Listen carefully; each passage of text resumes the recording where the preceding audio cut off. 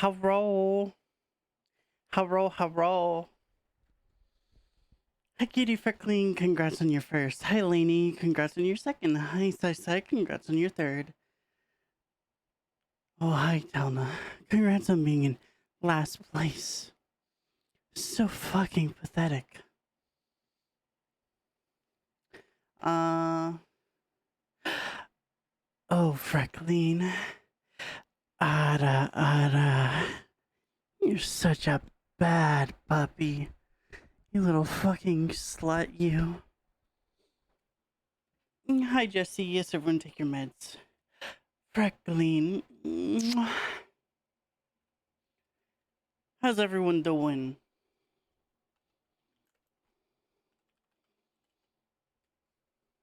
Hi. Little slutty yapper.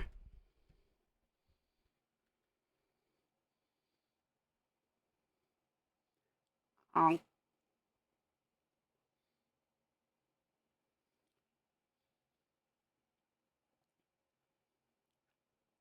um.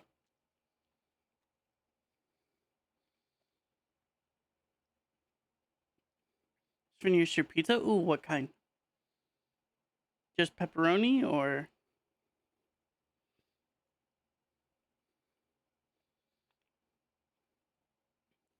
Of course.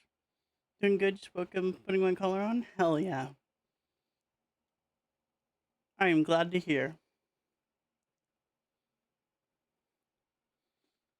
Shocked you don't sleep with it on, to be honest.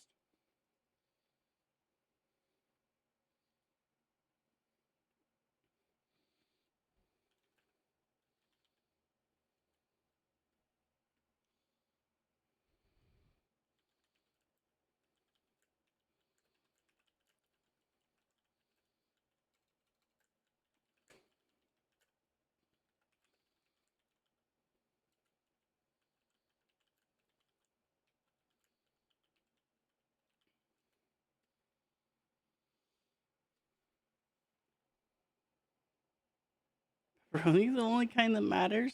Right.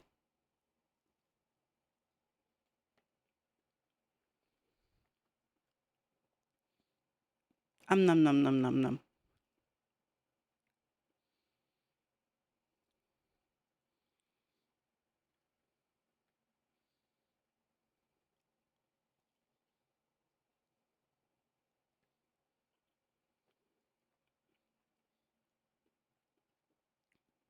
Num num num num num.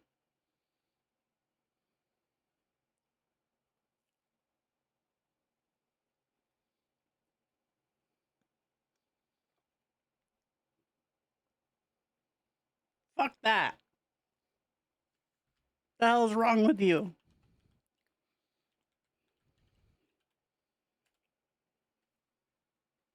Bad Jesse.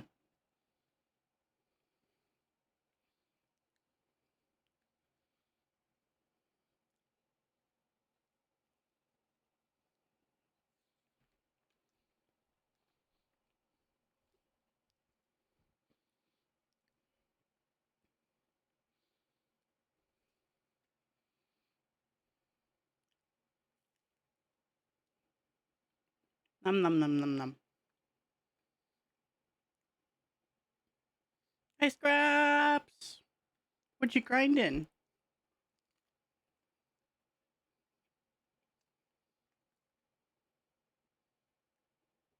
Oh, the new bugs are active again? Are there actually new bugs or is it just the predator strain still? Oh, we know you do, Freckling. New ones? Oh shit.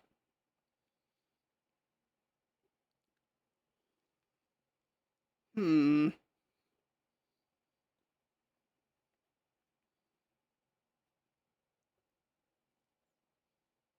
Hmm.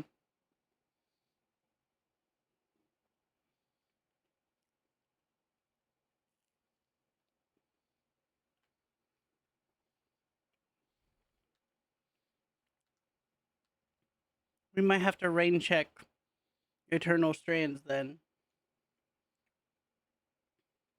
A plethora of games until 6 and playing new gotcha game. Oh? What new gotcha?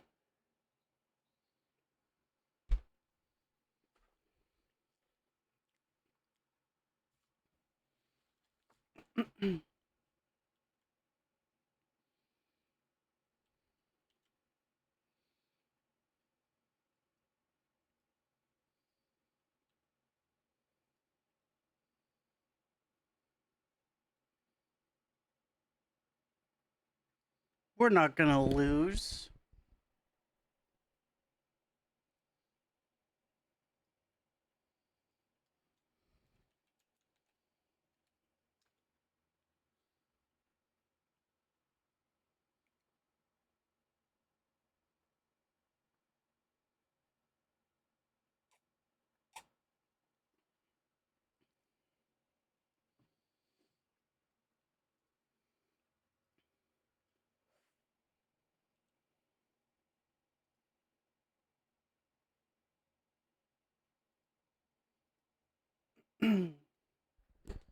Tribe 9, the game I played the demo of a bit ago, will release in 4 hours. Oh, gotcha. Hi, Venus. Hi, Lady V.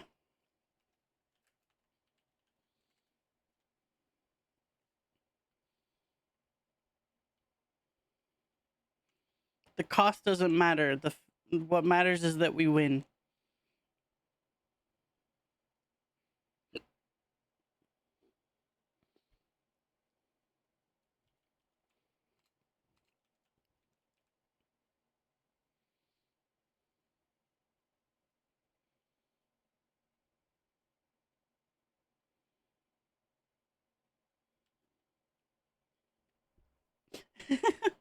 Be like that, Jesse.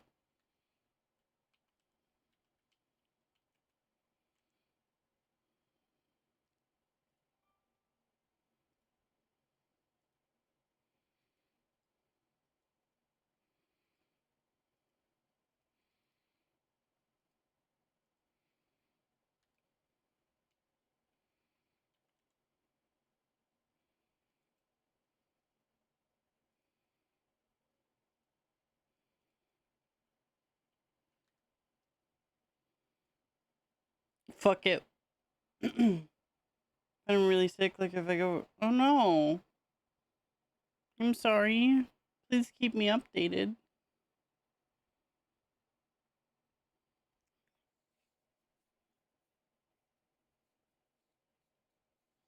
They would never tell Na.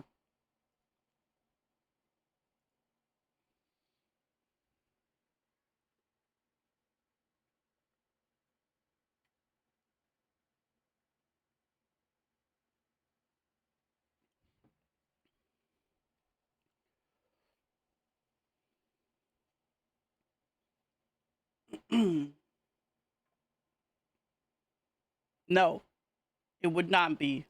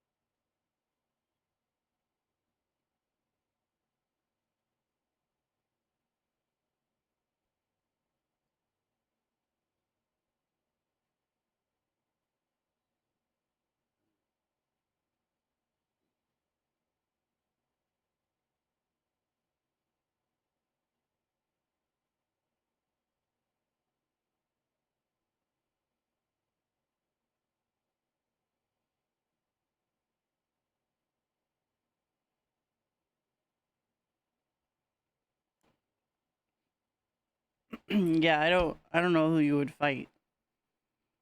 They're not gonna program human enemies.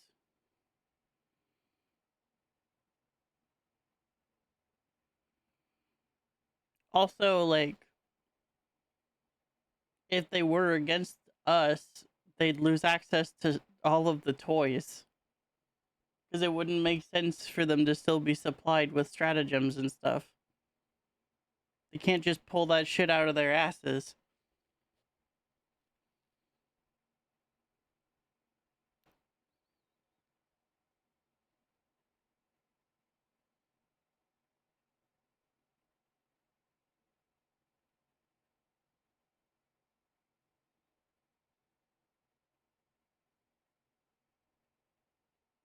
Alright, thank you for lurking, Scraps. I'm very torn.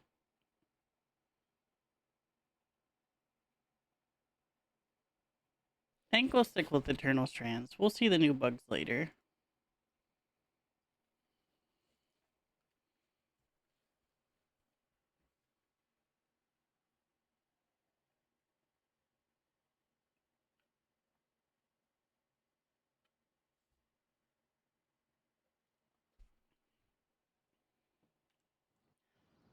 Yeah, I think it'd be a bit.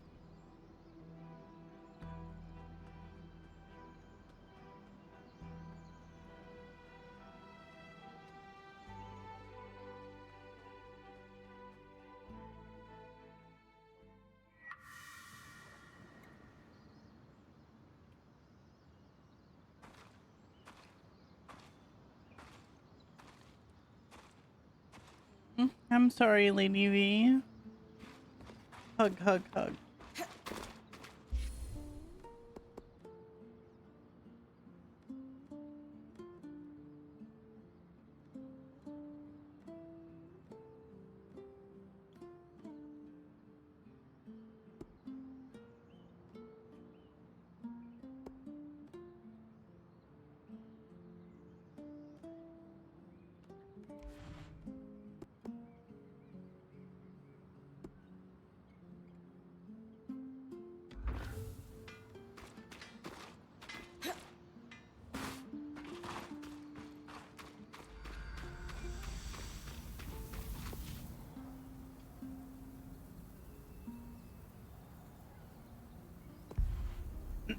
Guess we're fighting Ice Boy.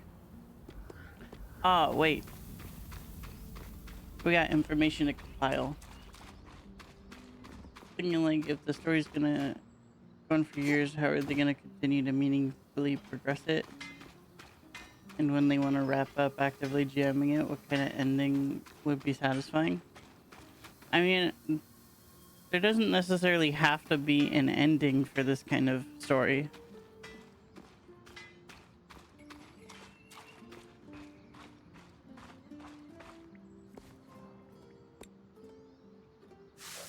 The ways of spirits. The approach to spiritualism in the remote north of the Meta is reflective of the often brutal conditions endured by these areas' denizens. The denizens of Colnhaven in particular share much of their ritualist belief system with both the mountain clans of Dunbrennig and the reclusive forest-dwelling nations in the outlying forests of Sanzas. What they all have in common is a deep, abiding respect, sometimes verging on fear, of nature's capriciousness. When they pray to the local spirits and to the primal forces that hold sway their lives. There are no gods in these places, and equal fealty is given to all of the major elements. With these beliefs, it is of no surprise that those who worship these spirits place upon them much credit for victories in battle and in other matters of survival. The marauding Sansa's empire has been persistently beaten back on most fronts, Colnhaven accepted, by these followers of the spirits, and said followers have thus become ever more ardent in their beliefs and ever more resistant to the Empire's aggressions. In kind, the Empire has done its best to stamp out ritualist beliefs in its conquered territories. The above details do not necessarily imply, though, that these beliefs are inherently violent. Ritualists will, for example, make offerings to Hindra, a spirit known to inhabit rivers and streams. One or many outcomes may be desired by the supplicant. They may be asking for a safe river crossing or for bounties of river dwelling creatures to feed their family, or both. To truly understand these beliefs, one must broaden their perspective. From the ritualist point of view, divinity can exist in the ground beneath our feet, in a summer breeze, or in a flickering flame. Though it is incompatible with my own approach, I believe it is a beautiful lens through which to view the world. uh, might be a canon ending, but the game was still going. Yeah. Probably more like Helldivers 1 at that point, but the game's so popular, it's hard to see that happening for several years anyway. Yeah, I think we're a long ways away from that. Bring the primal forces, punch the Empire in the face. Agreed. Archon's Hearth.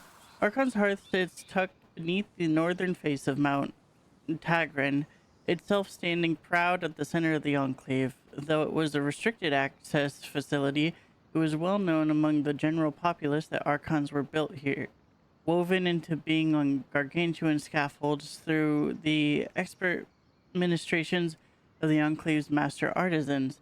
Given the amount of security posted at the entrances, one must imagine that it was quite a shock when the surge ripped a huge hole in the ceiling, exposing the heart's secrets to the world. I assume the holes in the floors were equally as disruptive. Even with the catastrophic damage wreaked, even with the catastrophic damage wreaked upon the facilities, it is easy to infer the processes by which archons were built. From the coral-bearing resonant fields came the raw materials that give arcs life, to the literal stuff of legends. In the carapace chamber was arc armor wrought, the din of hammers on heavy metal now silenced. I never found metalworking a subject of particular interest before joining the Weaver Band, but having watched and listened at length to Sola obsessing over the most minor details of her craft, I can now understand the sorrow implicit in the image of an anvil left to rust. This led me to wonder, given the scale of art production, where the artisans' waste materials were sent, from the refineries to the forges to what Dom would describe as their ateliers. Precious few reminders of their industrial processes are to be found.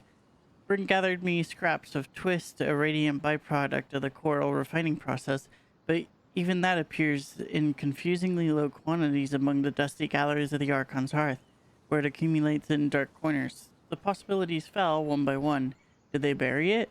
No point in committing that amount of labor, even with the resources available to them. Was it recycled? Unlikely. Sola tells me the twist is interesting but nigh unworkable, and the idea of them simply not producing waste in significant amounts stretches the bounds of credulity. I returned to the documents in my archive. The final clue was found in a ledger sourced from Upper Denevron concerning transport of ores and misc, but couched in the vaguest of terms. Given the level of detail lavished upon most of the Enclave's documents, this stood out to me.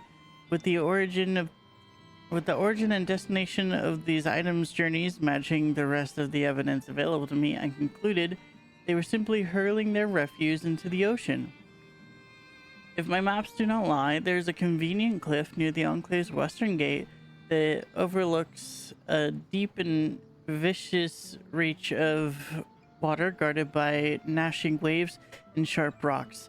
It is here that the artisans disposed of the byproducts of their work. It served two purposes, I believe. One, to get rid of the damn stuff, and two, to put the waste materials where nobody in their right mind seeking to reverse engineer the Enclave's techniques would dare to tread. One must wonder whether the residual magical energy from the twist has had any effect on the local flora and fauna. A question for another day, I suppose.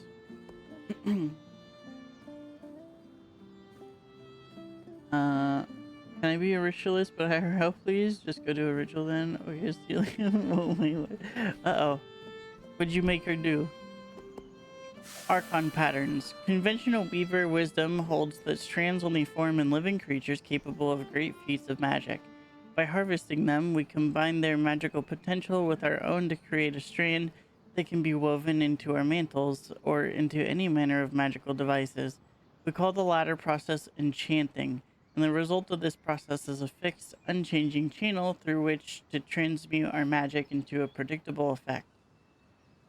As such, it came as a considerable surprise to our band when our point was able to open a locus and successfully harvest a strand from an archon. To emphasize for those unfamiliar with the specifics of weaving, this should not, under any circumstances, be possible, and yet it is. While the finer details elude us, documents recovered from the Archon's hearth, the birthplace of all extant arcs, confirm that the unique mineral called coral is a key part of their internal structure. It seems that this unique, highly magical, and seemingly alive material has somehow absorbed or incorporated the Ark's complex weave of enchantments into itself, arguably becoming its own new form of life. This creates a strand that allows a skilled and brave point to harvest it. Obviously, the consequences of this discovery are far-reaching. This, combined with the Ark's seeming ability to determine their own choices, employs a level of possible sentience that had not been considered possible by any Enclave research we had found. Indeed, it calls into question the nature of life itself. Remaining questions include whether the Enclave's enchanters were aware this could happen, and to what degree the Enclave's unique magic-rich environment contributed to this. One is led to wonder whether new forms of life are entering our world elsewhere, or even here, in this shattered land. Arc of the Winter Tide. While we remain unsure of the exact failure that caused the arcs to behave so erratically, it's obvious the heightened levels of raw magic in the Veiled Enclave must have had some impact, resulting in their enchantments merging into distinct strands. The Arc of Winter Tide is doubly an enigma, as few of them were ever seen by non-Hearthsiders. The mere fact of their existence was uncertain until our point encountered one. What we now understand is that they acted as a counterpoint to the arcs of the forge, providing the ability to rapidly quench metals or other materials. This capability was essential in manufacturing the extremely hard materials used for both armoring arcs and reinforcing the Enclave's ambitious engineering projects. Oria observed the flow of magic closely during our point's first defeat in the Arc of Wintertide, and surmised that the flare of its locus was in its own arm, but hidden deep under the ice. After consultation with Dom, our agreed theory is that to expose the Transfolia, Point would need to force the Arc of the Wintertide into something of a crisis. Practically speaking, that means shattering those massive armored ice hunks off his body until none remain. If the Arc is completely unarmored, it will focus on regrowing those larger plates of ice first, a purely instinctual and thus understandable reaction. One surmises, not dissimilar to the common nightmare of arriving for one's debut ball wearing nothing but unfashionable undergarments. As such, our band's working theory proceeds thus: destroy the armor plates first, as they take longer to reform, then shatter the claws, since their rapid regrowth will be slowed by the barring of the Arc's nether regions. After this, the locust should be visible, enabling a successful harvest. Arc of the Forge. The Arc of the Forge. How to best describe this behemoth? This gargantuan construct seems to be the source of the massive armor and weapons wielded by the other arcs. Its most prominent feature, besides its giant hammer, is its curved horns, deeply reminiscent of a ram. The touch leads one to wonder what prompted its designers to style its appearance so, an homage to a famous smith perhaps, or they may have simply felt that the horn suited the Arc's broad frame. Between Oria's observations of Bryn's defeat of the Arc and Dom's research on the recovered strand, we are led to believe that the locus of its power is located under the heavy protective pauldron on its shoulder, no mere decoration that. The locus seems to feed energy directly into the Arc's hammer, however, so it would be key to extinguish those flames in order to make the locust manifest strongly enough for Bryn to have any chance at harvesting it. An additional note, after a rampage, the Arc seems to need to vent heat through cores that appear on his hammer. Our band's working theory is that damaging all of them should snuff out the hammer's flame and redirect its magic to manifest the locust. Okay.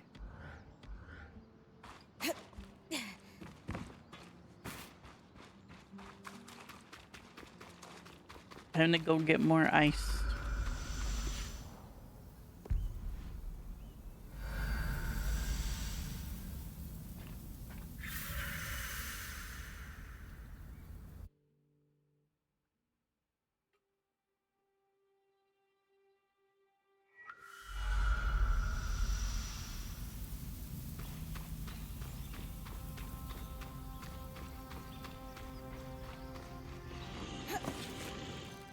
Oh, oops.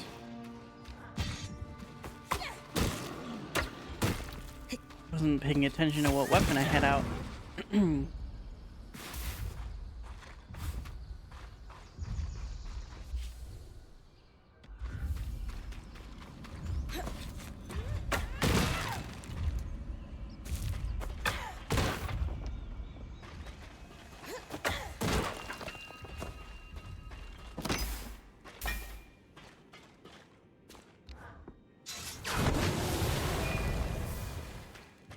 Hey, you never got to see the little thing down here intact.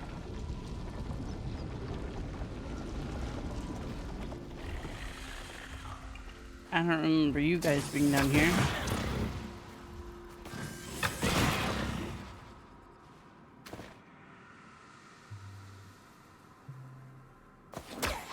Oh my god, it does. What the hell? I broke it.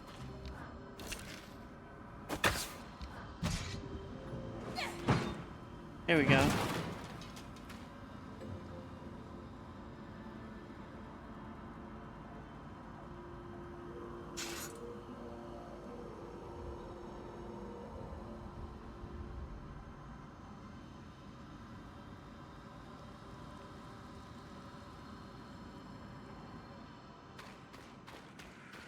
Census records.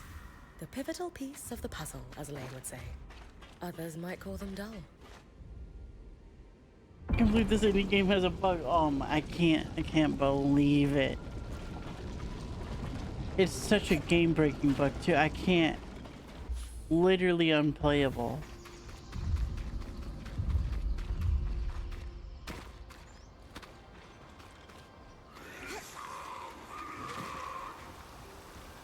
Leave me alone.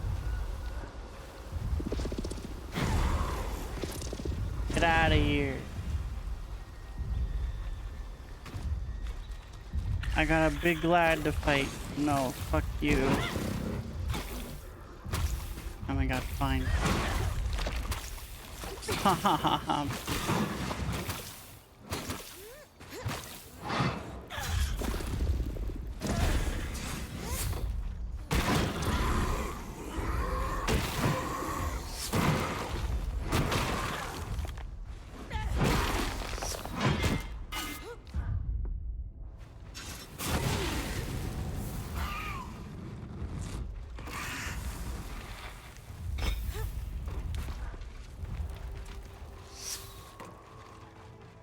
Come here, motherfucker.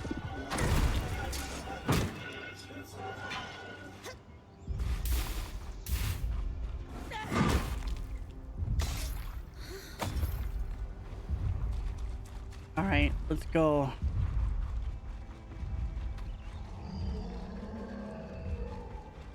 Time to kick some giant man ass.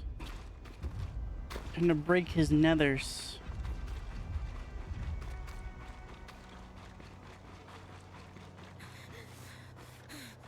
Man, he did a full loop already. Where the fuck? Okay, there. Oh,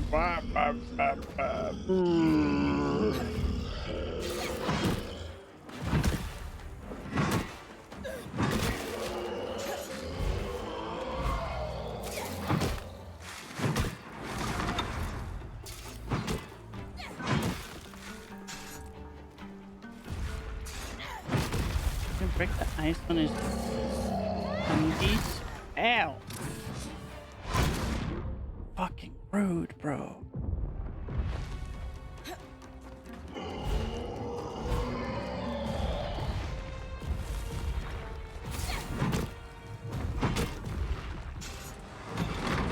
Oh.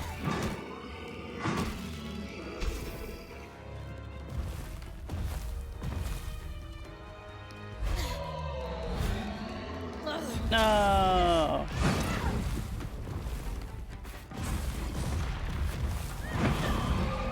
God damn it. Ow.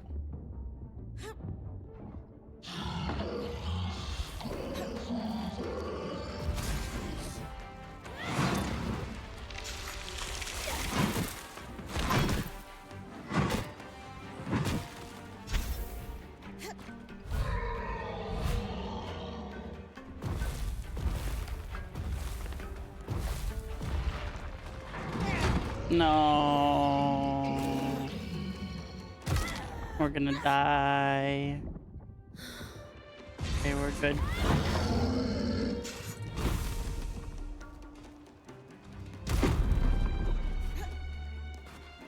God damn it.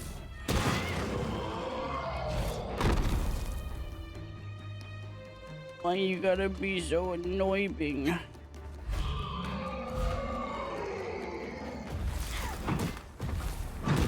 No, no, no, no, no, no, no, no.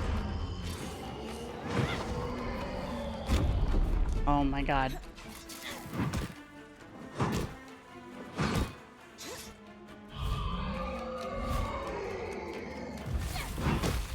And this isn't the exact order I'm supposed to do this, but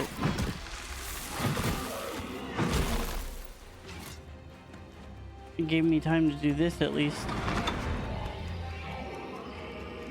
You thought.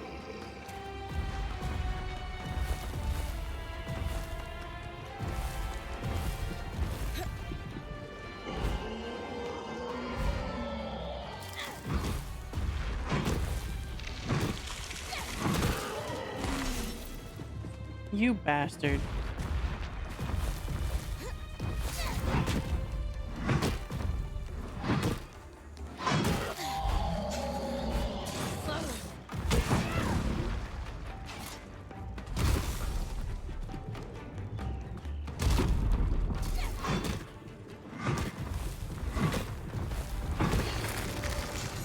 Ah, perfect.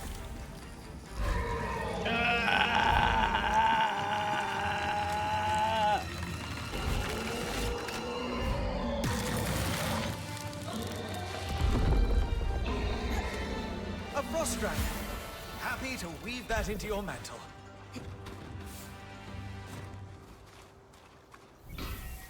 Stenic. One Stenic.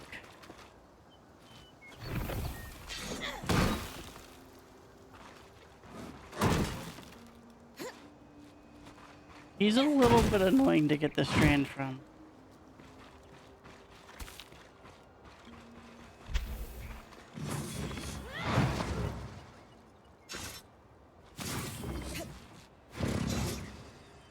No.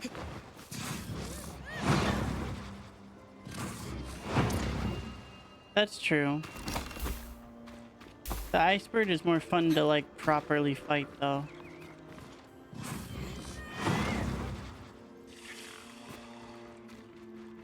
Fucking do it. Where are you?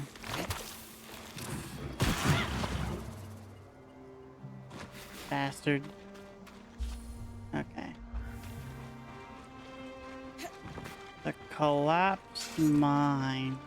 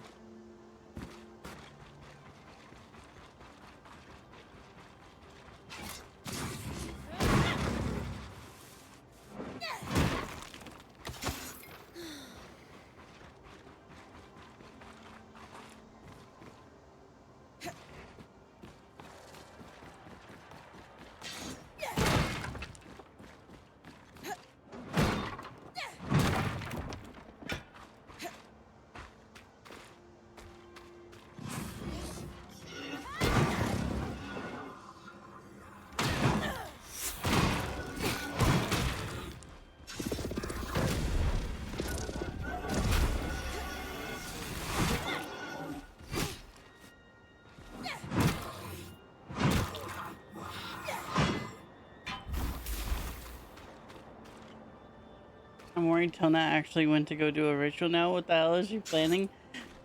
Well, I couldn't tell you, but whatever it is your fault.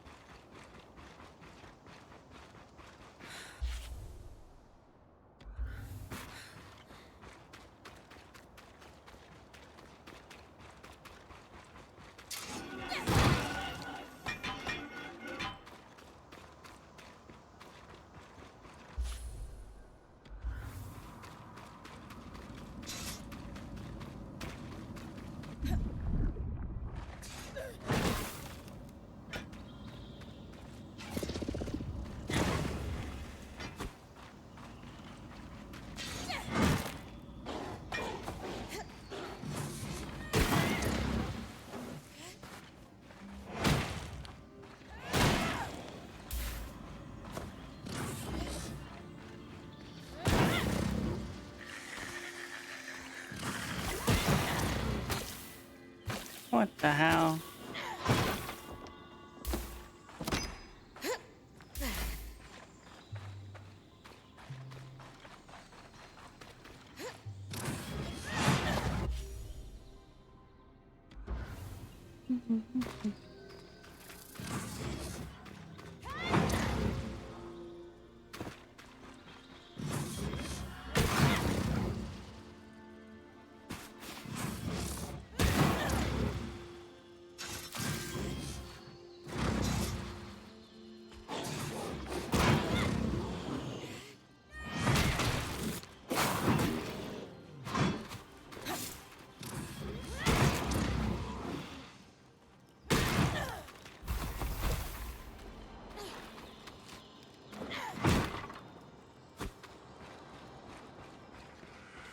A list of vendors. Maybe Oria's father is among them. My old point, Aaron, used to boast he could sell an Oberon their rotted feathers. Ugh. What the hell?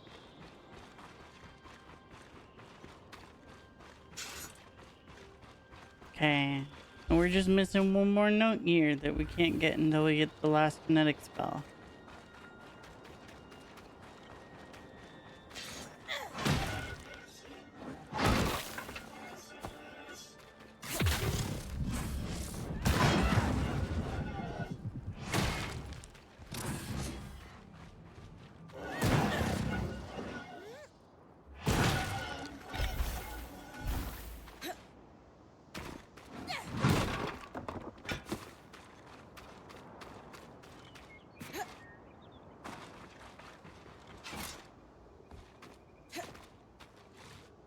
I mean, to comment on it, but I love that when you swing your greatsword while climbing on something, there's a magical tether keeping you attached. Yeah, but it's not just the greatsword. It's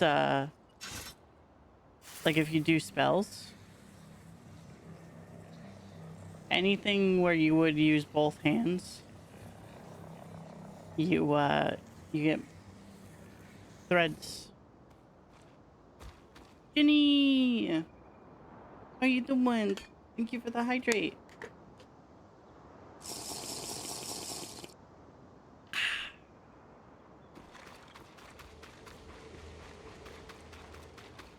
Yeah, it is a great touch. That's as far as I can push the scry.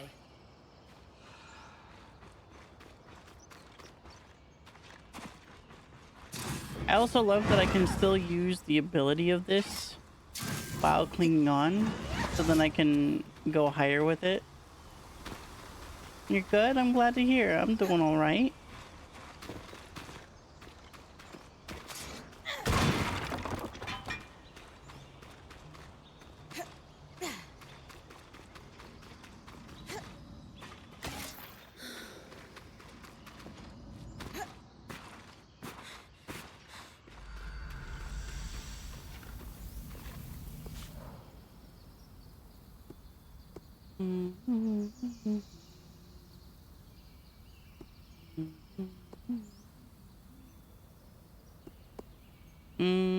I do need to go to Upper Denevron for the other thing.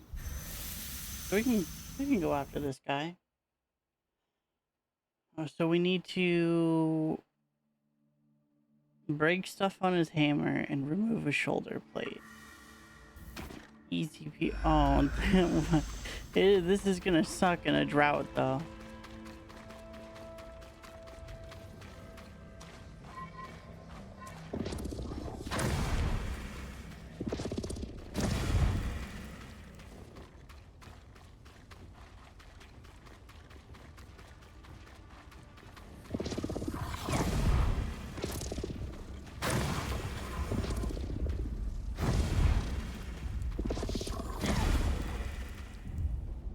Oh shit, he survived.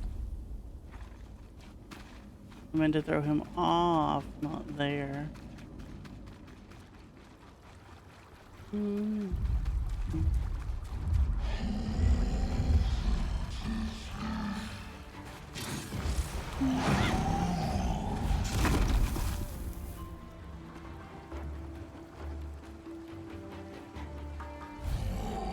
No. God damn it. Give me.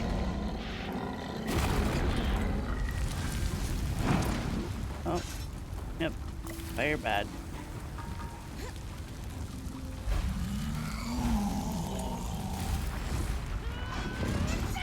No.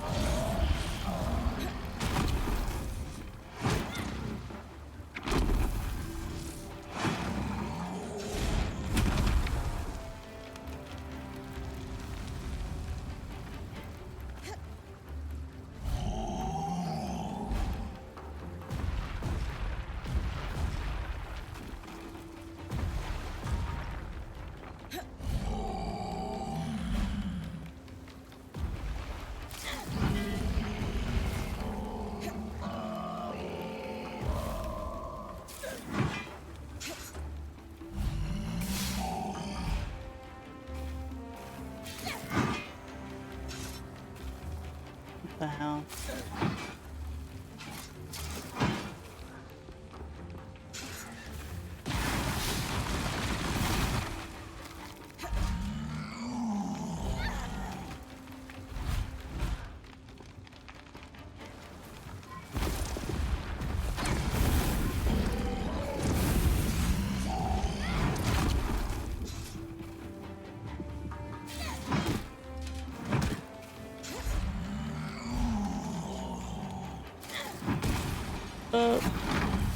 Fuck.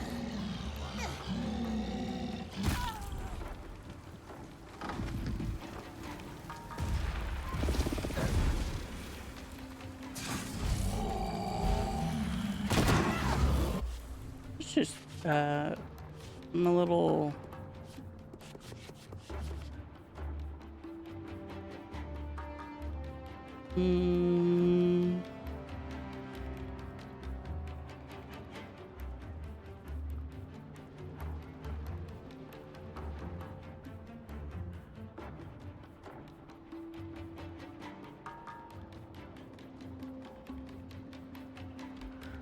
Oh, it's when when he calms down. Got it.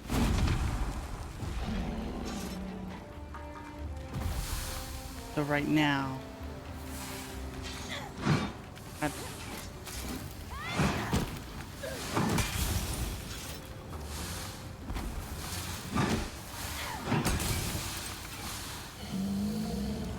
Shit.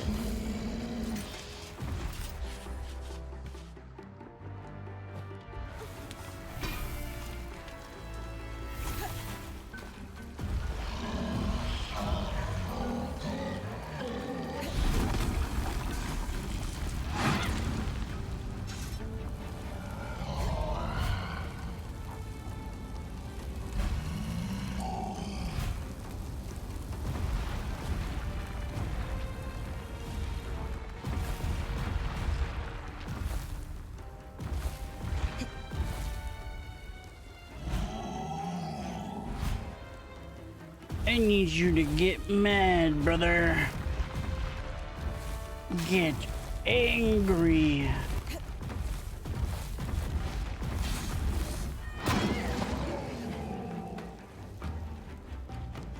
Bro, you have a big hammer and you're gonna throw that at me?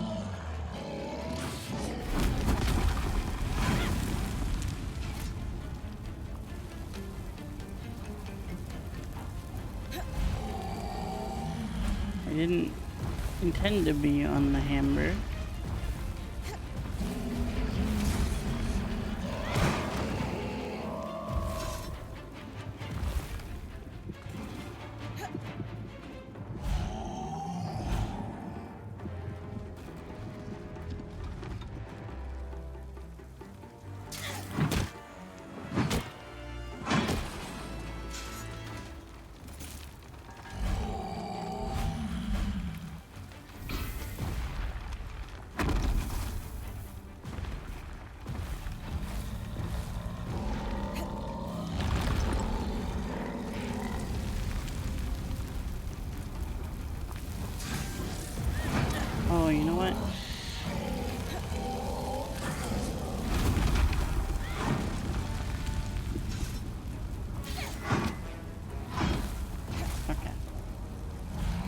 chest armor is not breakable.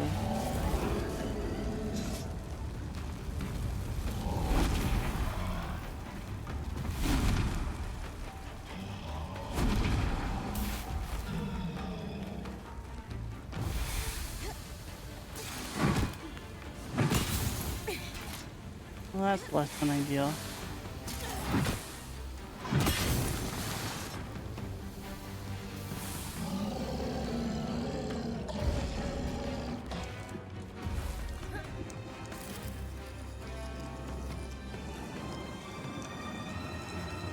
Well, this one was more entertaining than the ice one, but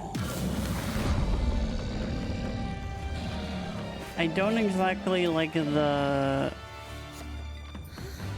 waiting. Always do with a little heat.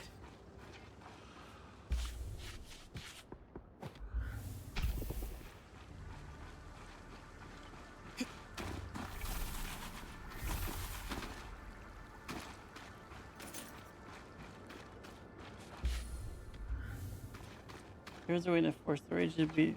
Yeah. And to force the rage to end as well. Because I have to wait for him to enrage, and then I have to wait for him to finish his enrage.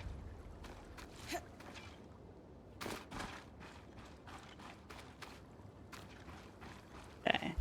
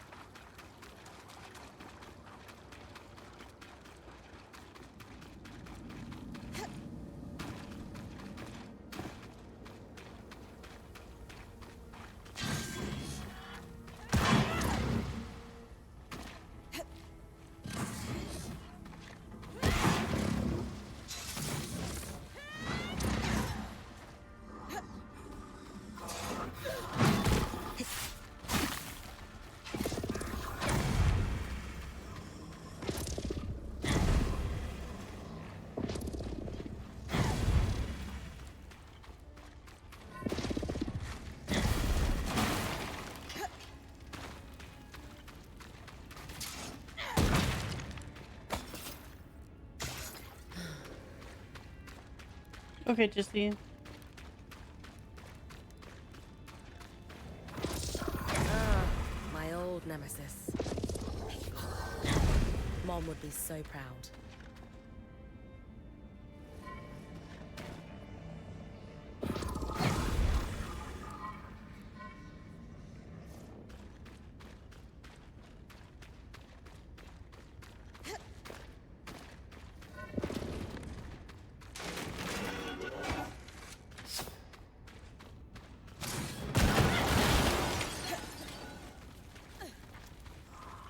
Ouchie.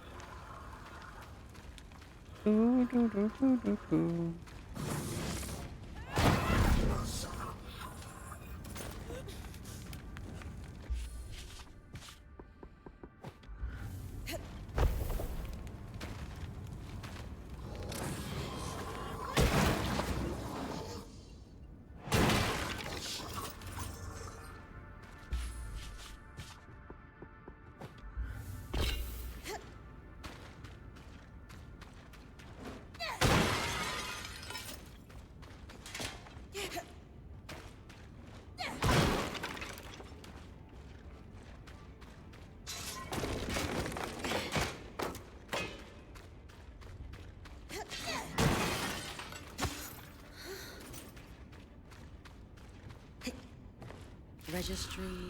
Registries. Ah!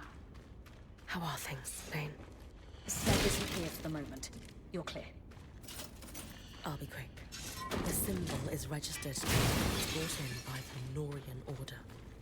Also, I have the location of a worksite in the Institute. Good to check it out then. If they were working in the secret areas of the Enclave, they must have had political pull and trust. On it.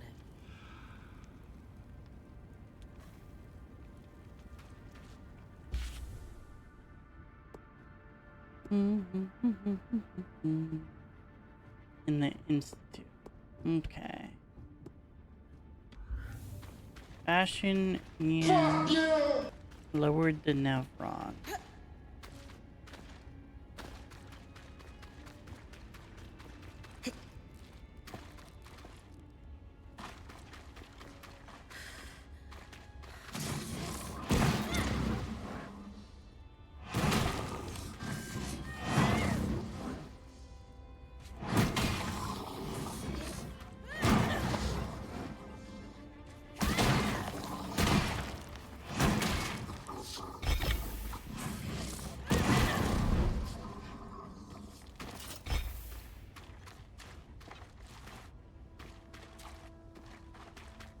Bum,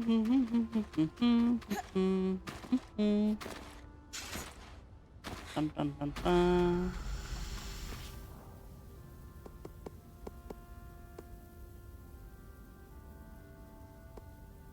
To the Bastion first, since it's what we have currently on.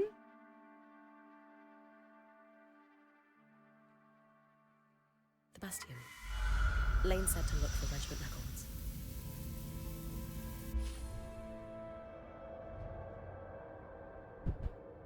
Officer's Gate, is that the other one?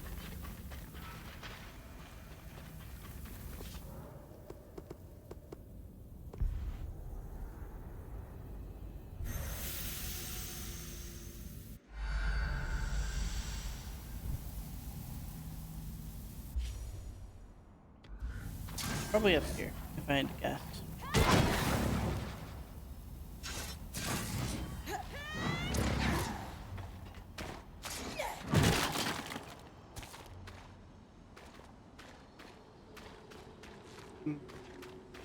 It could be in there, actually.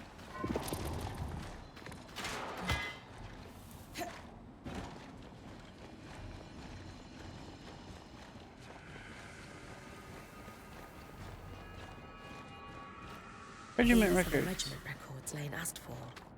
My father told me stories about how instrumental the Oberon were in the wars for Carnhaven's independence. They would glide by enemy lines,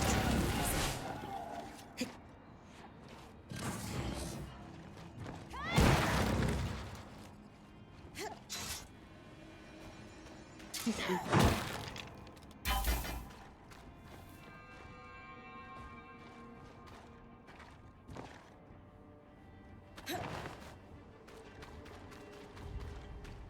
Let us still go kill the monster that's here. Welcome back.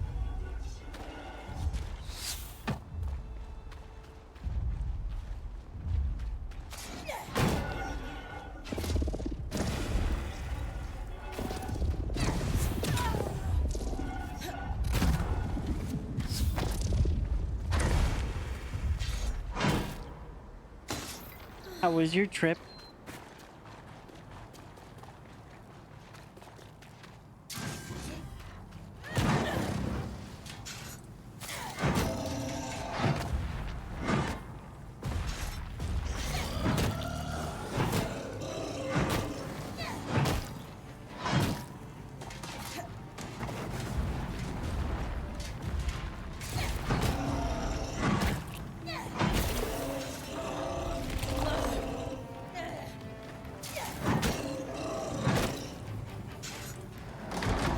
No, come on, that was a stretch. Just made tea? Ah, yum.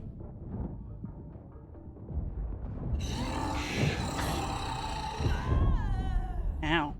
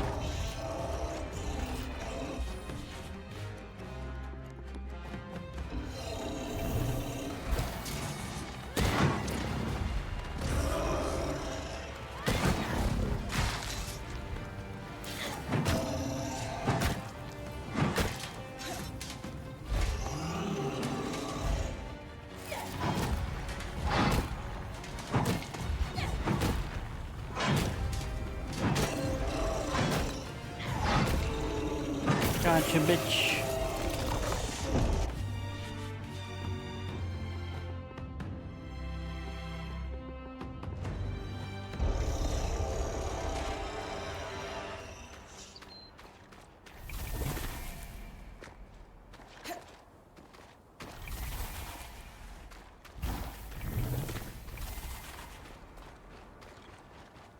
Burb destroyed. Unalived. Completely desherbated. Alright, lowered the Nephron. 3 sisters.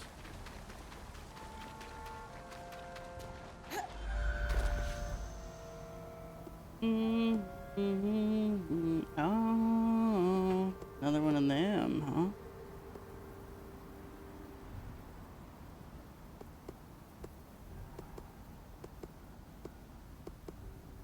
Yeah, let's go fight him. We can get our last thread for him.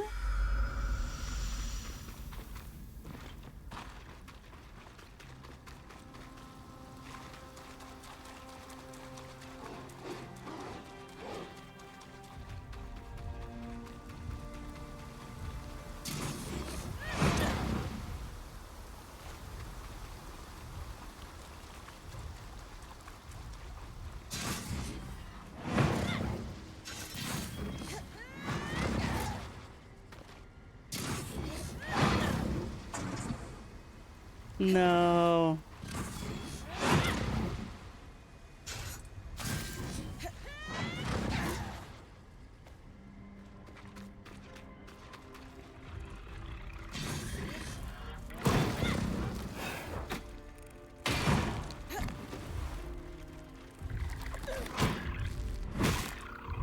These bugs are fucking bastards. Come here, come here, come here, come here. Let me at him.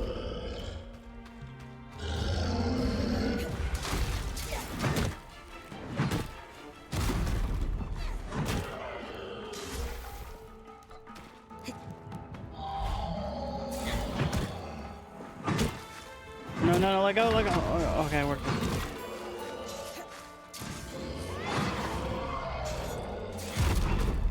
I don't remember which arm it was on. I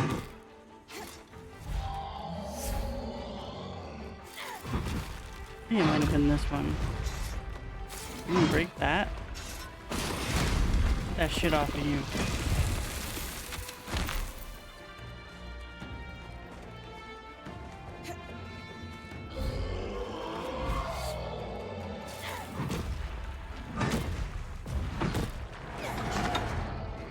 Oh.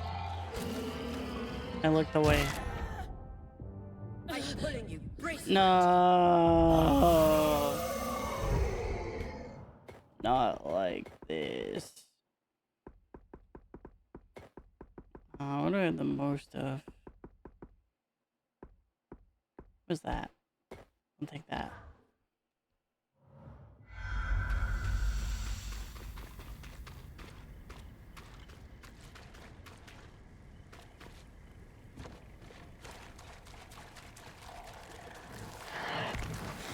Heck off. Leave me be, bugs. Fuck are you, bug? And you too, lizard.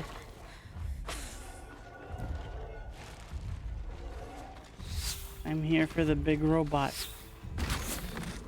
Cease.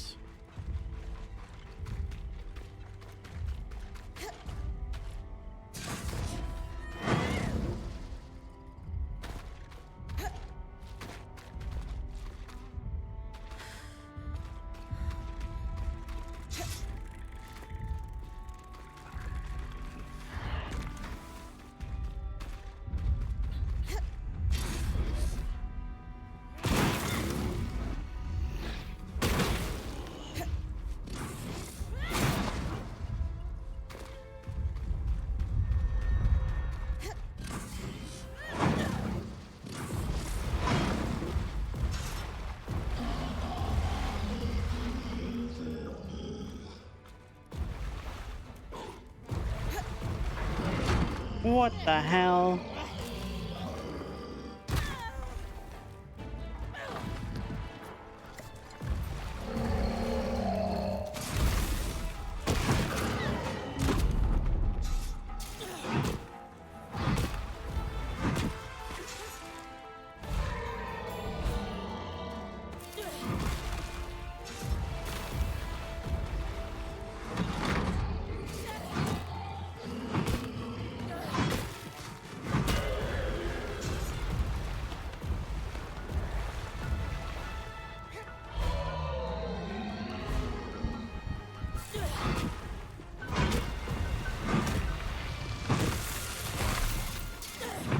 Take it off again, motherfucker.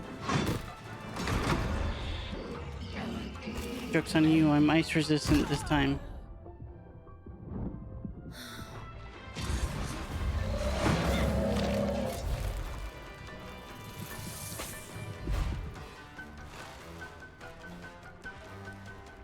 What a bastard for real.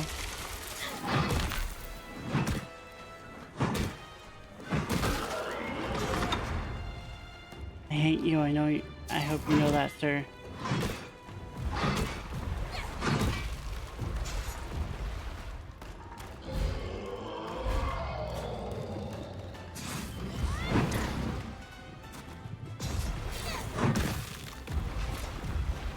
Okay, just left on.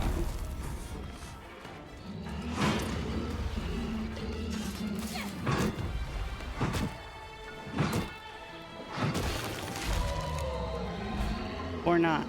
The right arm, but you need to, I thought I only got one hand thing off last time. Come here. Come here.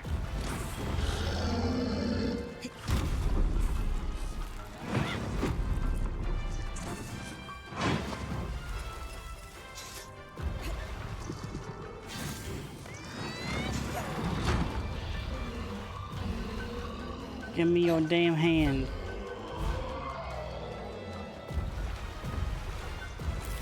There we go.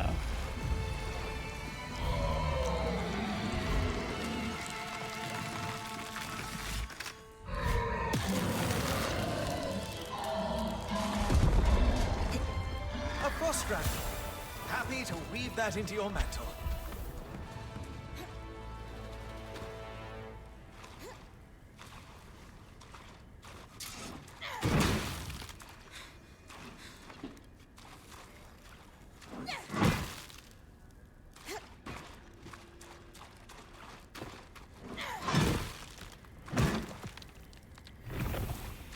It didn't give me any of his gold material this time.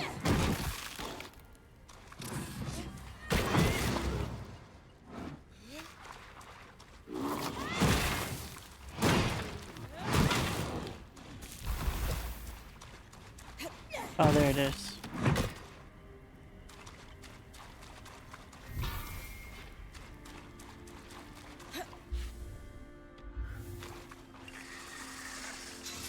Don't you fucking dare.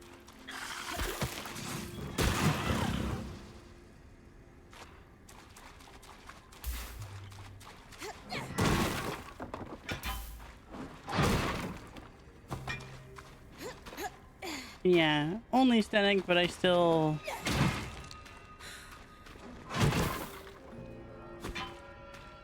I still like having it.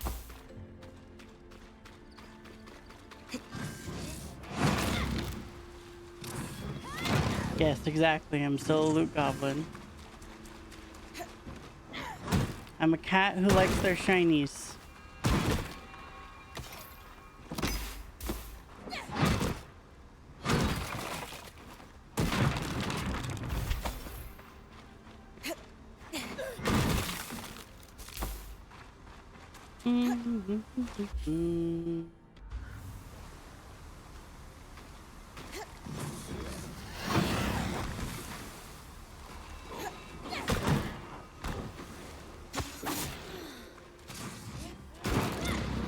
Stupid dog.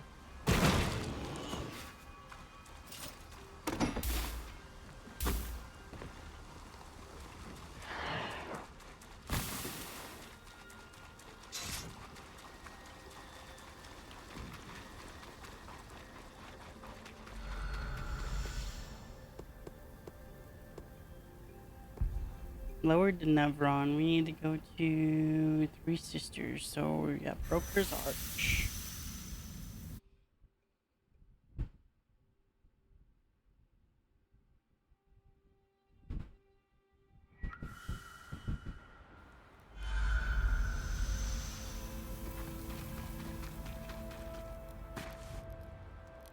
Yeah. We can't get to it.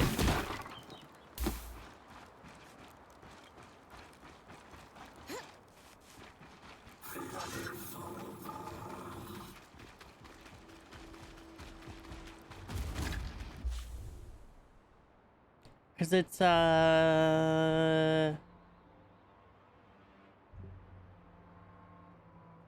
wait, maybe we or no. We'll go look after this. What the hell hurt me?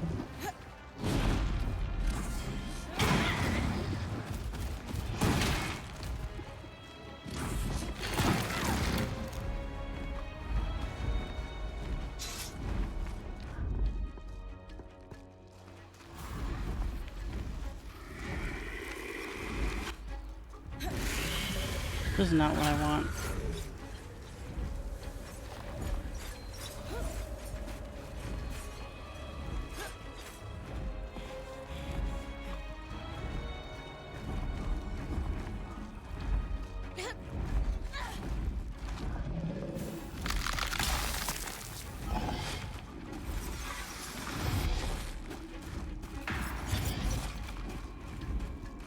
I am resistant now. Headbutt me? Well, I mean, I don't know what hurt me before it hit me, is the thing. Like, I hit the ground. I guess I took fall damage.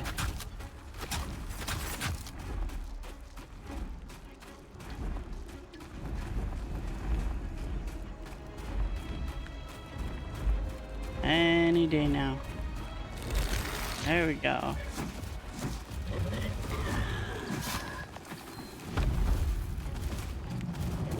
Wonder if I can. I can climb. Give me that wing, motherfucker.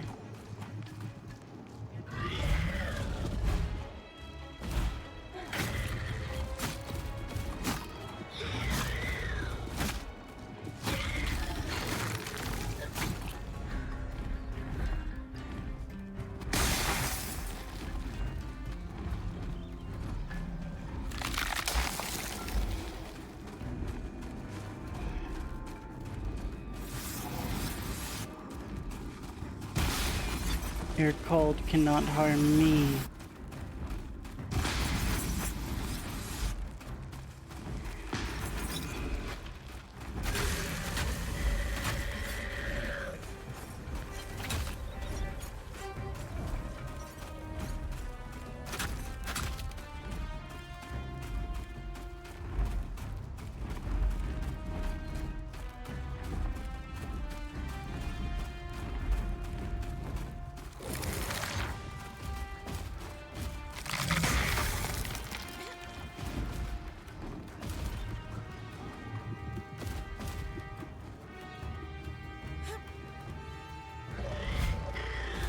Nice guy. What do you mean walking simulator?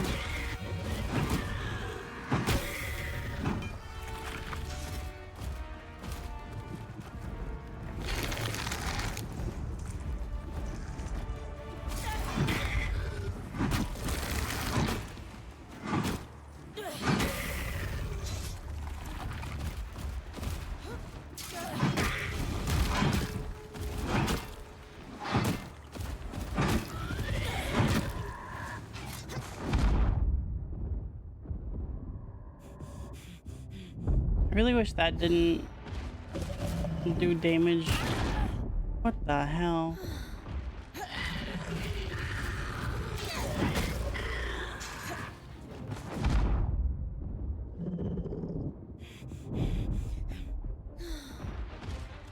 This bird is kicking my ass. Oh boy.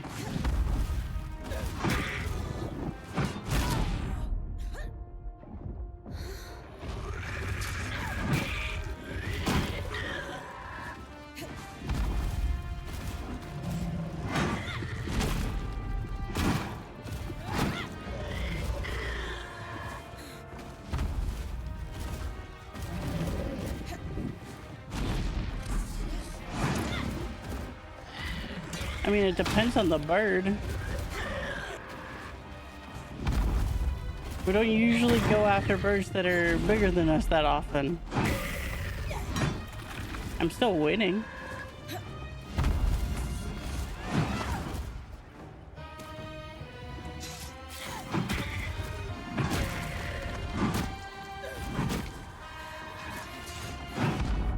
Okay.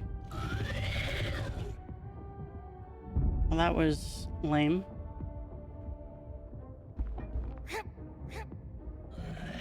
Hold on, hold on. Well, I was winning. Now I'm not. But I feel a little cheated there, so, you know.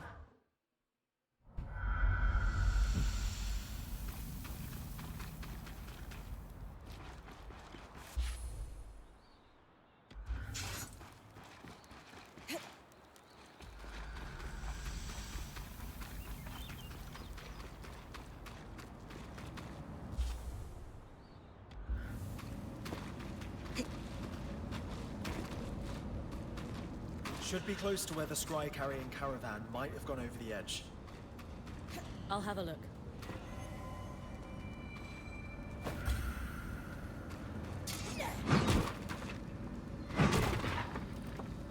Being in the air for 400 years was definitely annoying. Huh?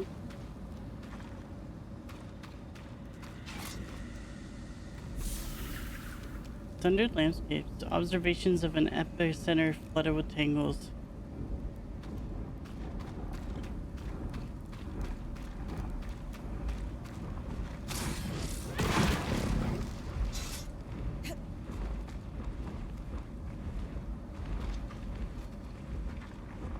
Oh.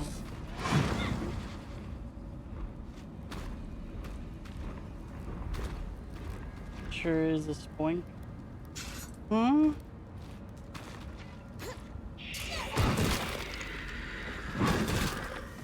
Good news, Eric. I can see. That's quite possibly our lost scries. Will you be able to retrieve it? Now that we've identified it, yes.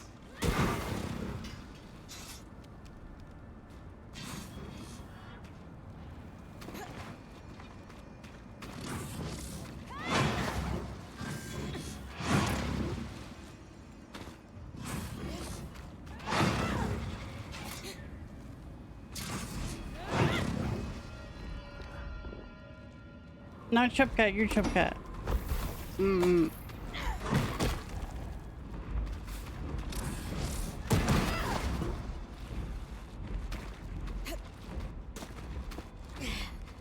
It's not the words that you're saying, I just don't know what you're trying to say in general.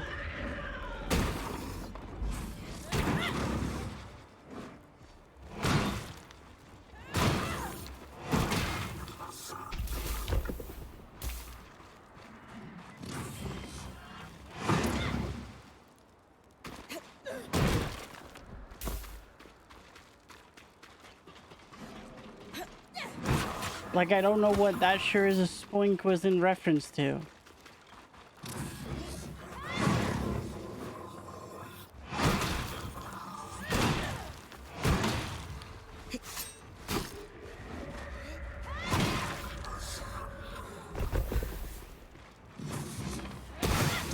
In the air for 400 years was definitely was aimed at the bird kaiju thing. Snipe you flying for what felt like forever. Okay, yeah.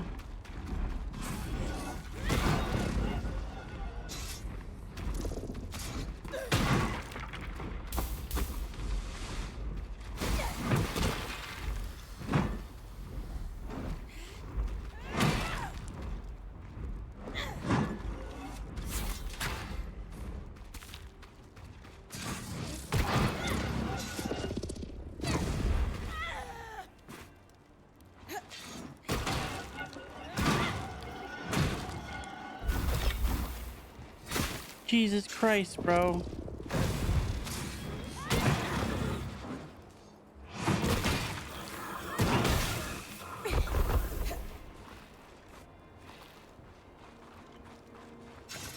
And forget this bird. I sure this blink was aimed at the Pokemon. Oh, I didn't see the Pokemon. I wasn't looking at it.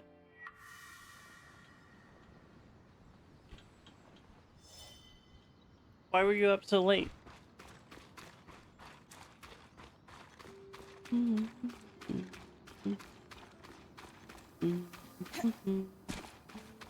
Laura, love you and thank you for lurking. I can't believe we actually did it. Gobble here, gobble gone. Structure of the vintage story stream. Oh my goodness. It's been a pleasure working with your band. If we could match the drive and efficiency you all show, this place would be fixed in months.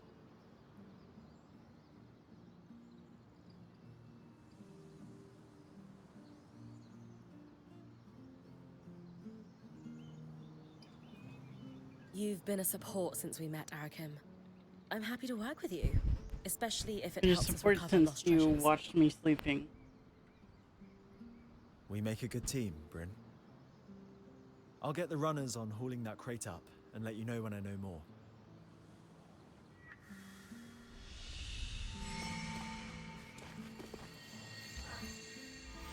Teams are already working on the recovery of that chest you found.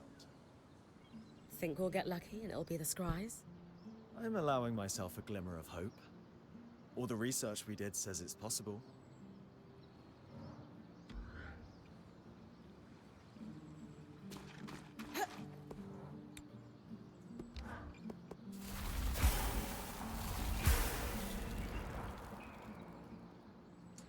Excuse me.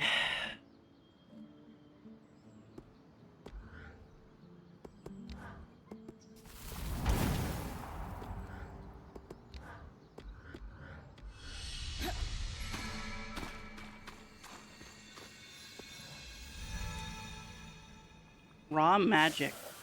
Long constrained strictly to the theoretical realm, raw magic is the term used to describe the concentrated gaseous substance that manifests around the Enclave, pouring out of pipes and chasms. Outside of the veil from which it freely cascades, concentrations of raw magic are commonly referred to as tangles due to their superficial resemblance at a distance to tangled lace. Little research has been done on the substance. With weavers considered pariahs post-surge, resources are not available to engage in large-scale studies. As a result, local knowledge is the best resource available on the effects of raw magic.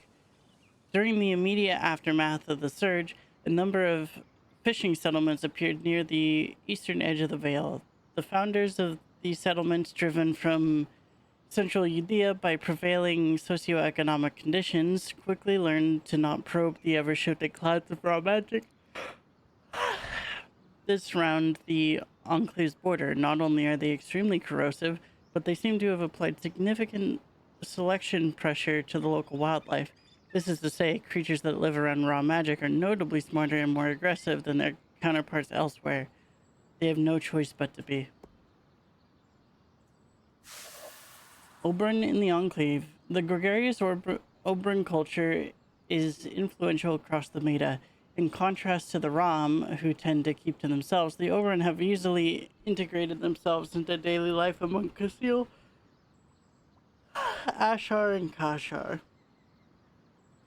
Extensive census data recovered by our point indicate that the Enclave was no outlier in this regard. Though this research was initiated to investigate our Watcher's lineage and successfully identified 3 candidates for Patriarch Pardon My Boasting, it seems a shame not to compile the findings for our archive as well. Oberon participated in all aspects of life in the Enclave, notably Oberon such as Sharian Harpene and Matteo Agratius were memorialized in statues as famed contributors to the Enclave's success. In addition to this, Oberon frequently held influential seats in the Enclave's government, as well as offered important contributions to their military. Despite its small size, indeed, they were in fact overrepresented in the Scout Corps.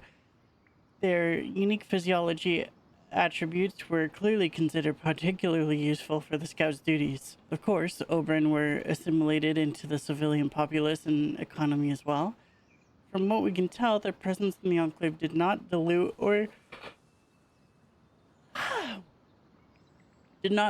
their unique cultural identity, nor their age-old cultural divide around the controversial practice of clipping their wings. A contemporary etching, satirical in nature, depicts a rich Oberon so wholly consumed by indolence that his untrimmed feathers reach the ground, causing him to trip over them. Unrealistic, to be clear.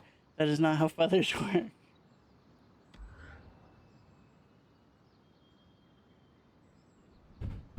What have you got for us, Lane? I've narrowed it down to 3 likely candidates.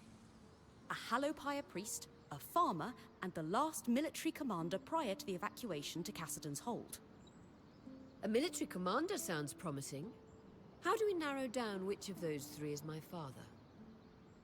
That's where we step away from the books and do some investigating. Bryn? I'll check the garrison, the market, and the Hallowpire Rise for any traces of these Oberon.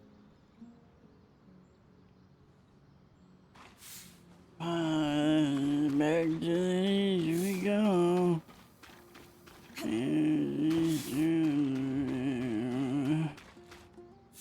It's the farmer, probably. I've been reading over those caravan logs you brought in when helping Arik. A little light reading before bed? They do help me sleep. You know how important that is. The Enclave had 3 secrets to their trade success. These logs are good insight into how they leveraged that.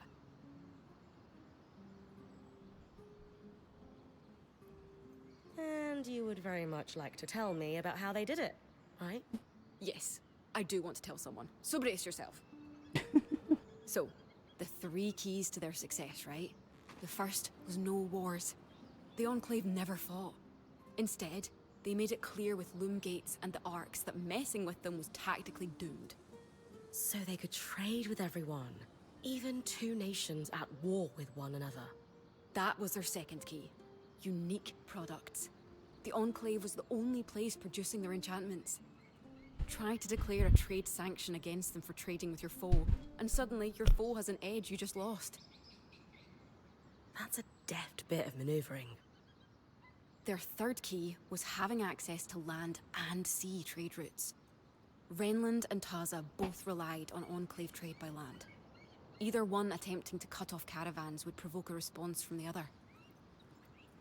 And the Enclave's north was unassailable by sea. That's why they built Cassidy's hold. Sharing trade knowledge is your happy place, isn't it, Kaz? Oh yes. And do you know there's another place that's got 2 of these 3 advantages? Where?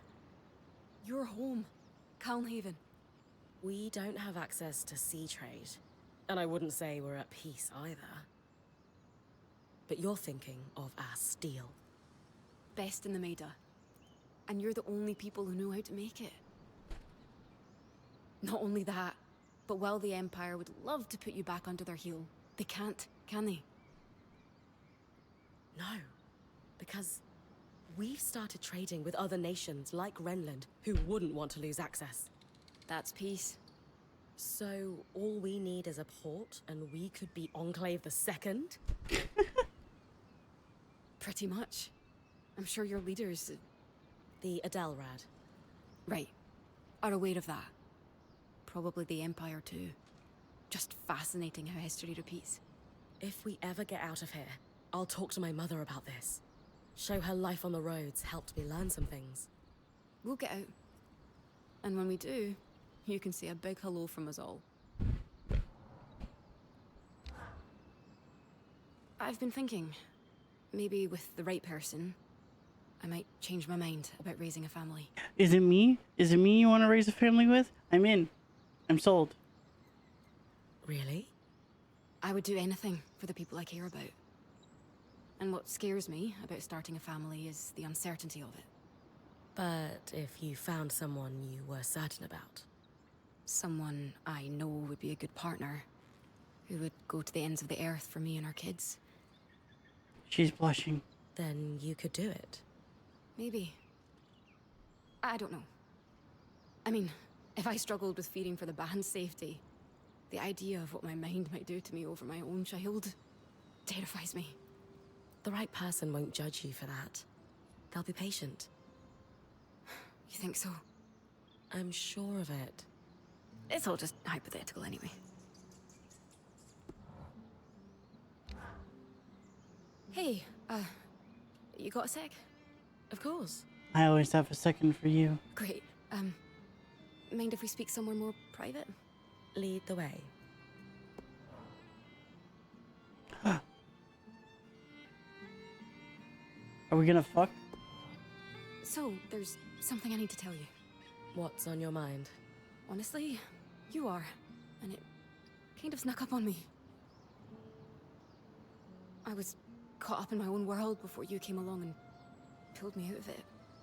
At first, I saw you as a friend, then one day, something just shifted that I can't quite put into words. The answer is yes. I don't know if you feel the same way, but I think I'm falling for you. Holy fuck.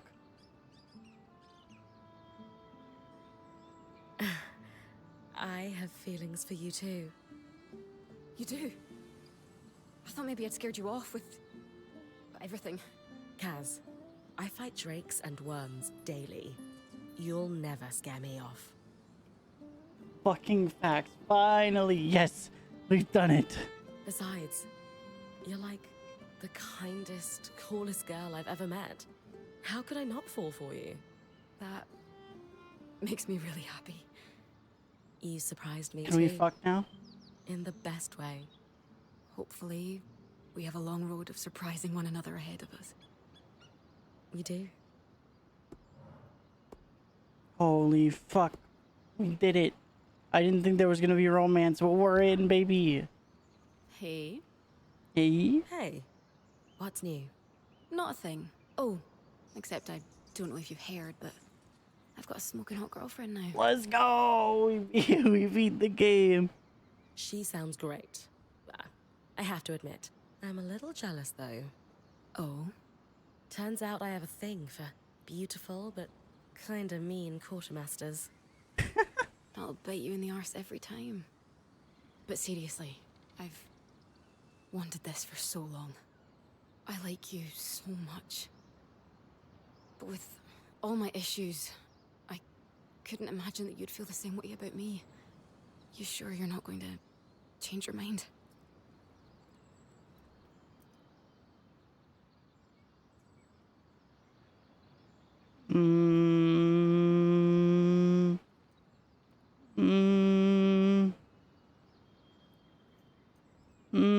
I don't know which one of these. Day one. Day one?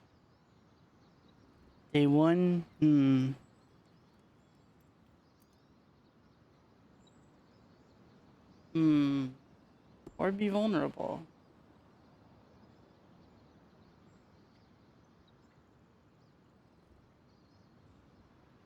Just be vulnerable. You're everything I could want. Going through rough patches in life doesn't change that. And I'd be lying if I said I wasn't scared you might change your mind about me too.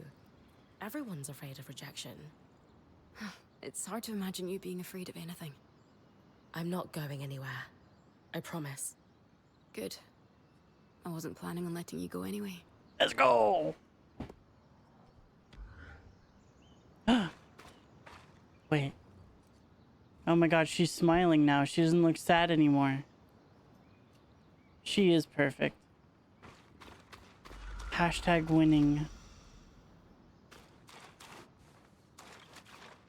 It's my pick for book club. I can't decide between a love story about a studious Ram and an Auburn warrior that couldn't be more opposite. Or a treatise on Tasm governance prior to the Search. Mobility is key when fighting an ice claw. Get on it and take away its ability to rain those frost shards down on you. I tried. It's one character is reason enough to play this game for real. Sounds like you've got yourself entangled in a family drama. Without realizing it, yes. I feel for Isla. Growing up with a successful parent can be difficult, even in the best of circumstances. And I certainly had the best of circumstances with my mother. Still, it was a lot to live up to. I'm trying to help her, however I can. Careful. No one knows the extent of a family's affairs except those inside it. You might be stumbling into something bigger than you realize. Have you noticed the struggle in our new friend? Eric, you mean? Yes. Every part of him yearns to be serious, mature, maybe a little dangerous. But show him something new, like a properly maintained scry, and it all falls away. Revealing... An excited, intelligent young man who craves novelty. Think that's why he hangs around the camp so often? That's definitely one of the reasons. That said, he knows he can't go back to it, but misses what you do. I wrestle with it too.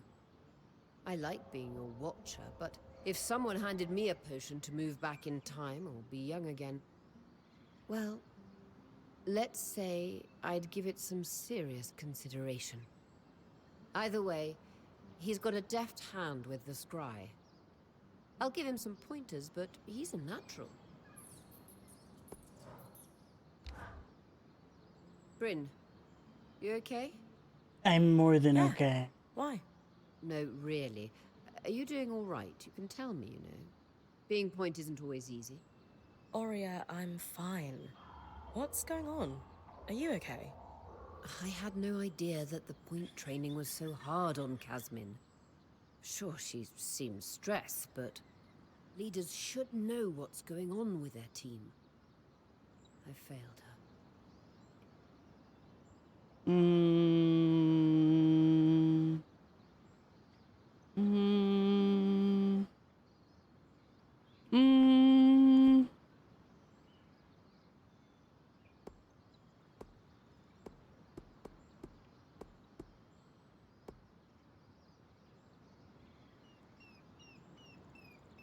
There was no way you could have known what she was going through. She chose to keep it from all of us. But thankfully, we were able to show her it's okay to open up. And that matters more than anything that happened in the past. I know you're right. It was just hard to see her suffer. And to know she was dealing with it alone for so long. She's not alone anymore, though.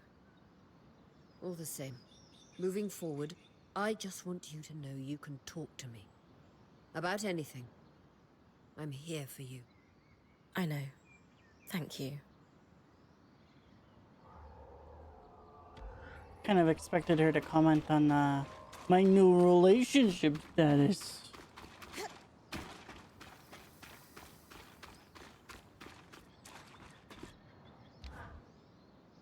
So, you and Casmin? Yeah. What do you think? Your strengths complement each other. I'm happy to see the two of you happy. Thanks, Lane. I really appreciate that. Make sure you ask her about how she organizes her socks. She's got a system, a detailed one. Thanks for the tip. I'll get right on it. All right then.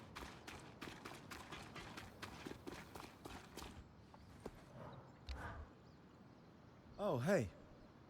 I heard about you and Casmin. He's gonna be disappointed shit. We're really happy. So, she's doing okay, overall? Had a rough spell, but she's doing so much better. I heard the outline of it, but didn't want to pry. I'm really glad to hear she's good and that you're happy.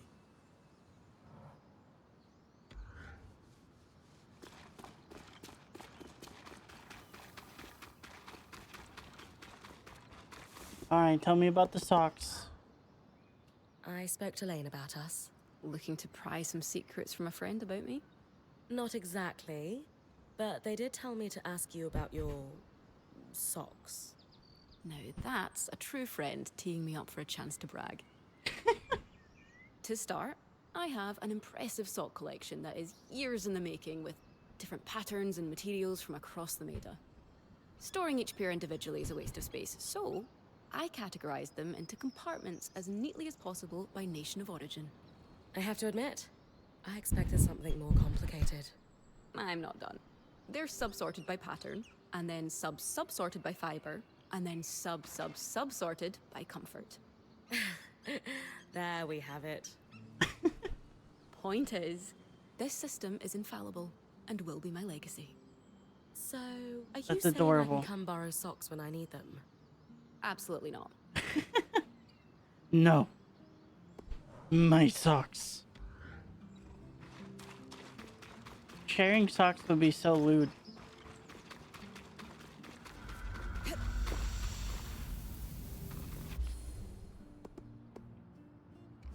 Where there's smoke.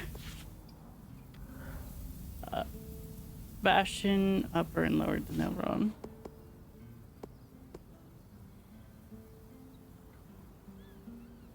I don't need... I do need that, though.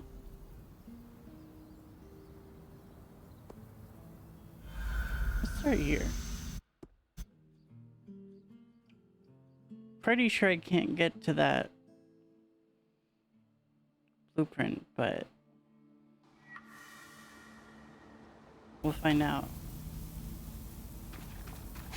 Sure is frosty. Yeah.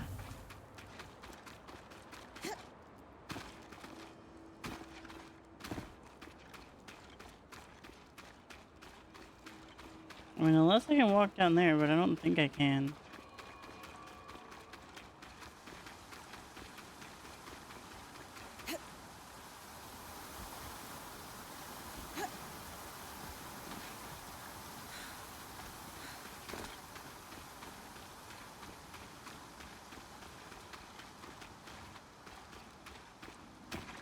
Definitely can't make the jump.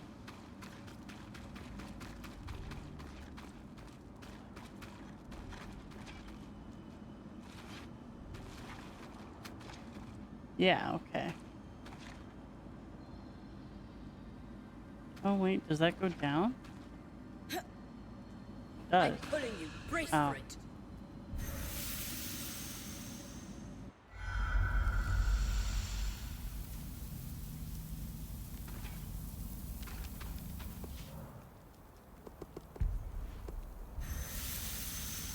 Figured as much.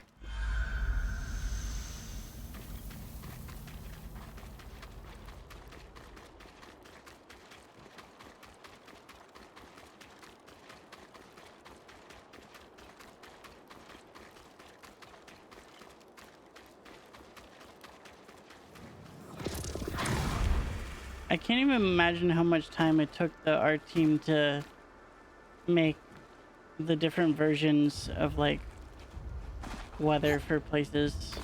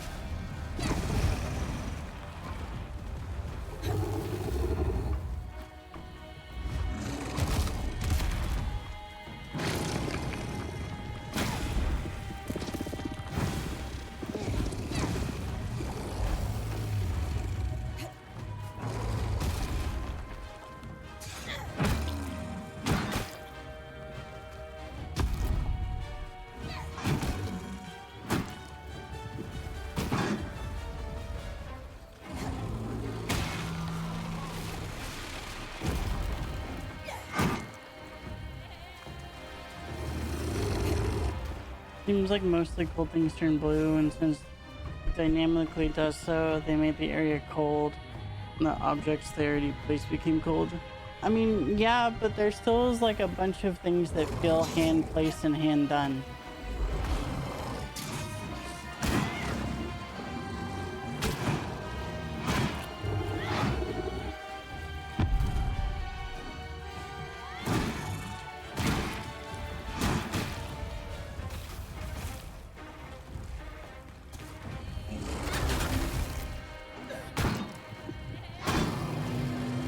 He did not really play his health for that one.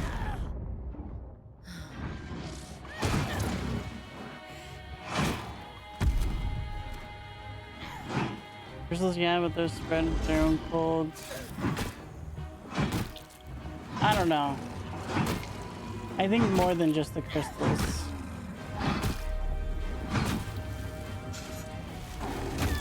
Ow.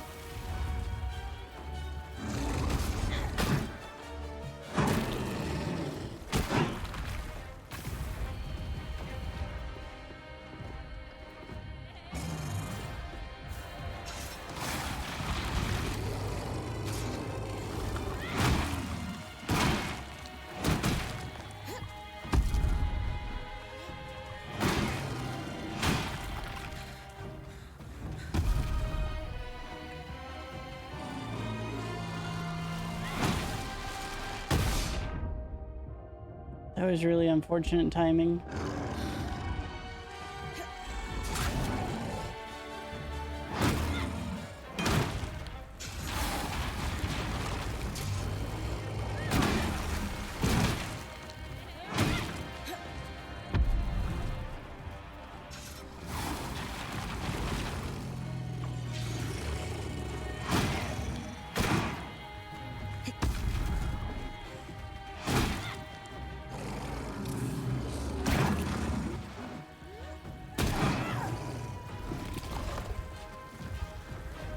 Right on your dome. Wow.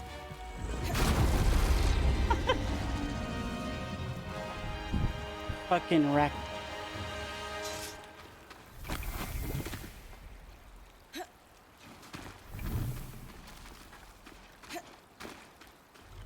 Yeah, Freckline, is that how you really feel?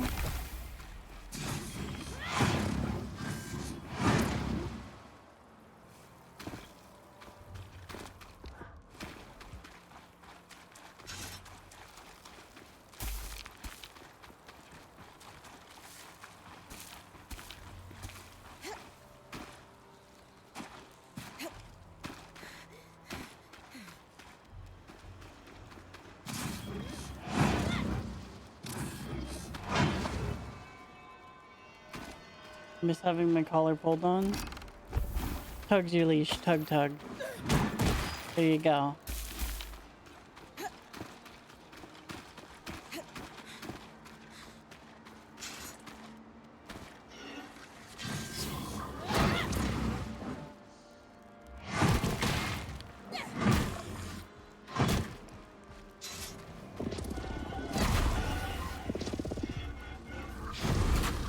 Ow. I think that guy was using a piece of ice as a shield.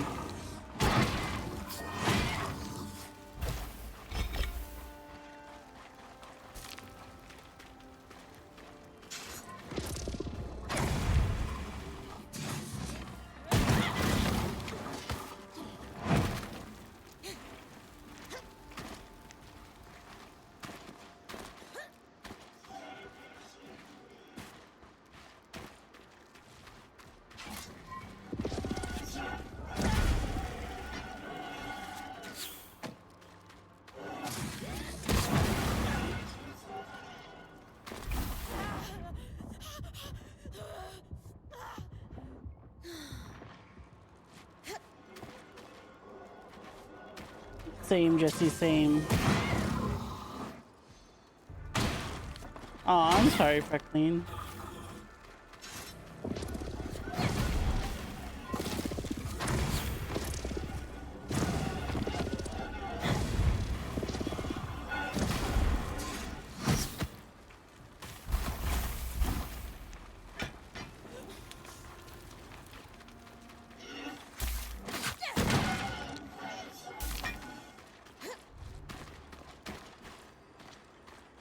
Lane believes that a priest...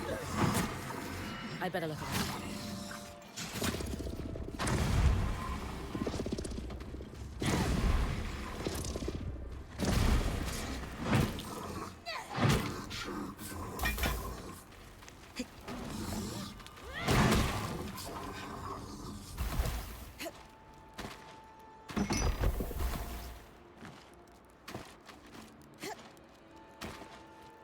Found a diary belonging to the priest.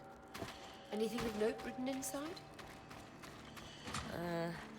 From a quick skim, it details a vow to pledge himself to the first flame. And only the first flame.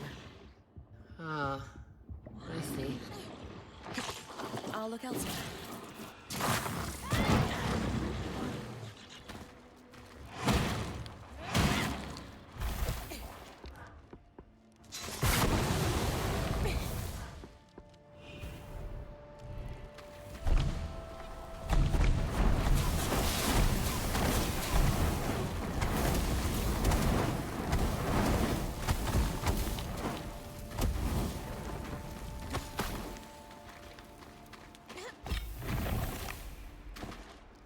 All right.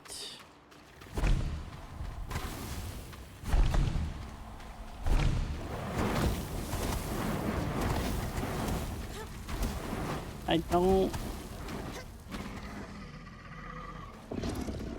bother me.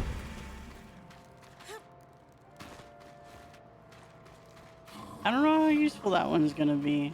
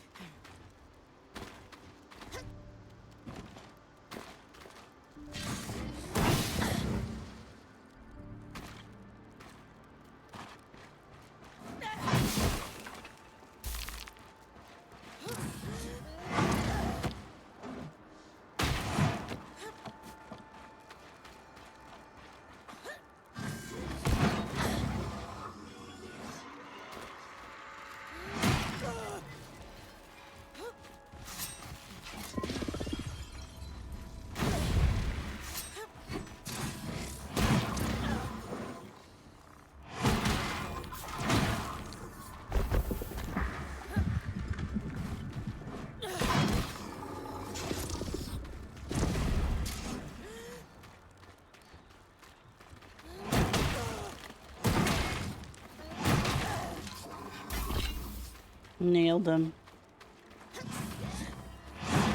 Fire in general seemed a bit lacking the flamethrower. Yeah. Let's see.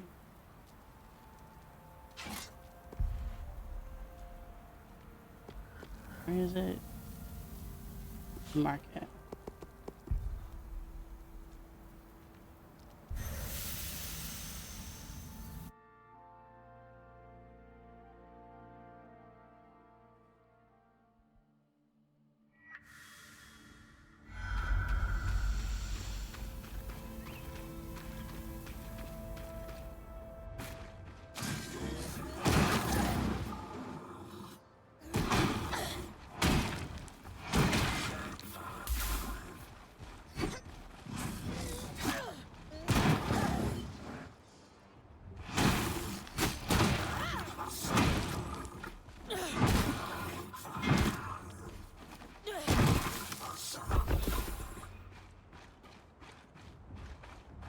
Bunch of bastards.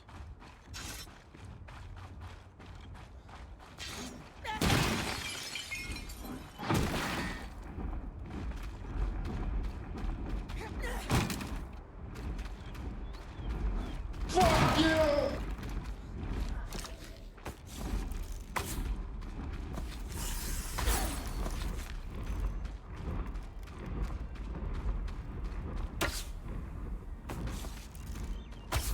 Come back here, bird.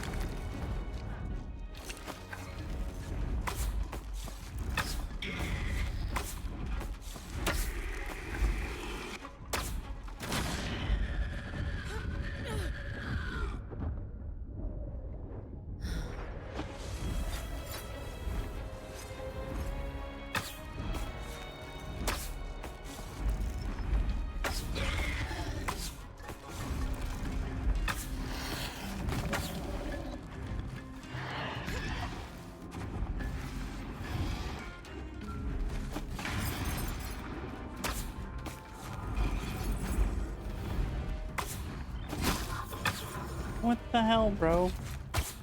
Get out of here.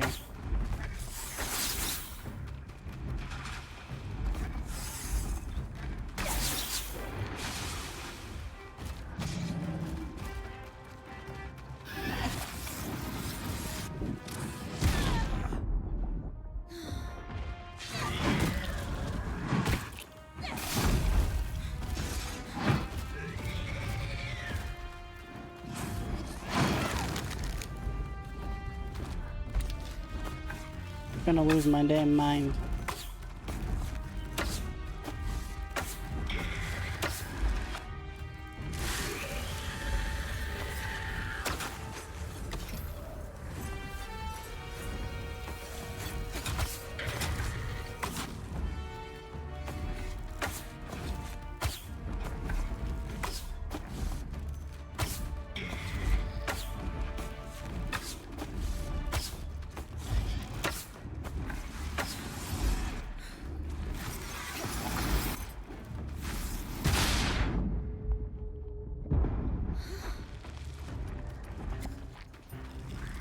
this was where the farmer Lane mentioned was selling his crop. I should look it up.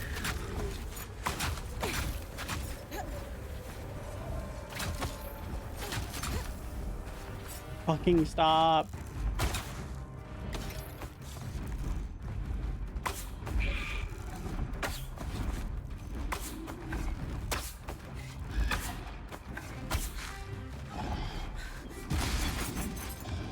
This is unbelievably annoying right now.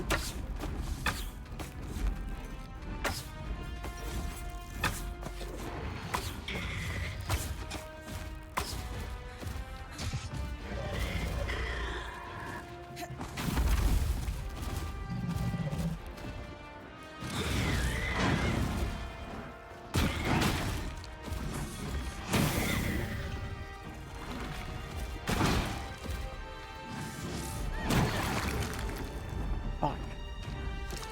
I accidentally grabbed and let go.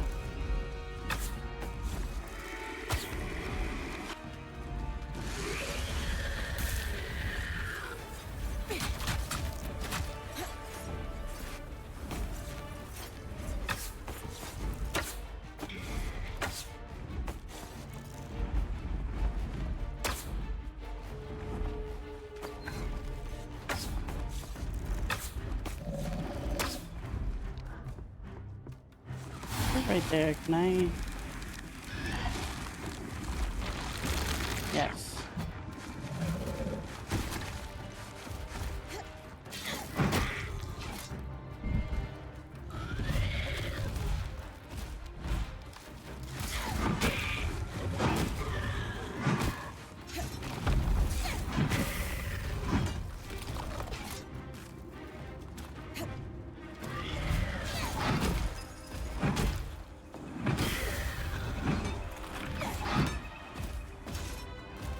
Kick this bird's ass.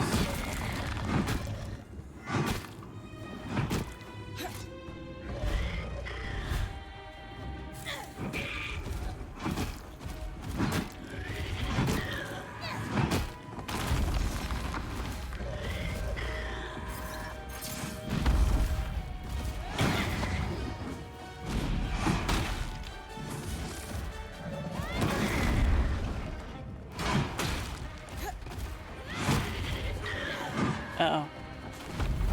We're good.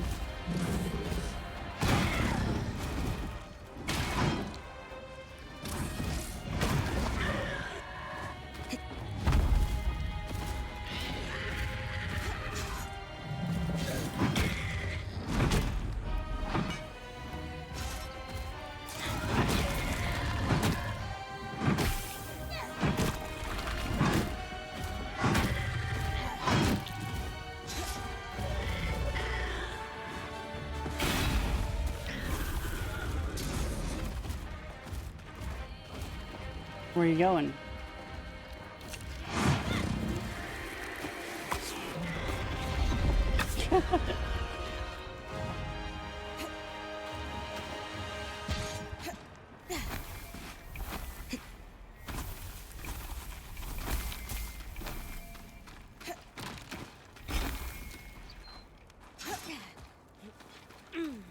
All right, so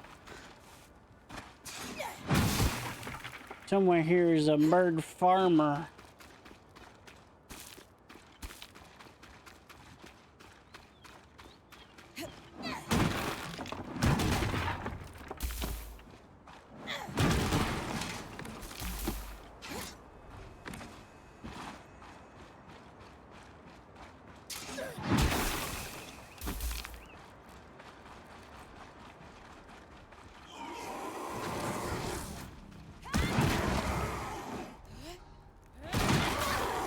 Now,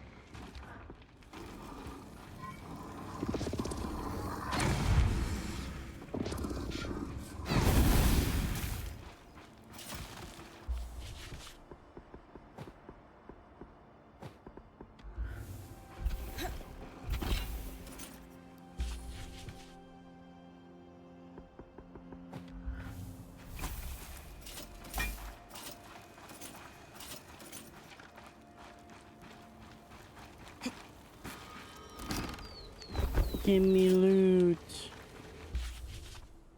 Give me loot.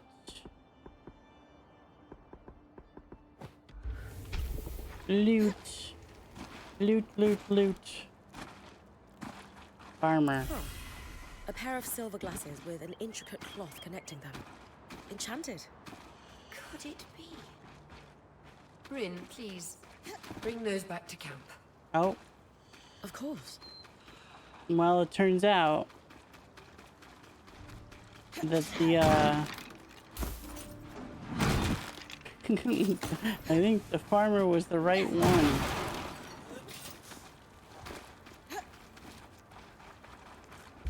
I think, we needed to...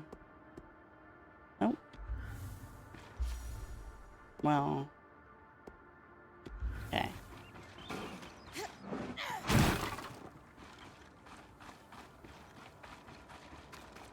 See if Fire Lad is out somewhere. Forge Man, he is in his clear weather.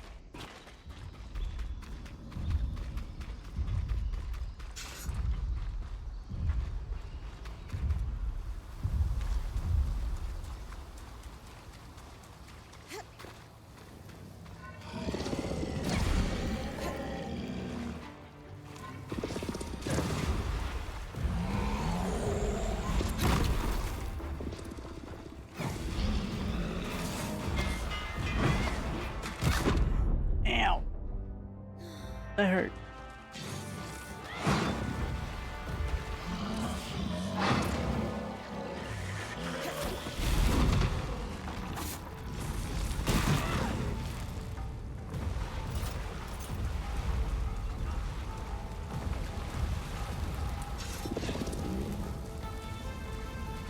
Go get him, dog. Well, goodbye, dog.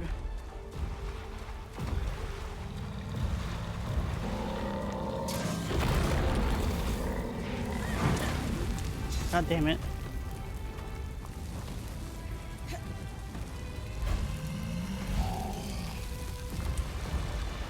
I'm curious if I can break his horns when he's not, well, never mind.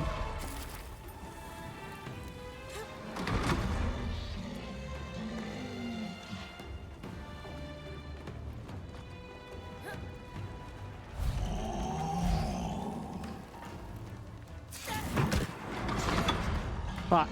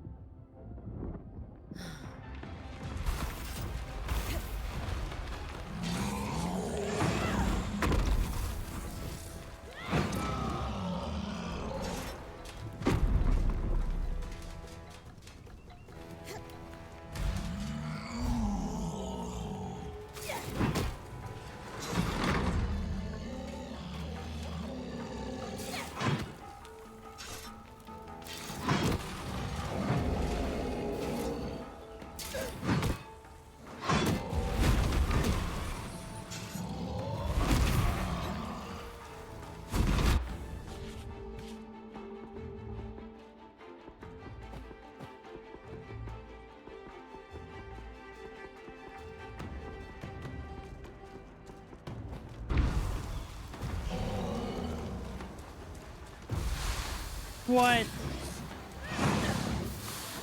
Well, you gotta like make my life harder, bud.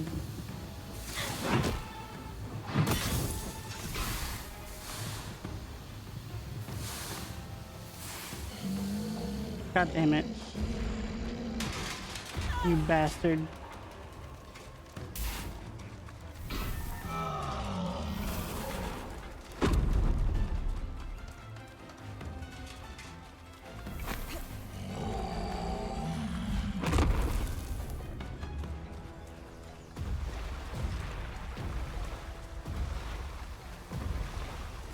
He knew what he was doing there. Don't even.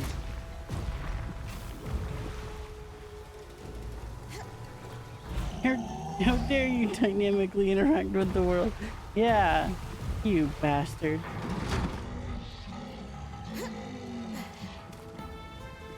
I can't believe you've done this.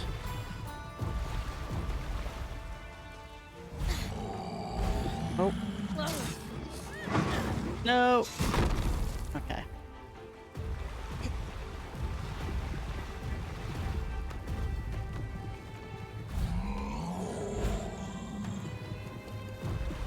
Just get mad already.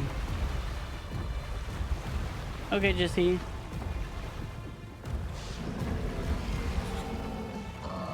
Ouch.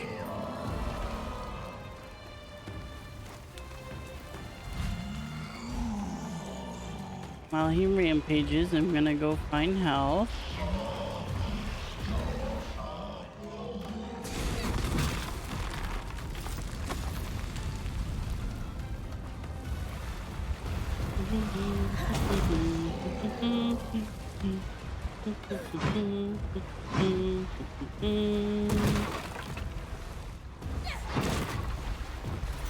Bum bum bum bum. Bum bum bum bum bum bum bum bum bum. Boom boom boom boom boom boom boom. Boom boom boom boom boom boom boom boom boom. Boom boom boom boom boom boom boom. Boom boom boom boom boom boom boom.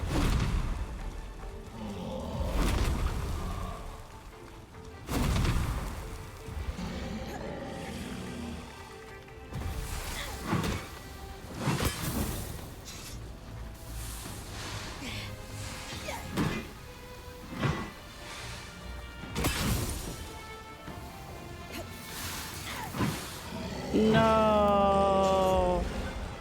Like if you try every time. Now we wait.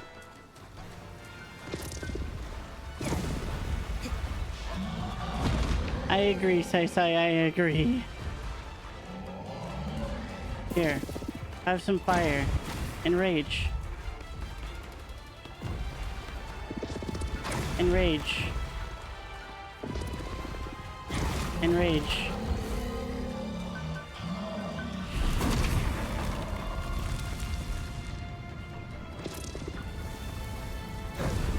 And rage.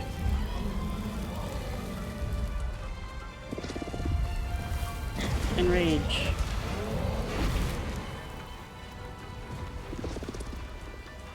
And rage.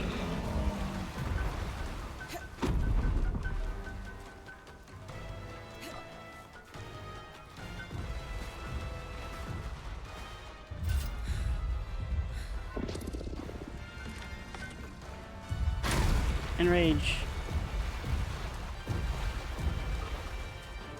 Can't see shit.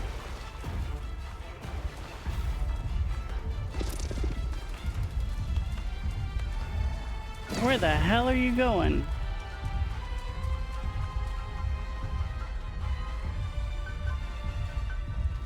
Welcome back. Why are you running? Why are you running?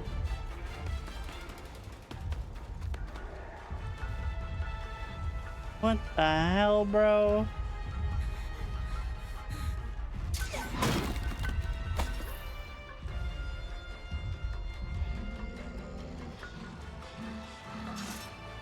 Nice loop.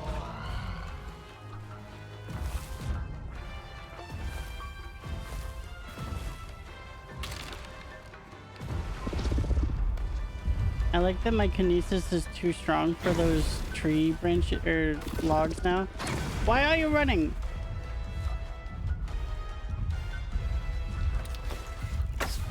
Bruh.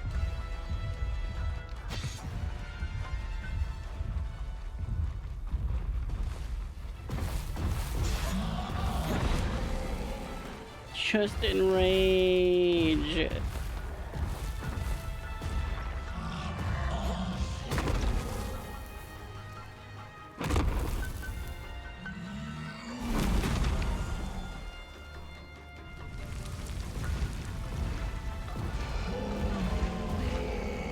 Finally. Now unenrage.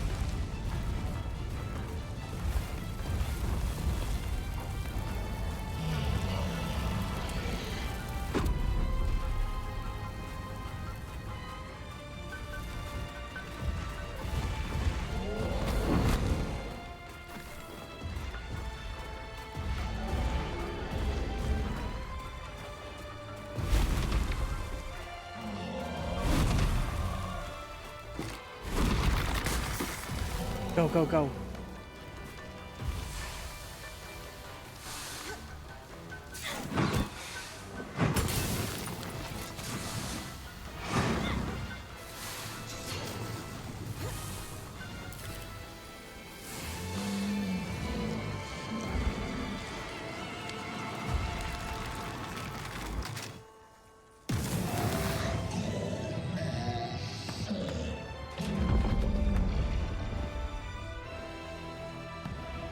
Flame magic.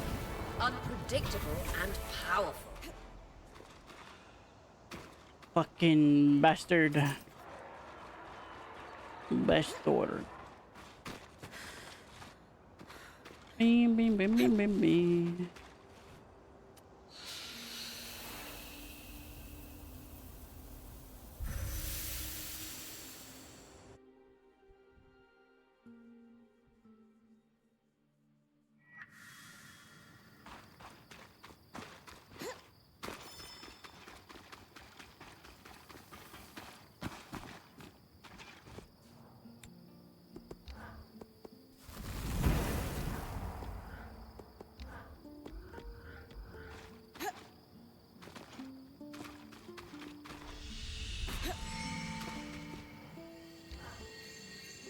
Have you taken a closer look at the glasses I found in the farmer's stand? I can hardly believe it. My mother's craftwork is unmistakable. Enchanted to adjust with degrading vision. So we found your father. Lane's notes mentioned his name was Eugenius Osphine. I guess so. I mean, it could be someone else. Like, I doubt she's only ever made glasses for him. I thought you'd be happy. No, I am.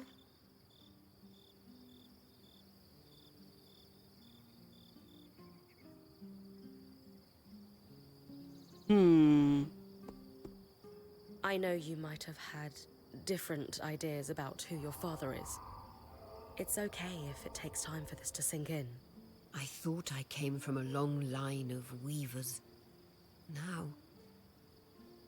Never mind. I mean, your mom's a weaver. Her parents could have been weavers. Oria. I need to be alone right now. Well, shit. Are you sure? Hey. I just wanted to say, I'm here for you when... When I'm ready, I know. I'm still not ready to talk, but thank you.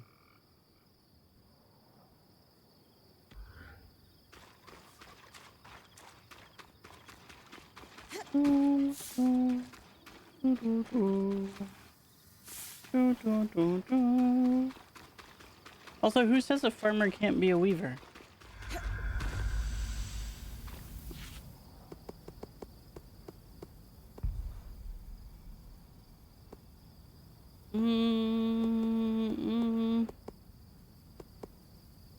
We're just going through that one. Supposed to come here at 9. The spindle just arrived. She's here to guide your expedition on the Scribe. Please, call me Isla. I'll direct you to the Archon parts we need. Hard to believe you actually came. Worried you'll get caught sneaking out? Please. It's hardly my first time out of the hold. Ah, you're gutsier than you let on. The cave should not be this hot. At times I wish our forebears had cut a few corners. But no, everything still works decades later. Just works for me.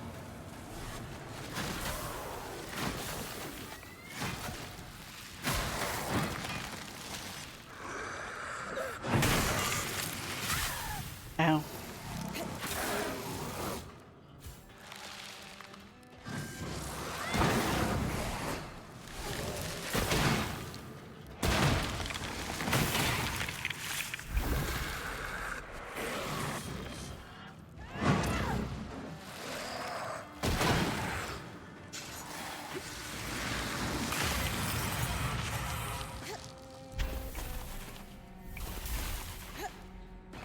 All right.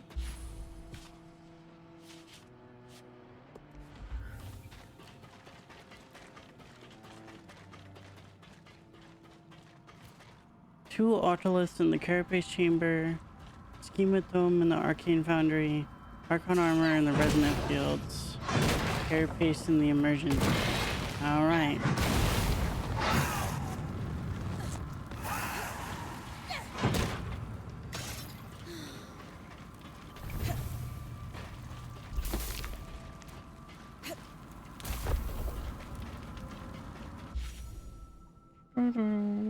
Manifold prediction.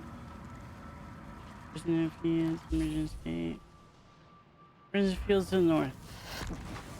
Heck you.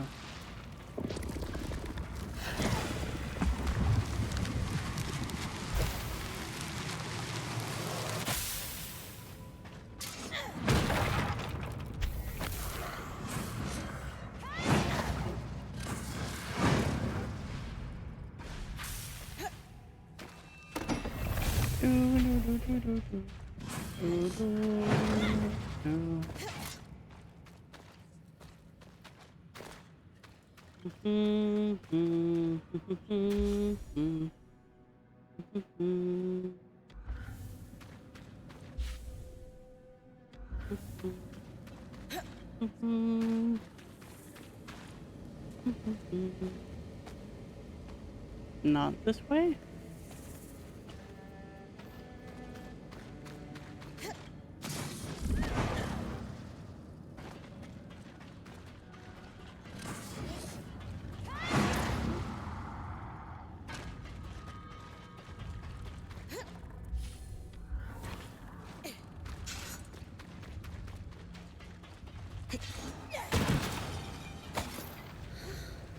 You're Gulp. approaching the stockpile of Arc Armor. I'll need you to collect a few pieces for me.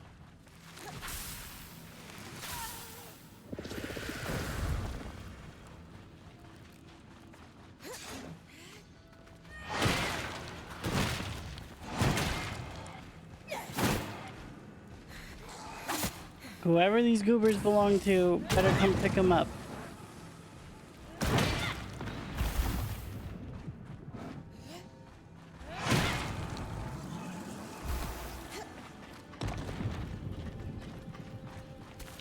Got the armor. Carapace Chamber, Arcane Foundry, Emergence Gate.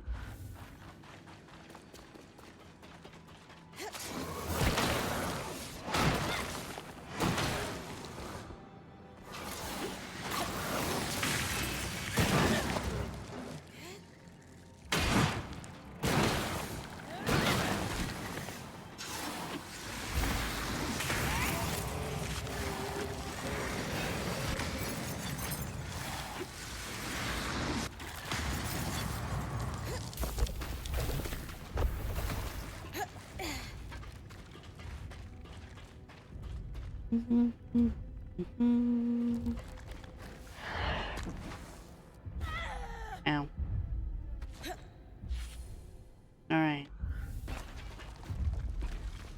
somewhere in here is one.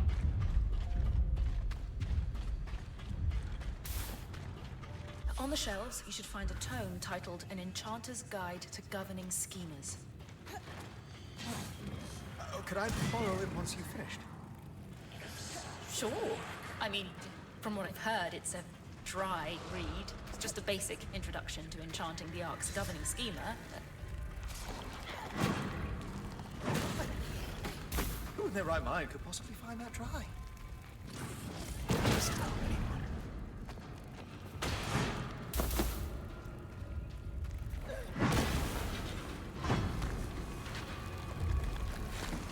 Come here, you stupid bug!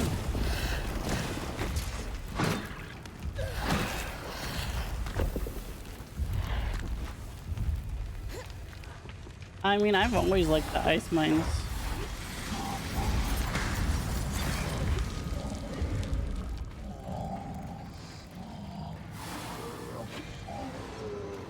Oh, for the love of God.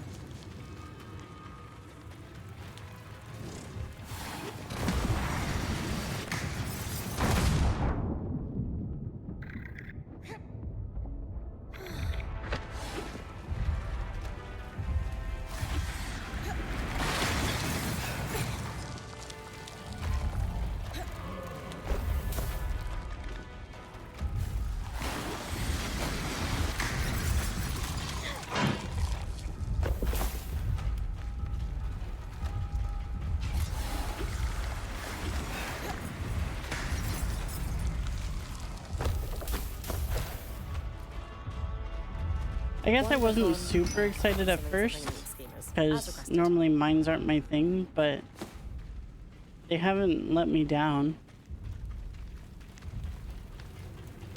I didn't think of using them against the bugs until just now, though.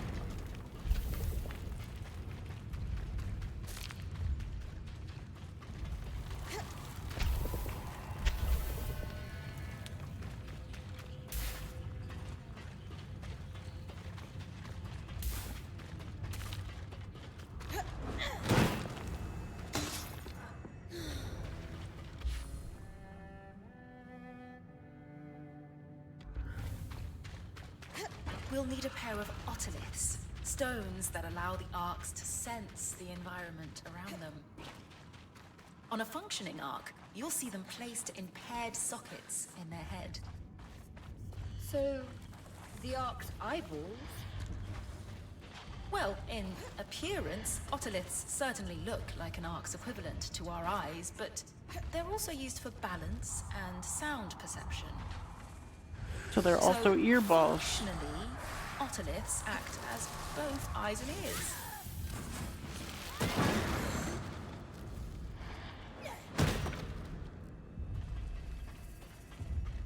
Got the eyes and ears. Not ears. You know what I mean. The hell are you doing with that, bucko? Put that down.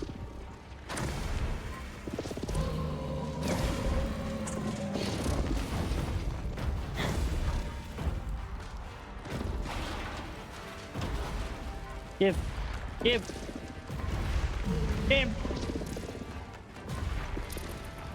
Oh my God.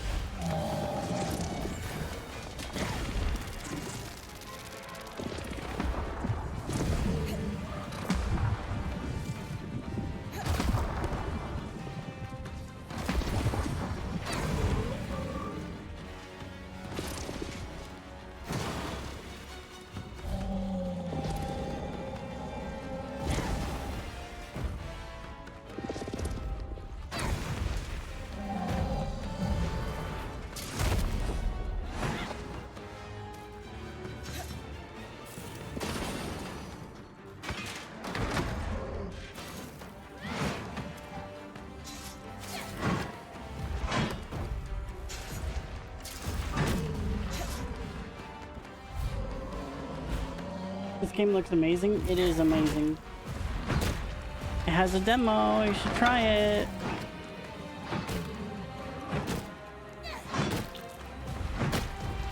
And it's not a full price game. And it's made by an indie team of ex-BioWare devs. Back when BioWare was good. Yep. I'm back here now.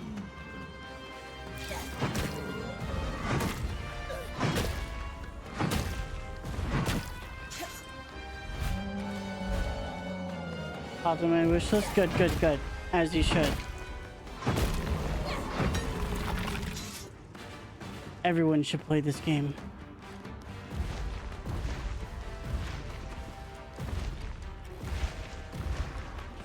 Haha, you thought.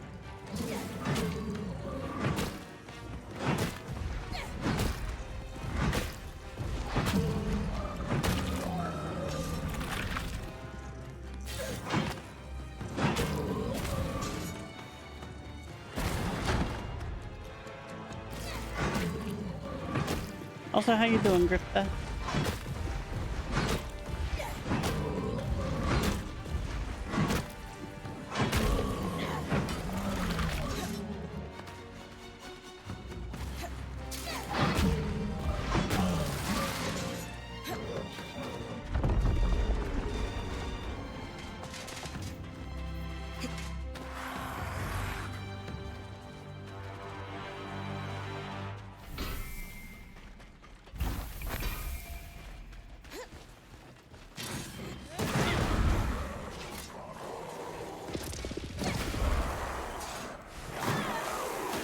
Stop that.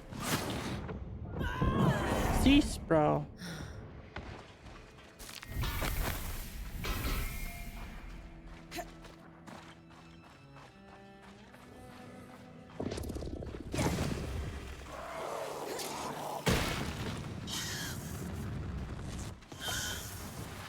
Alright, but tired. Had painter out all this week and he likes to start early. Oh, I'm sorry to hear.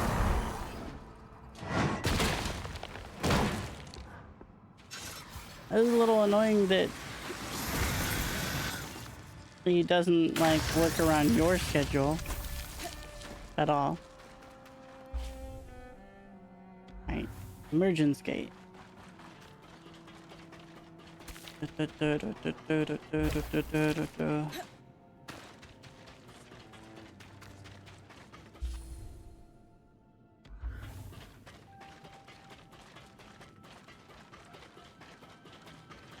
Up ahead, you'll find a stockpile of a thin material used for insulating magic. We call it...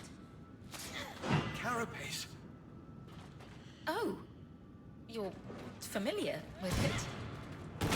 We used it to repair the magic leaking from the loom gate in the outskirts. Oh, that's genius. You hear that, Sev? You're genius. Fair enough, half the work is outside, it's getting scorching hot and muggy. Oh, you know, fair. Carapace. Would have been easier to collect it this way the first time around. That's everything we need. Oh, this will do wonders for my research. If only there was an ark I could try to repair, but alas. We've got one here in the campsite. It's the one we followed through the veil. What? Could you... Would you... Need help carrying it to Cassidon's hold? Thank you. I'll meet you there with the parts.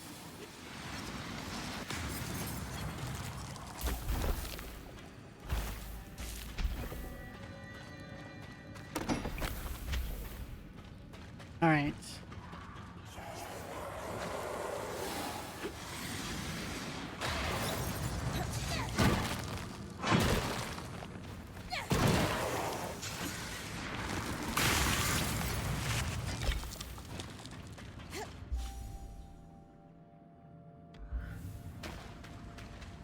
To the north. I think it was Tuesday, where it was around 97F and 80% humidity around noon. Oh god. Yeah, that's not fun. That's no bueno at all.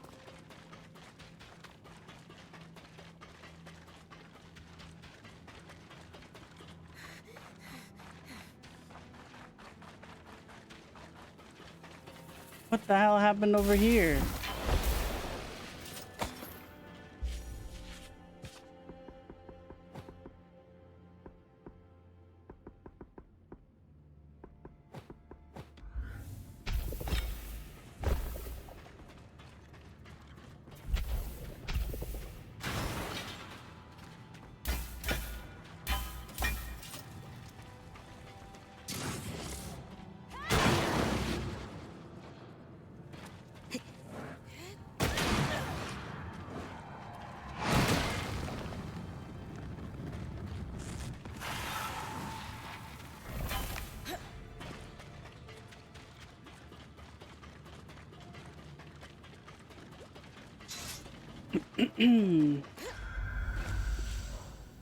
All right, let's see. We need to go to the Institute now.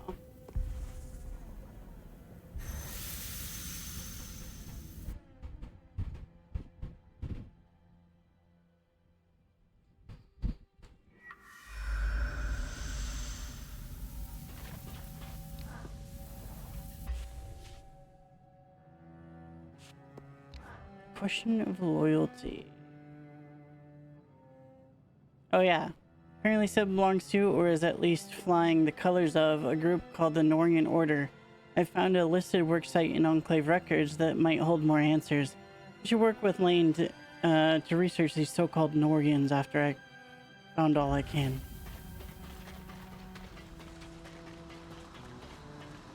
Perfect. Tarzan mercantile markings on this crate. Sev's from Tarza. Okay. Oh man, I have to search the whole place.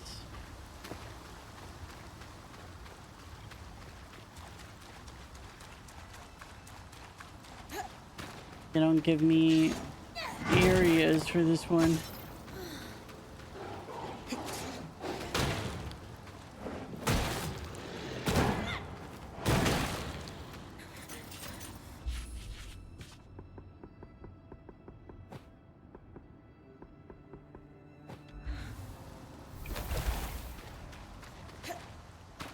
I'm gonna have to drop more stuff after this too. Any prisoners driving this Arvo though? So happy about that. I'll be able to get half decent nights of sleep. Hell yeah.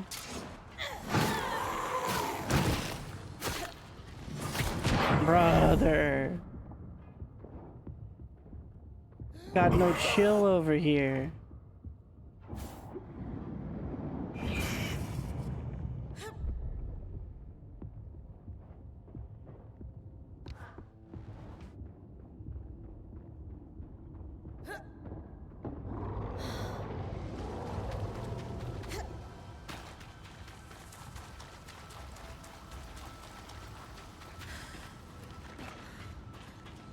Some kind of liquid flow control valves. Complicated.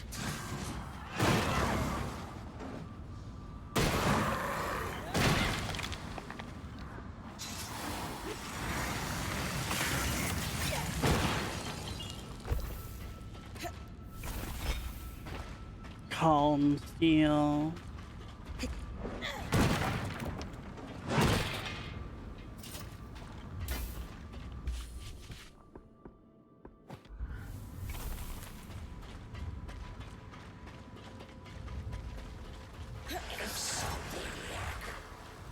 You stay over there.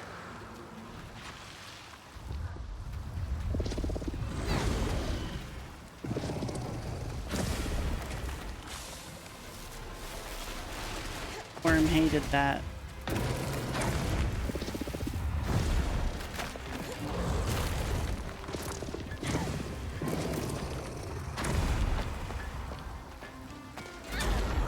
Ow.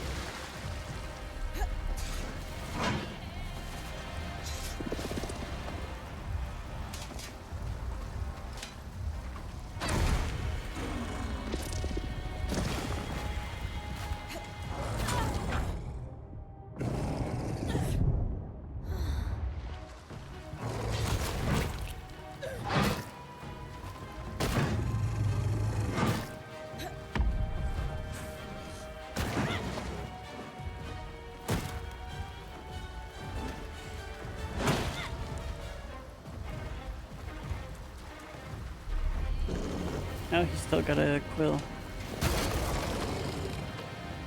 Well, not anymore. Ow.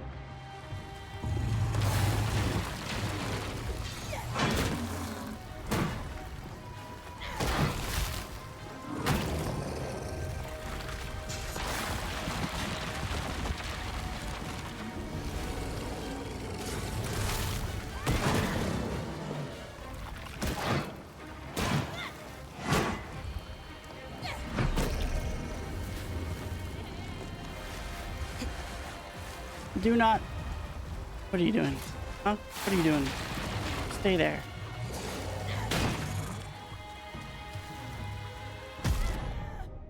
I wanted to go further than that.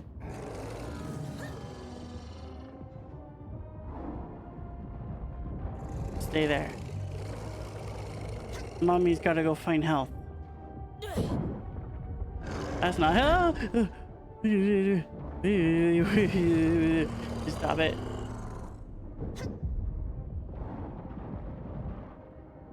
Stay, good doggo. The doggo is not staying. There's health. Okay.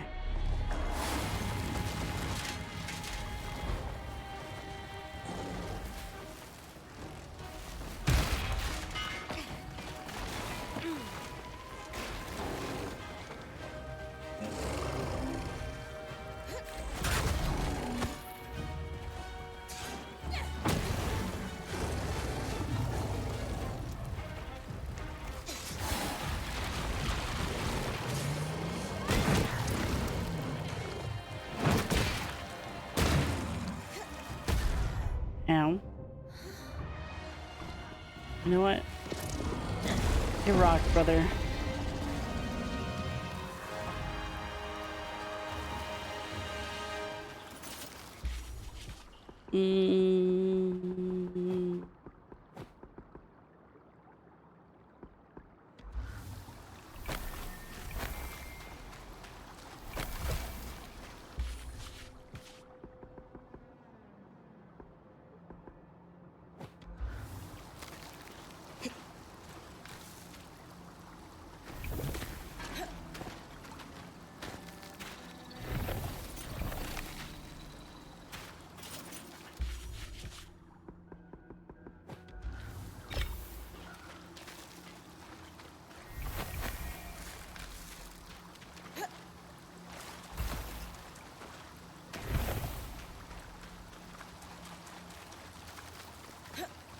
Another worm down.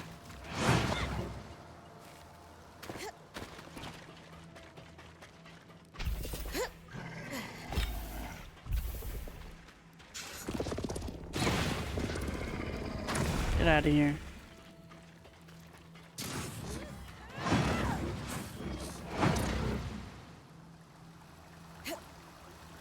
Thought I saw a shiny up there.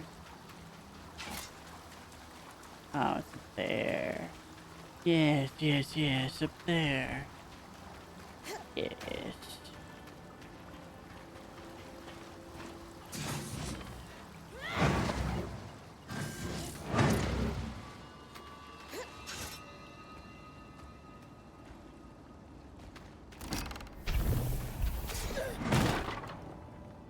Give me all your goods. Nope. Nope, nope, nope. And up there. And over there.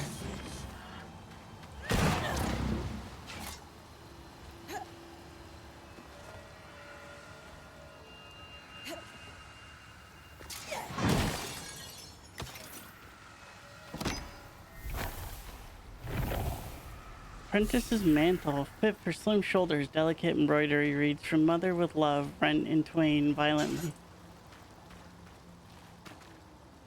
Violently.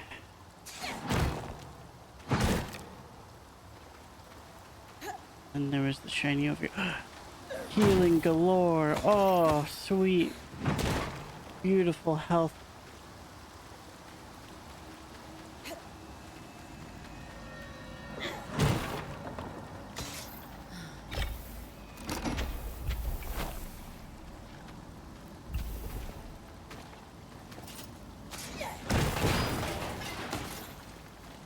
Well, oops. Alright. Now we've got to find the last of the notes. Oh, there's one. God damn it.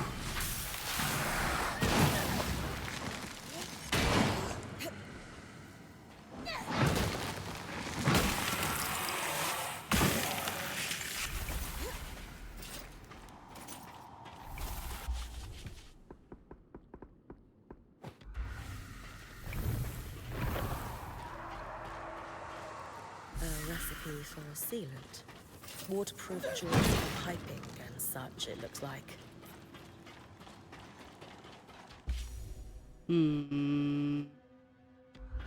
Condensing. Wait, there's an area I haven't been to?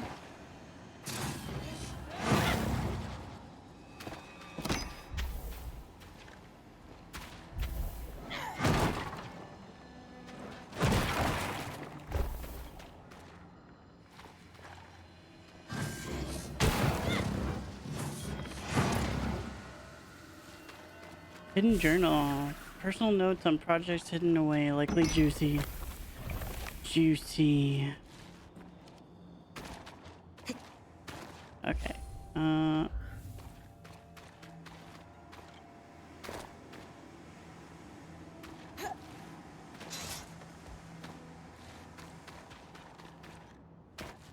this way and then turn right. Oh, there's that last one. The seal on this paperwork looks exactly like the water wheel symbol Seb and the Eye both wear. Definitely the right place. This must be the condensing chamber.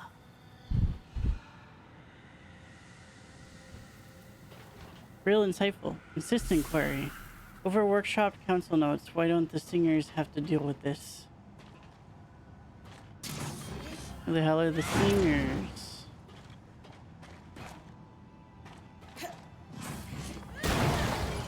Oops.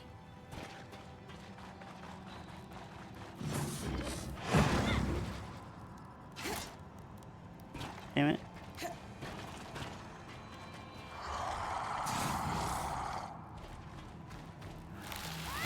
Get out of here.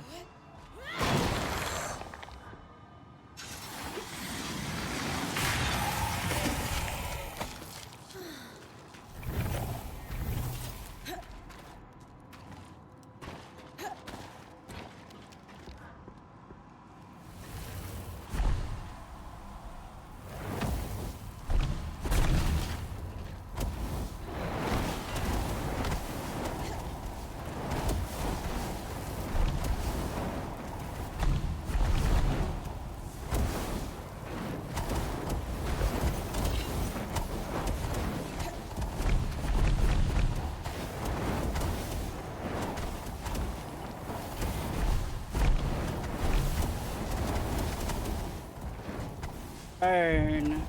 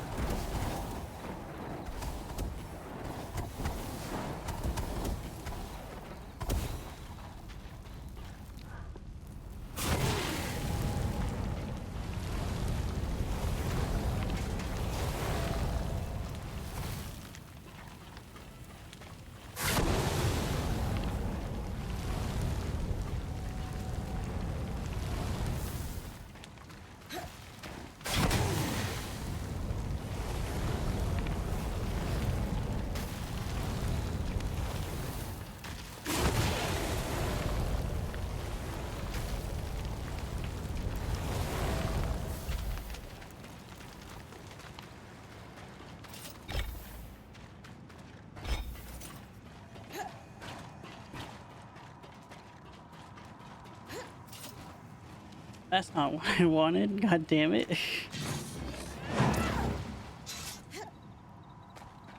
Nada. Sometimes it's beneficial to clear off the ice on stuff like that, so.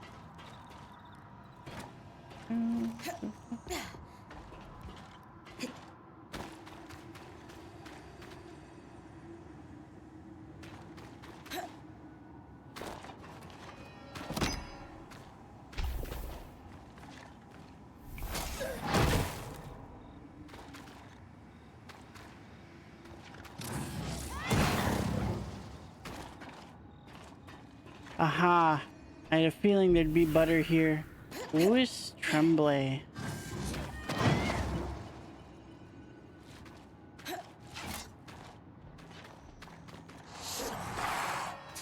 Get out of here, boy.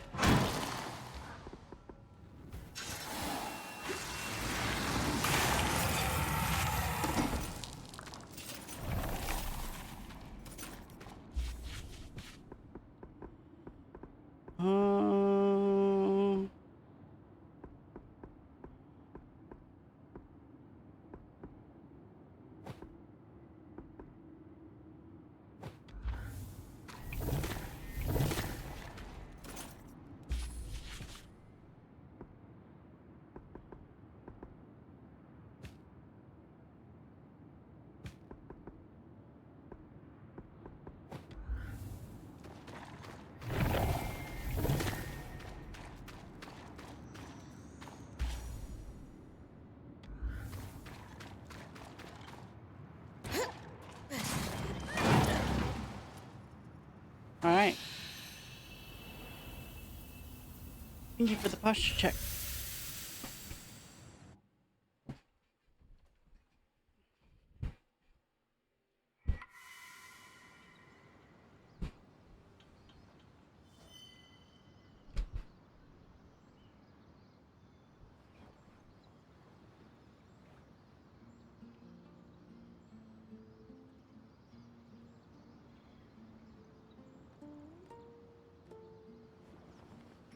The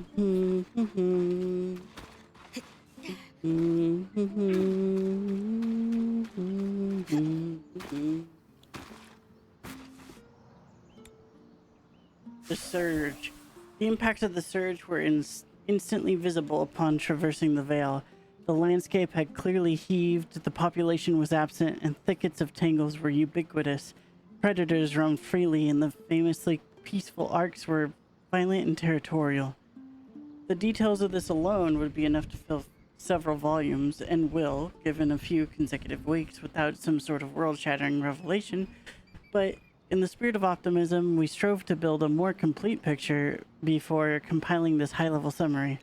Our points explorations into the depths of the Enclave paint a much clearer picture of the scope of the devastation, which greatly exceeds that which was experienced outside the Enclave.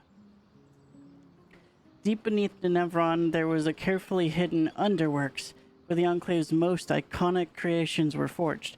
The arcs, the scries, the loom gate transit networks, and more. The tapestry, too, was centralized here and branched out from these underworks as such, the surge hit the city under a city. This city under a city the hardest. It is the epicenter of the destruction, with the rending of Denevron the most visible side effect.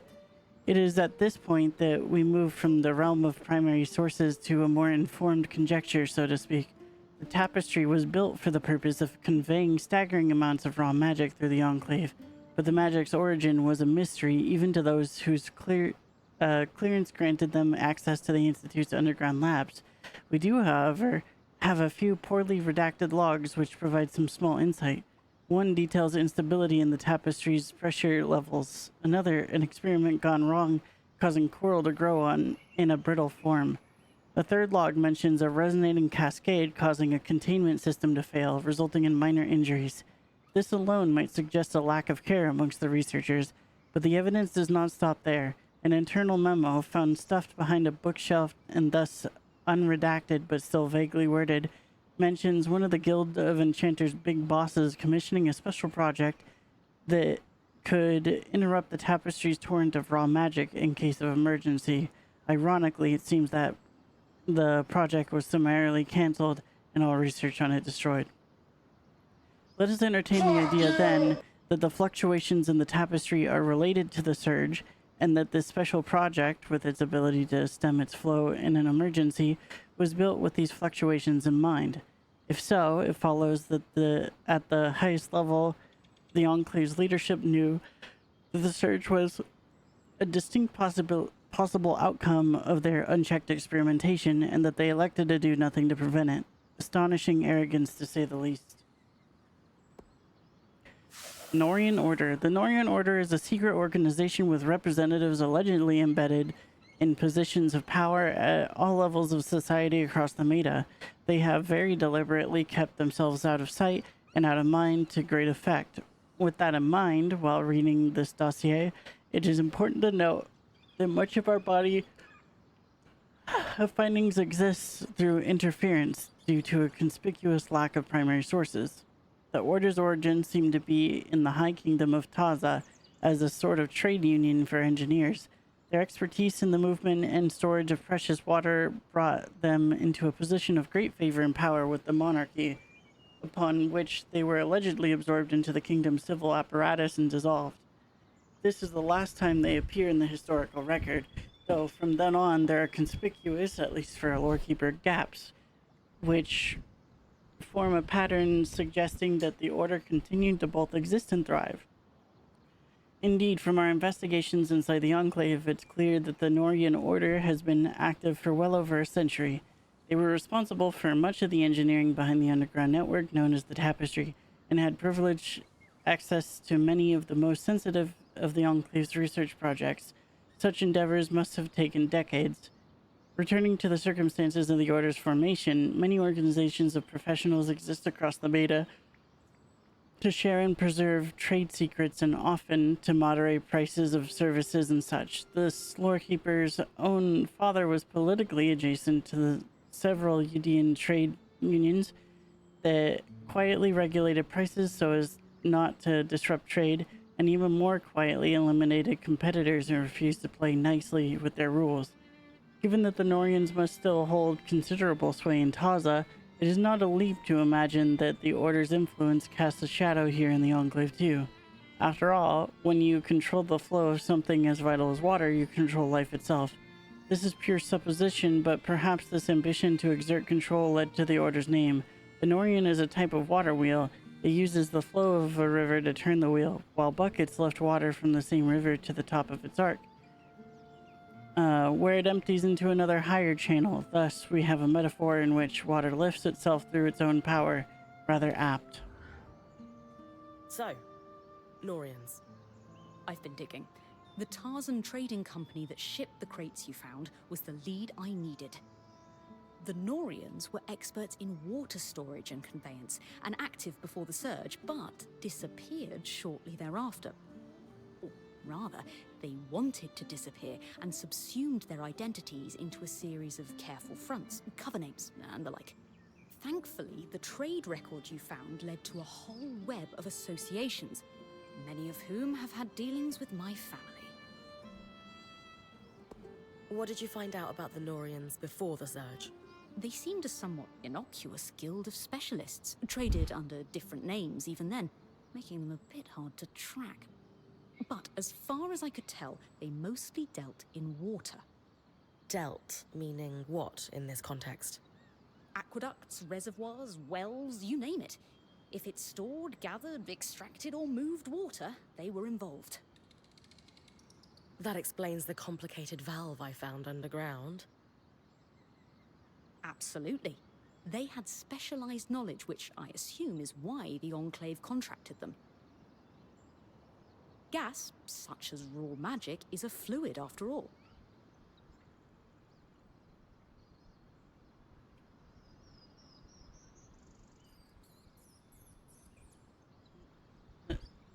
No? No, gas... gas is a backlane.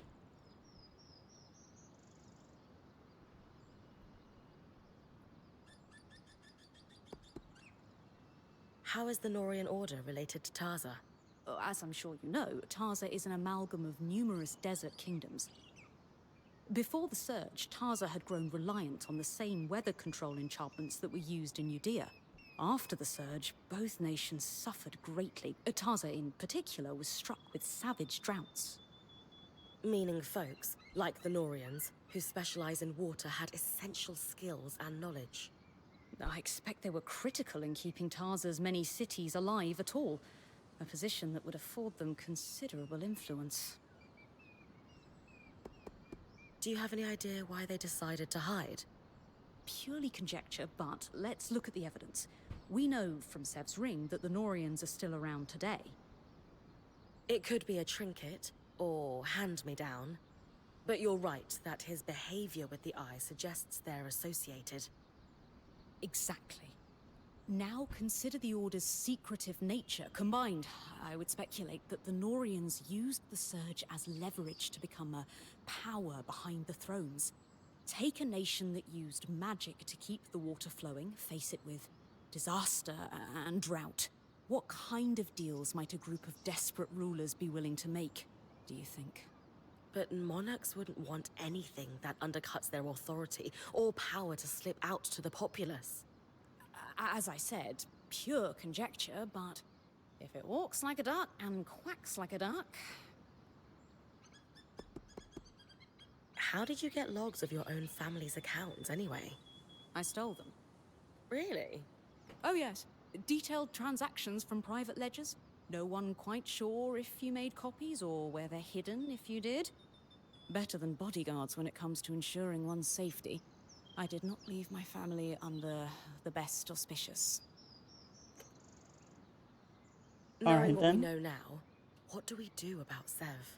I believe we can say for sure that he and the Eye are somehow related through this Norian organization.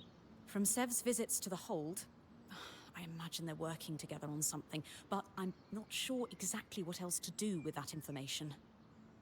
I gave Sev some help collecting materials. He's definitely working on some kind of project. He asked me to trust him. Maybe it's time to ask for that favor in return. A good idea. Speak to Sola first, though. I've updated her, and she might have some ideas on how best to confront him. Thanks for your help, Lane. It's no trouble at all. But he's always This right is what next I to her, do, him. and I She, rather enjoy it. her, him, there. All right then. What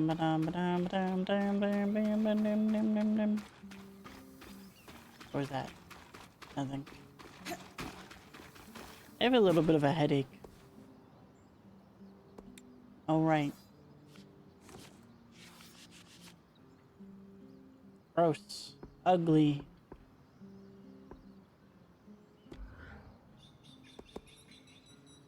I think I'm not feeling the gloves anymore. Or the gauntlets.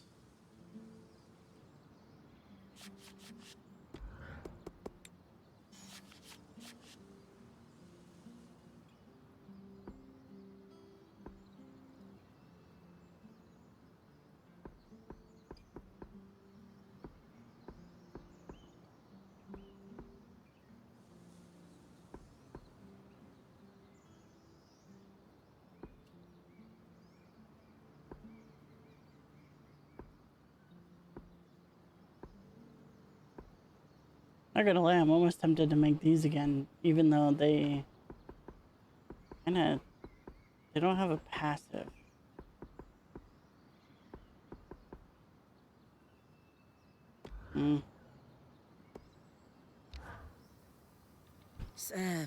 Sev. What are we going to do with you? You know him better than me. Can we trust him? I hope so. But it's pretty obvious Sev is being pressured by the Eye due to their Norian connection. And I do not trust him. Anyway, what did you learn from helping Sev? He's either constructing or repairing something that requires exotic materials. As I said, it reminded me of how he fixed the gate in the Hollow. I would wager the Eye heard about our exploits. Could be. He's a clever one, our Ram. There's really only one thing for it. Direct confrontation. We're going to let him know we care. Then we're going to let him sit with it. Wait for me in the hold. We'll talk to him there. Away from the others. So he doesn't feel like we're ganging up on him.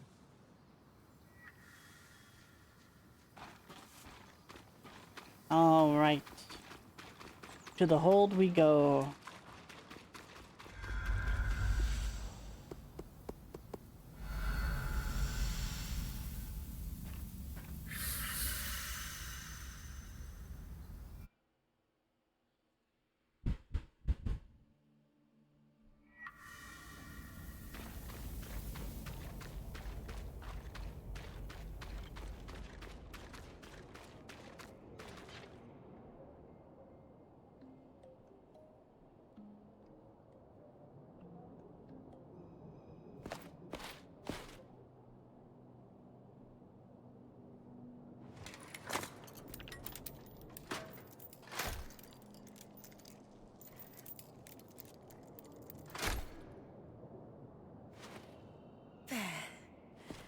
That should do it.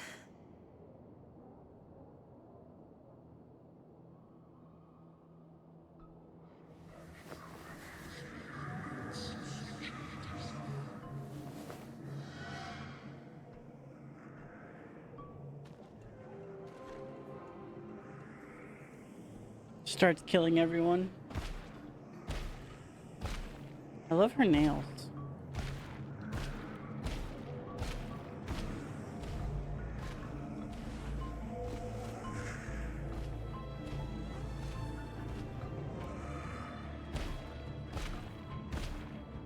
Where exactly is he going?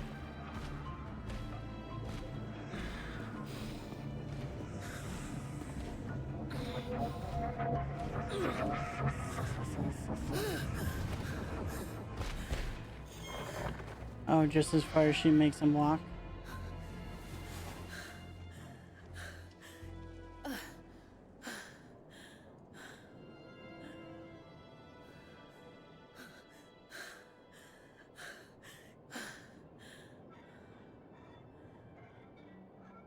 I mean, I'm sure that's more progress than anyone has made in decades. He does not look happy.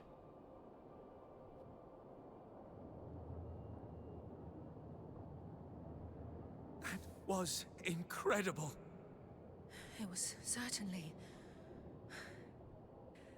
True, Jesse, true. exhilarating. Are you okay? He looked kind of scared. Yes, it's just no small feat to power an arc manually. Even a smaller one like this. Traitor in the midst? He's the leader. It takes a lot out of me. But he's an We still don't untrustworthy know how the dickhead. Enclave was able to catalyze an arc's ability to absorb Sev might be raw a traitor magic to on its us, own. though. Weavers certainly weren't powering them the way I just did. Still, what a leap forward. Indeed. You have no idea what this means to me.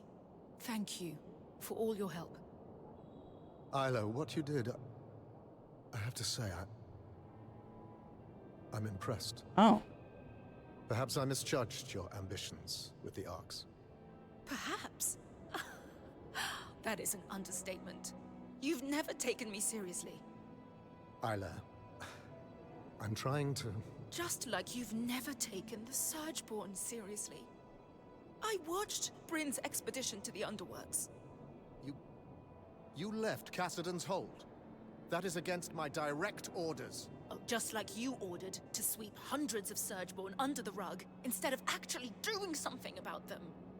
This is your doing, somehow. What have you done to turn my daughter against me?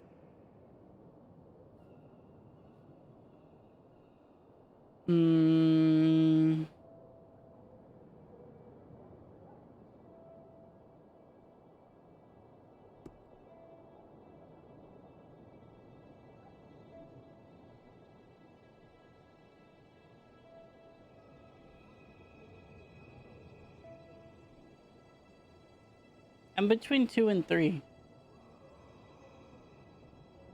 I do want to be like, yo, we don't have to be enemies. But at the same time, I feel like he's gonna not be happy with that.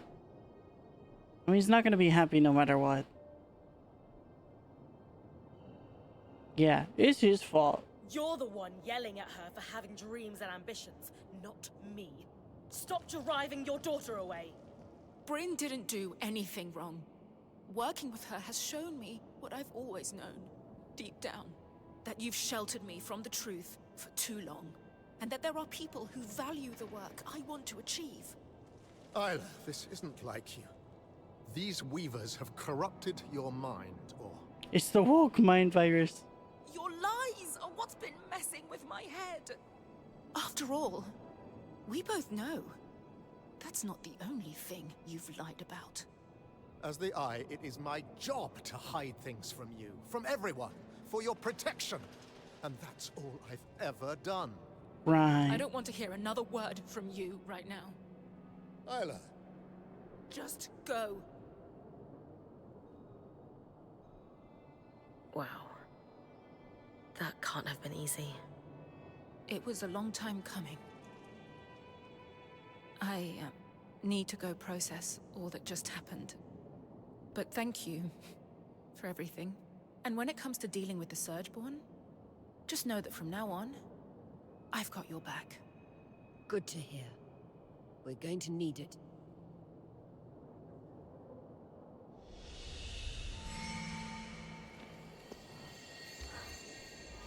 I'm guessing Stanold family dinners have been awkward lately. Try non-existent. I wanted to believe my father was a good person deep down, if driven by fear at times. Now, I just don't know.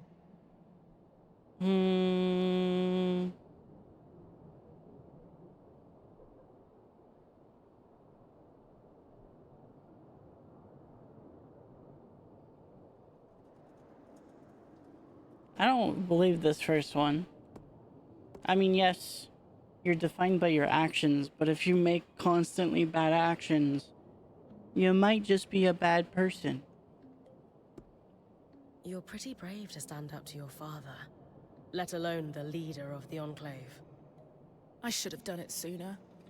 I was blinded by love. Our parents are supposed to teach us right from wrong.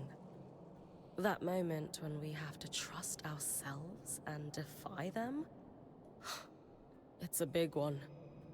Not everyone could do what you just did. I know it took a lot. Thank you. And Bryn, my father might be willing to let the Surgeborn take over, but I'm not him. I'm with you until the end. Whatever it takes.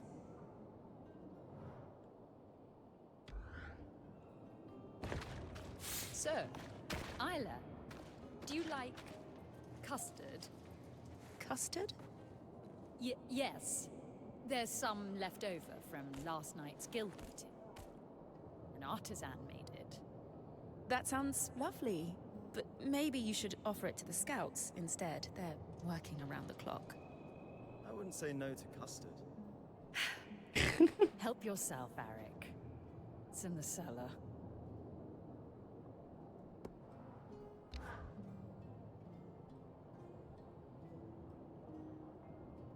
Ah, Bryn. Good to see you. What was the outcome of your work with Isla? I'm still hoping to draw upon her expertise for my next task. She got the Ark in our camp up and running. Only for a moment, but Isla was thrilled. It'll be huge for her research on regaining control of the Arks. But she had a pretty intense argument with the Eye afterwards. I think it was a long time coming. It seems like she's finally done letting her father manipulate her. An interesting development. She all right? I think so. Let's bring her over. I mean, she's not doing the greatest, but... Please tell me you've got a distraction for me. Are you all right, Isla? I'm just, a little tired, is all. Between powering an Ark by myself and confronting my father on the same day. Even as a previous High Enchantress, it took a lot out of me. I'm still working my way through it. And I need to figure out an independent power source for the Ark. It's too much to think about. I'm sorry. Should we do this another time? No. Please. I need distractions. Or I might be tempted to set the hold ablaze. Do it. Fair enough. What have you got for us, Karnatame? An issue we faced in the early days of their appearance and are now facing once again is the ability of the Surgeborn to navigate the Enclave. Put simply, they are using our Loomgate network to traverse great distances in an instant. We can't let that stand. I'm only familiar with the Loomgate's design through my parents' work on them. But Bryn recently helped us access a supply cache in the Institute, and we found something that could help. A set of schematics for a device to block the Surgeborn from using the Loomgates while keeping them accessible to us. A way to filter out the Surgeborn without endangering Weavers. It could significantly impact their ability to fight us. How can I help? Well, they're incomplete, and I was hoping you could tell us what's missing. Here, take a look. Let's see... A resonance modulator. Bryn, while she looks over the schematics, do you have any questions? So many questions. Where's this device going once we finish building it? The resonance modulator should connect directly to the harness. You've already been there. Returning to the scene of the crime. Why there? The harness acts as a central nexus that controls not just Asylum, but our Loomgates and all of the Enclave's transit points. Hence, why you were able to use it to open up the underworks in the first place. At least I can't unleash the Surgeborn a second time. Small mercies. Why didn't they finish the schematic? My understanding is that at that time, our bureaucracy was growing to the point of being rather unwieldy. I still grapple with the remnants of that bureaucracy every day, so I can imagine that whoever was working on these schematics, let's just say that they were probably told to submit it to a committee before proceeding with the design.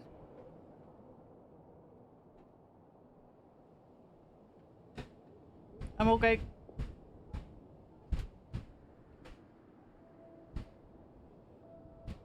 I elbowed the fuck out of my water cup.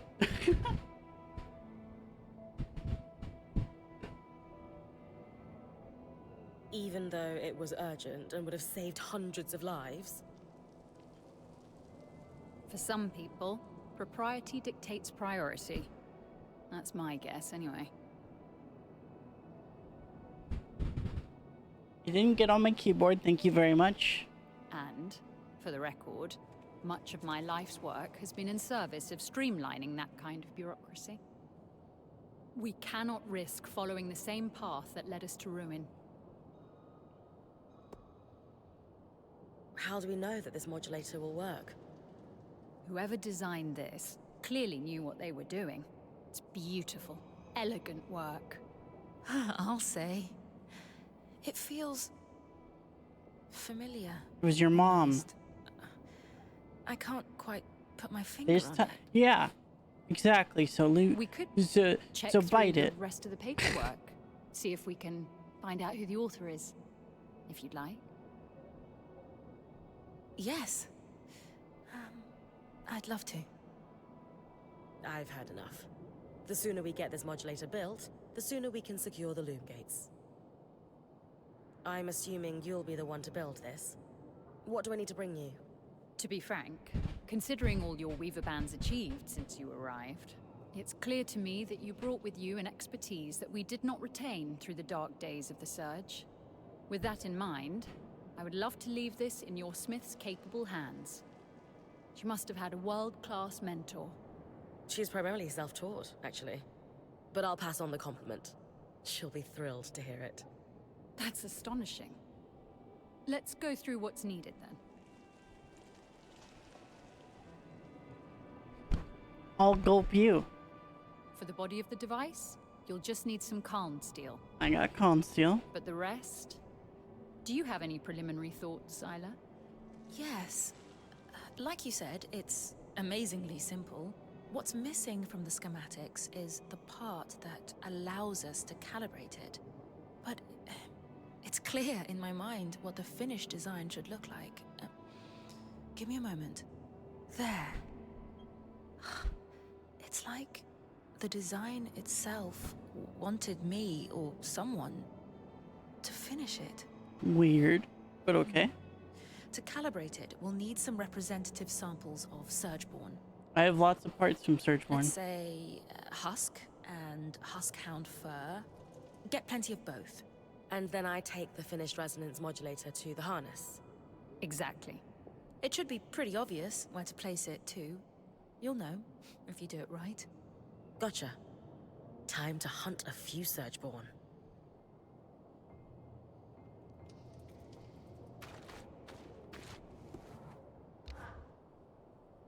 Hey. Bryn, I haven't known you for long, but I can tell when someone's about to ask me a frustrating question. Out with it. You forced my hand. So, what's the deal with you and Isla? You... They're in love. At least the Axel loves her. This is a workplace. Sassy. We're colleagues. Mm-hmm. We both represent a number of guilds. By the flames, we're known for working well together, as our offices command. That's all. You don't have to hide it from me. She's on the back foot, raising my brow, do nothing more. Yeah, that one. Whatever mind games you're playing, I won't be part of them. You know, I think you need to spend more time slaying Surgeborn and less time daydreaming. We're just roommates, I swear. But in your heart of hearts, theoretically... This conversation is over. She got embarrassed. Adorable. You got nothing to say to me? What's up, Sev? Hello, Sebastian. Sola. Rin. Hello? Hey. Listen, we just have something to say. Shh. You're good. Just listen for a second, okay? We know the Eye has you working on some project. We know you two have some kind of connection, and we want you to know it's okay.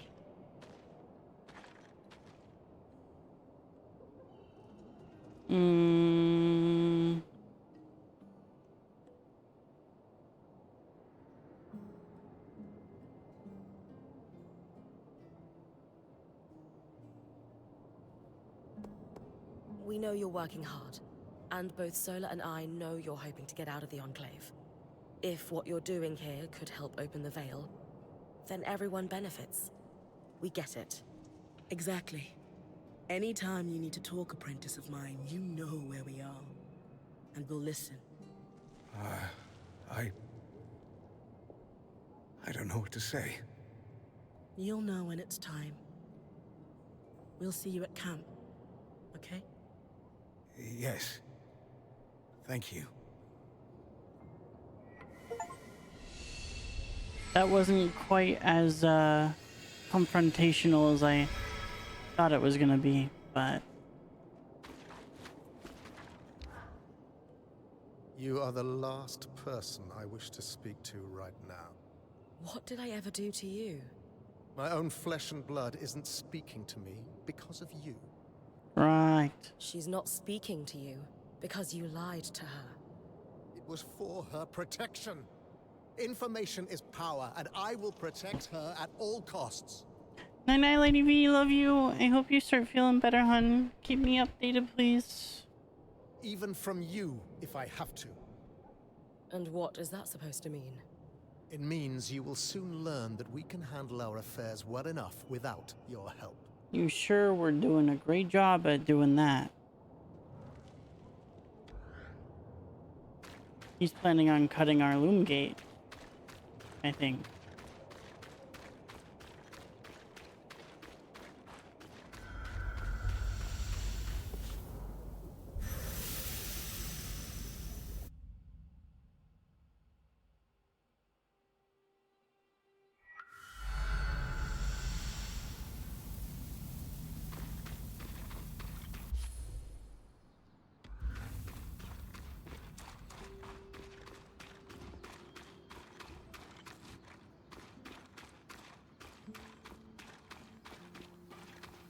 Sev. So, what do you make of the Eye hiding the extent of the Surgeborn threat from his colleagues? From what I can tell, the Eye wants the same thing as everyone else. Peace in the Enclave. He just has a different way of achieving it. Right. But lying to his own daughter is hardly justified. He didn't lie.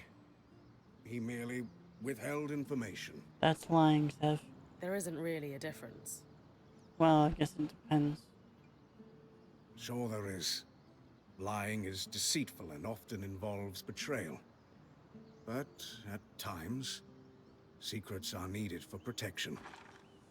Who are his secrets protecting? Him or her? Well, her, of course. Nah. Sev, I'd be careful of people who withhold information. You don't know what they're keeping from you. Sev might be a little too trustworthy or a little too trusting.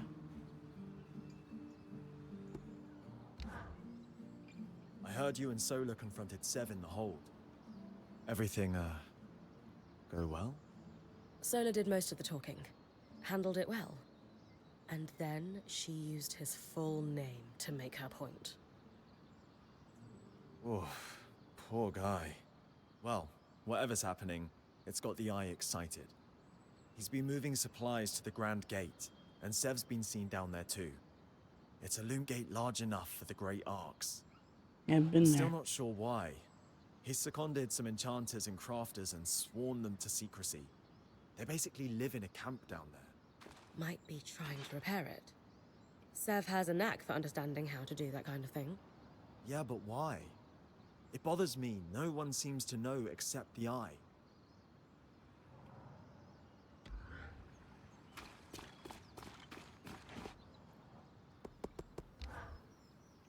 How are you feeling about our talk with Sev? Surprisingly good. If there's one thing I know, it's when people are really listening.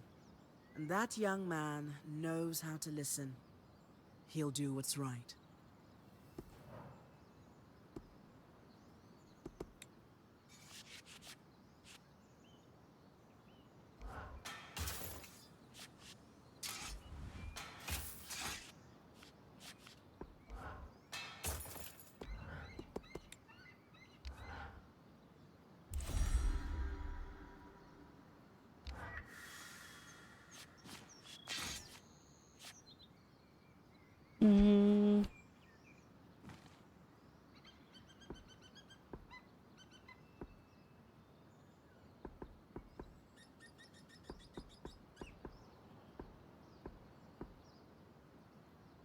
Yeah, we're gonna go back to the east.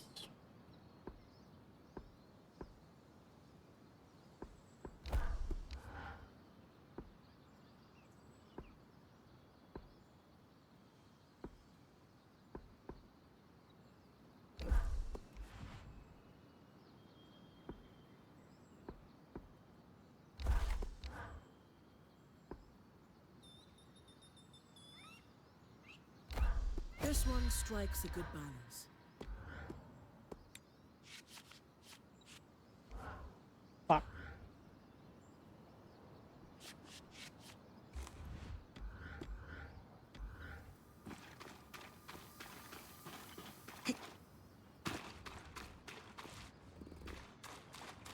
Oh, right.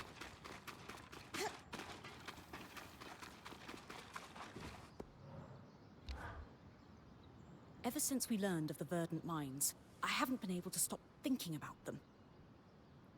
They were clearly well resourced in regards to both labor power and knowledge. And they had an extremely intimate knowledge of the Enclave's technology. But do you know who was around to see their rise and fall, but hasn't spoken a word about it? Cassidon's Hold's biggest ass? The very same. I just think it's interesting how he's kept quiet about it. Don't you? I don't expect much from him. I don't know if he was involved with the events surrounding the Verdant Mine's attempt to take down the Veil, but he certainly bore witness. So what are you thinking? I'd like to send you out on a fact-finding mission for now.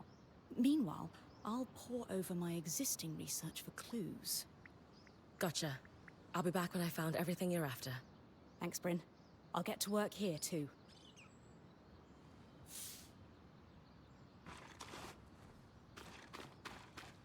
Privileged information. Luminous and Archon's heart. Right, that's at the start.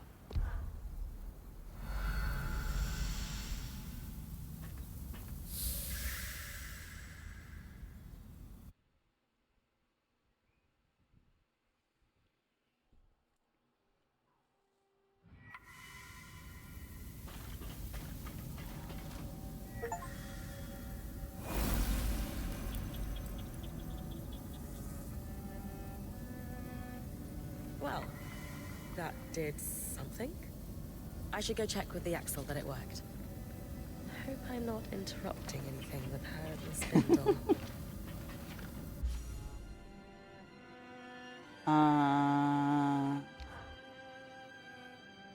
Ridgemire lowered to Nevron.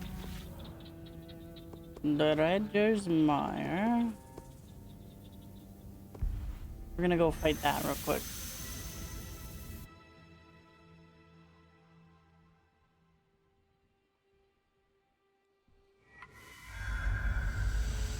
Excuse me, coming through. Do not mind me.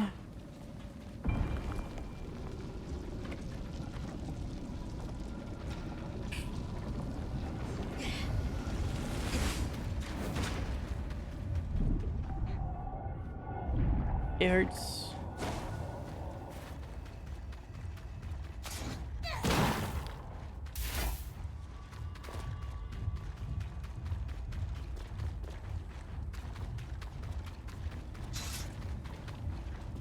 Not here?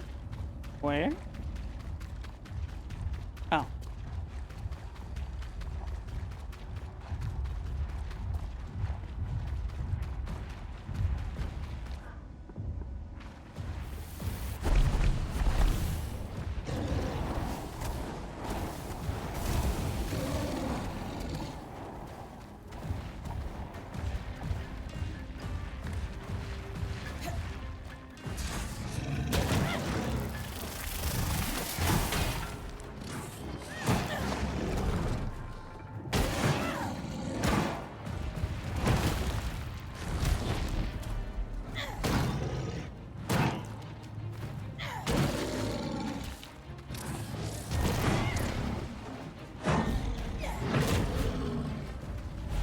Welcome to my fat thighs, Ares.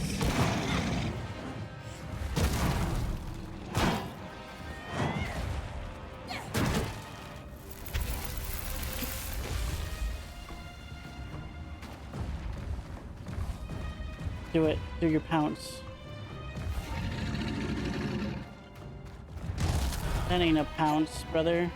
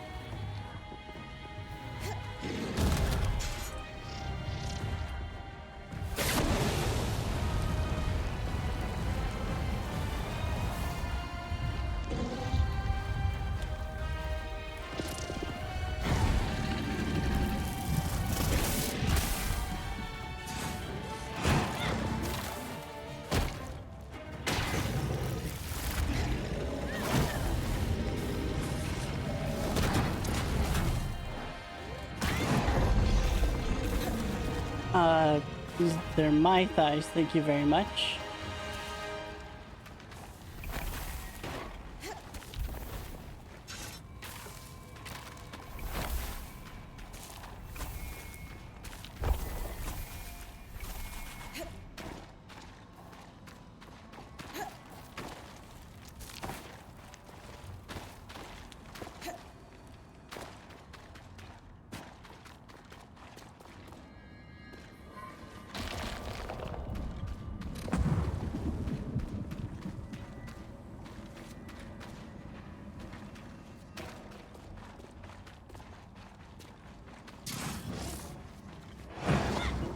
friggin' hives over here.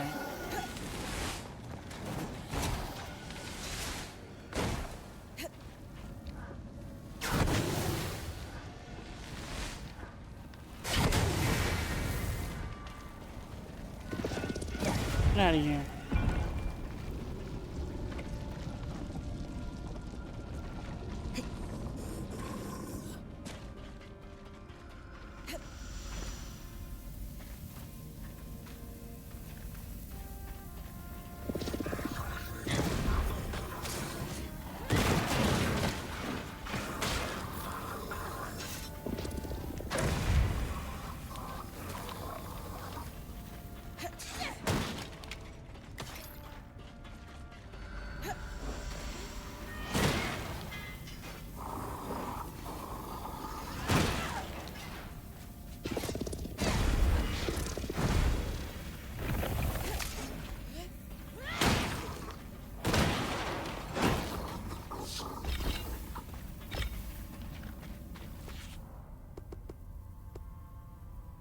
Lowered the Nevron.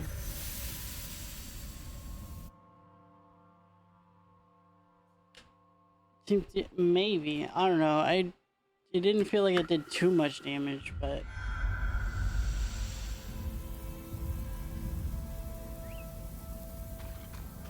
River Rest and Three Sisters.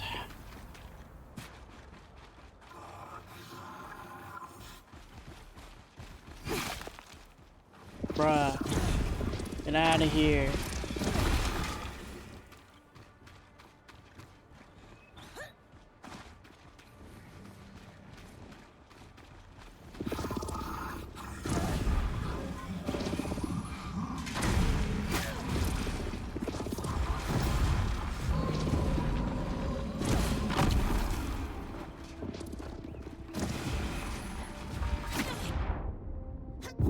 Come to me, my son.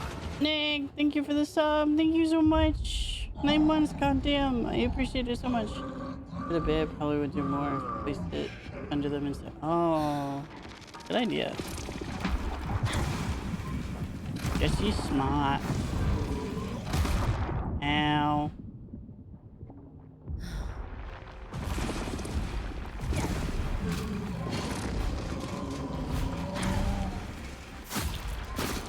Who the hell?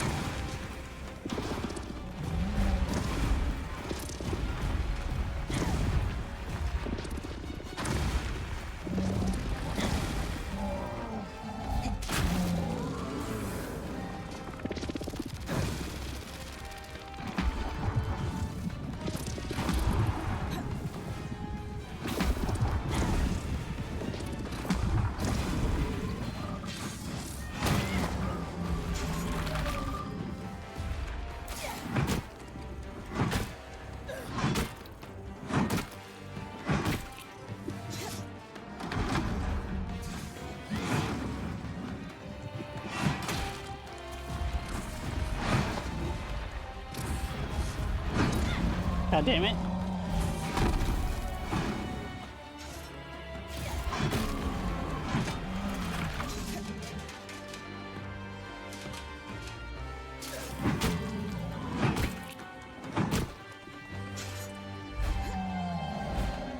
How's Nick doing?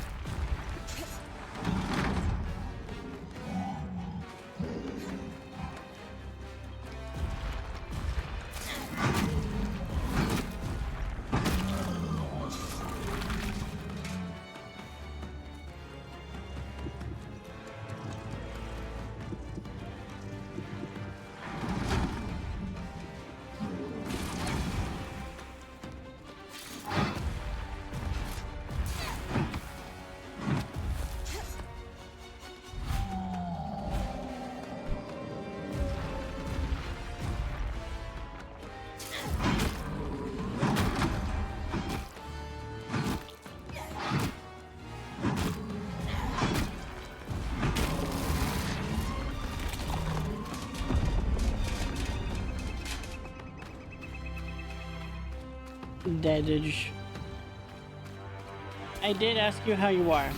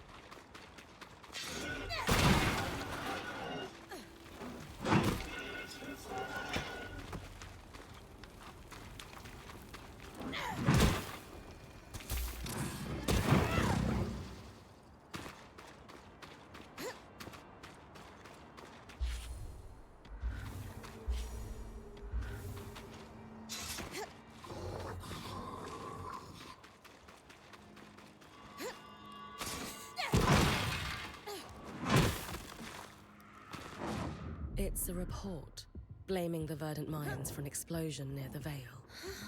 Supposedly, this explosion was the cause of the cyclical miasma floods. But we know that the floods were caused by Asylum. This doesn't matter. Well, just because we know what causes the Asylum doesn't mean someone else didn't think something else caused it.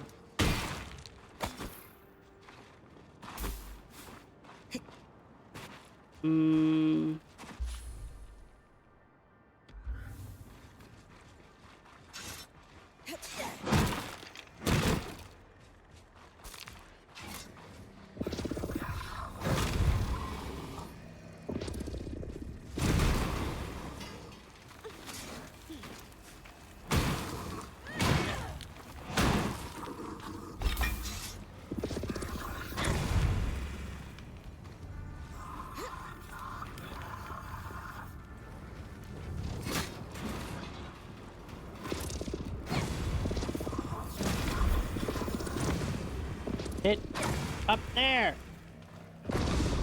Oh my god.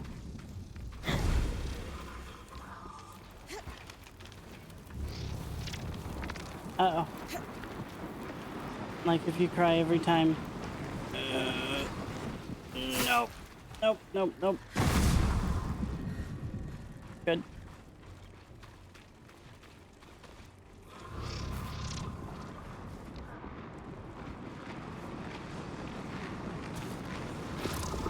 Cheeky bastard. Okay, you know what? Fuck you. Zoning out, but not in a bad way. Just want time to go faster. I'm waiting on things in Warframe. Don't want to spend plat. Understandable.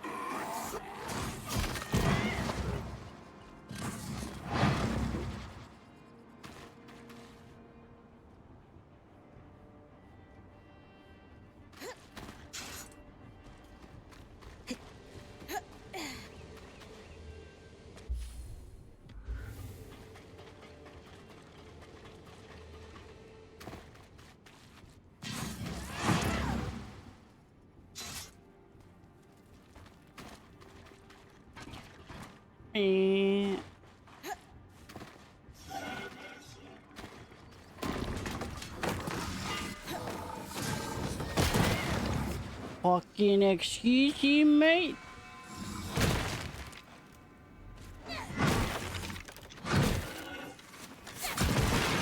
Who do you think you are?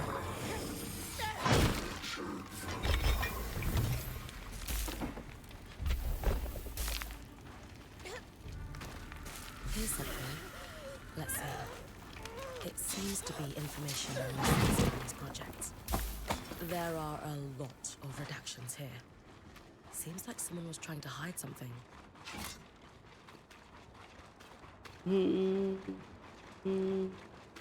Bang out the final part for Sepulchre Prime? Hell yeah. Yeah, frame crafting is the worst because it takes, what, 3 days? 2-3 days? Cringe.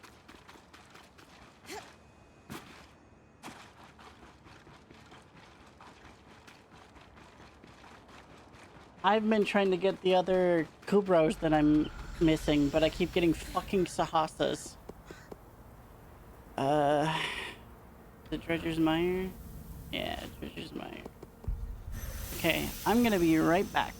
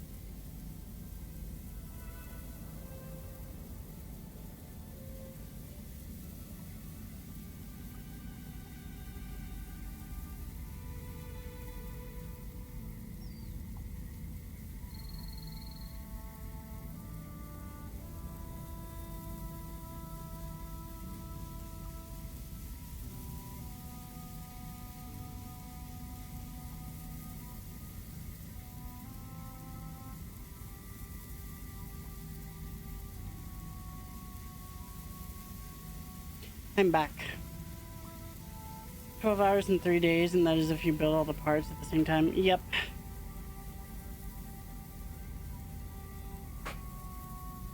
Thank you, thank you.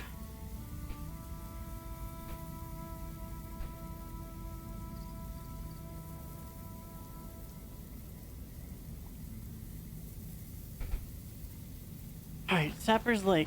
That's where we are.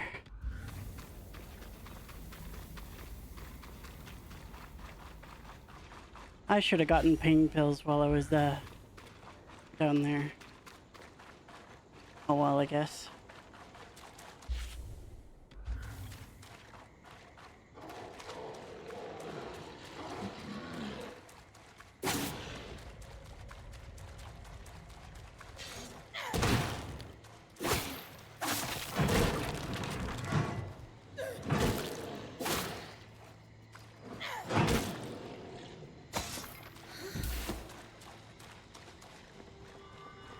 This cipher looks familiar.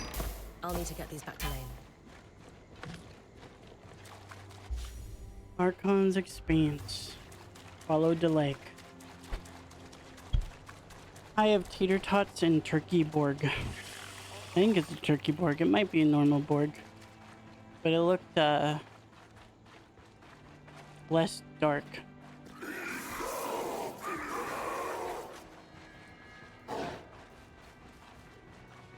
Also, I was told my mom got me ice cream. Big Pog.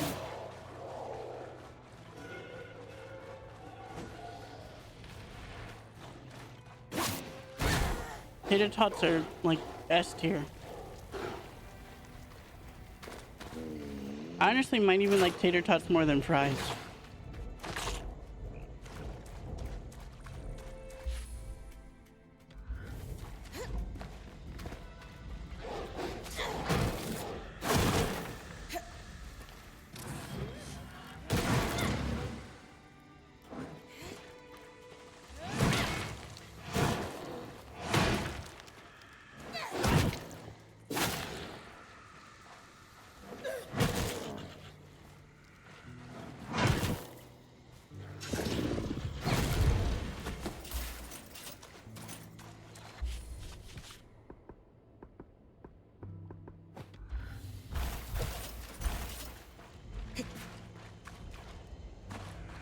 see what we've got here.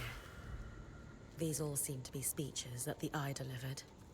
These are dated 40 years ago, but I could still imagine him saying all of these things today.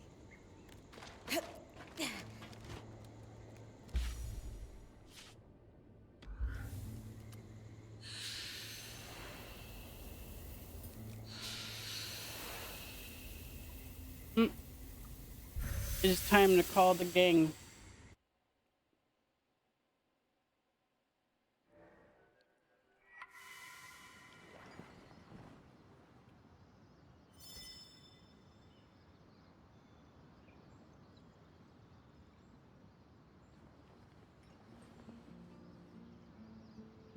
Time for suffering.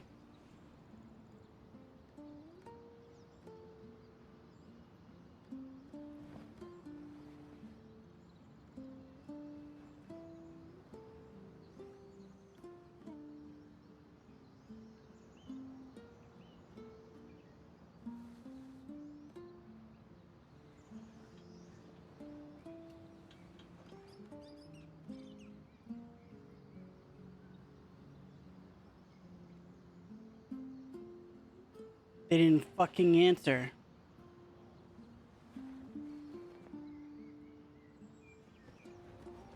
Okay, Jesse.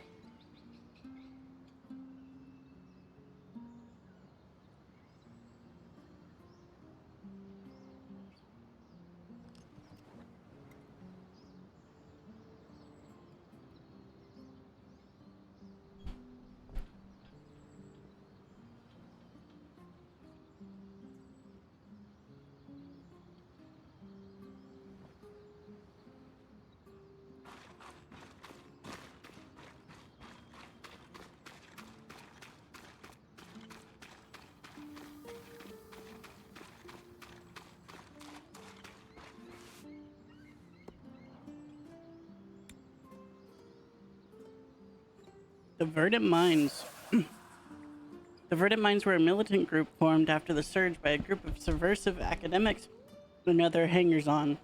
Their main goal was to take down the Veil, as they strongly believed that Kenric Stanhild's administration was holding back vital information about the surge.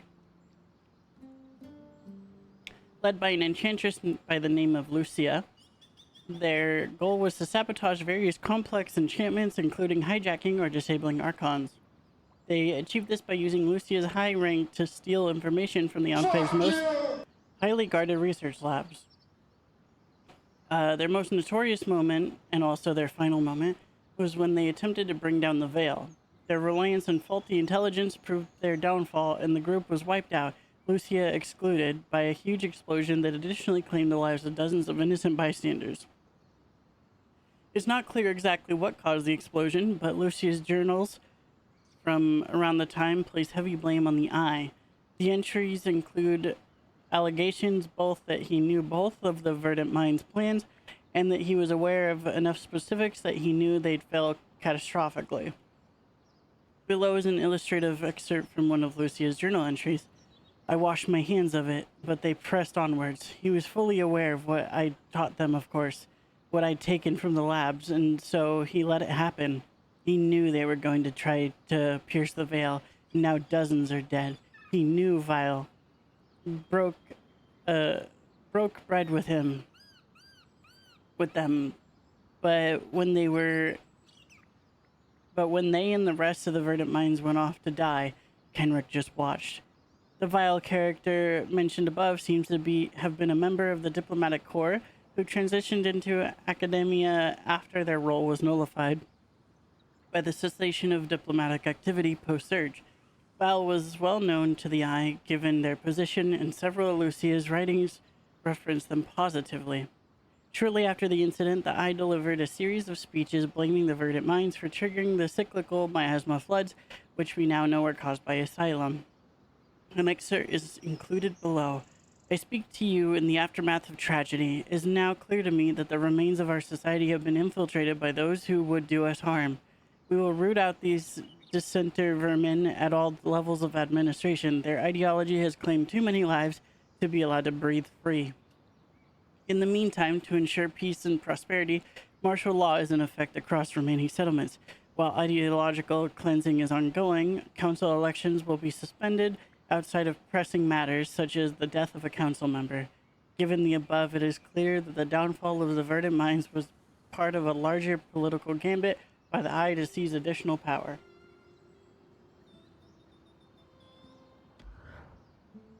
So what did we find out? Any big revelations?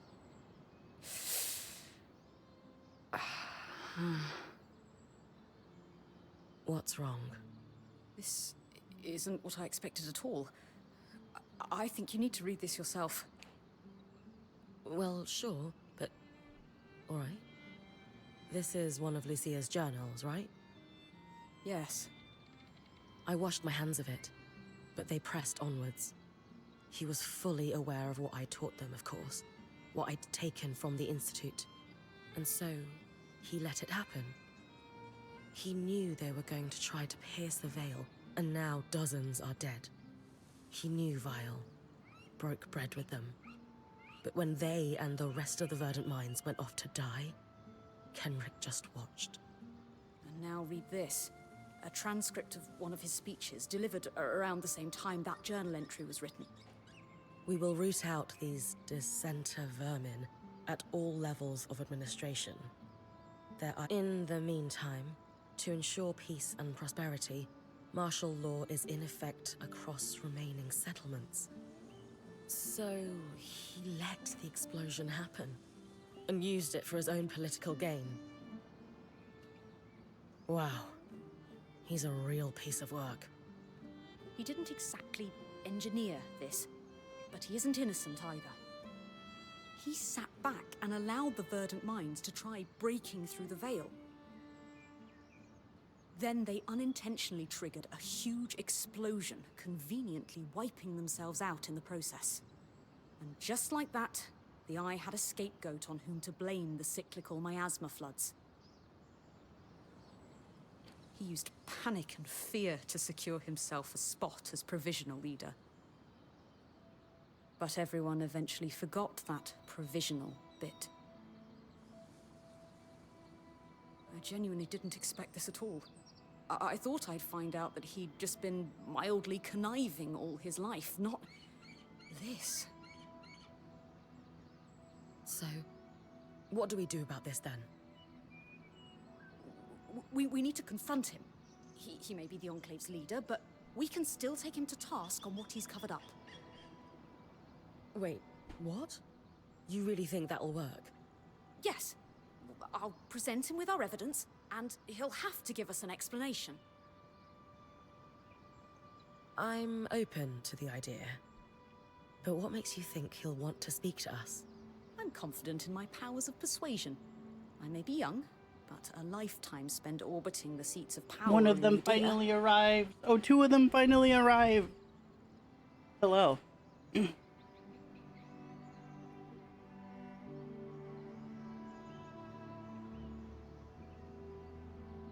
Oh?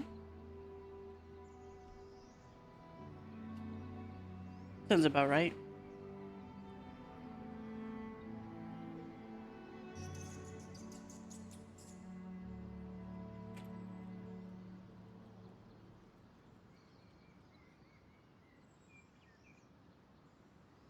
Yeah, I figured when I looked over and saw you here.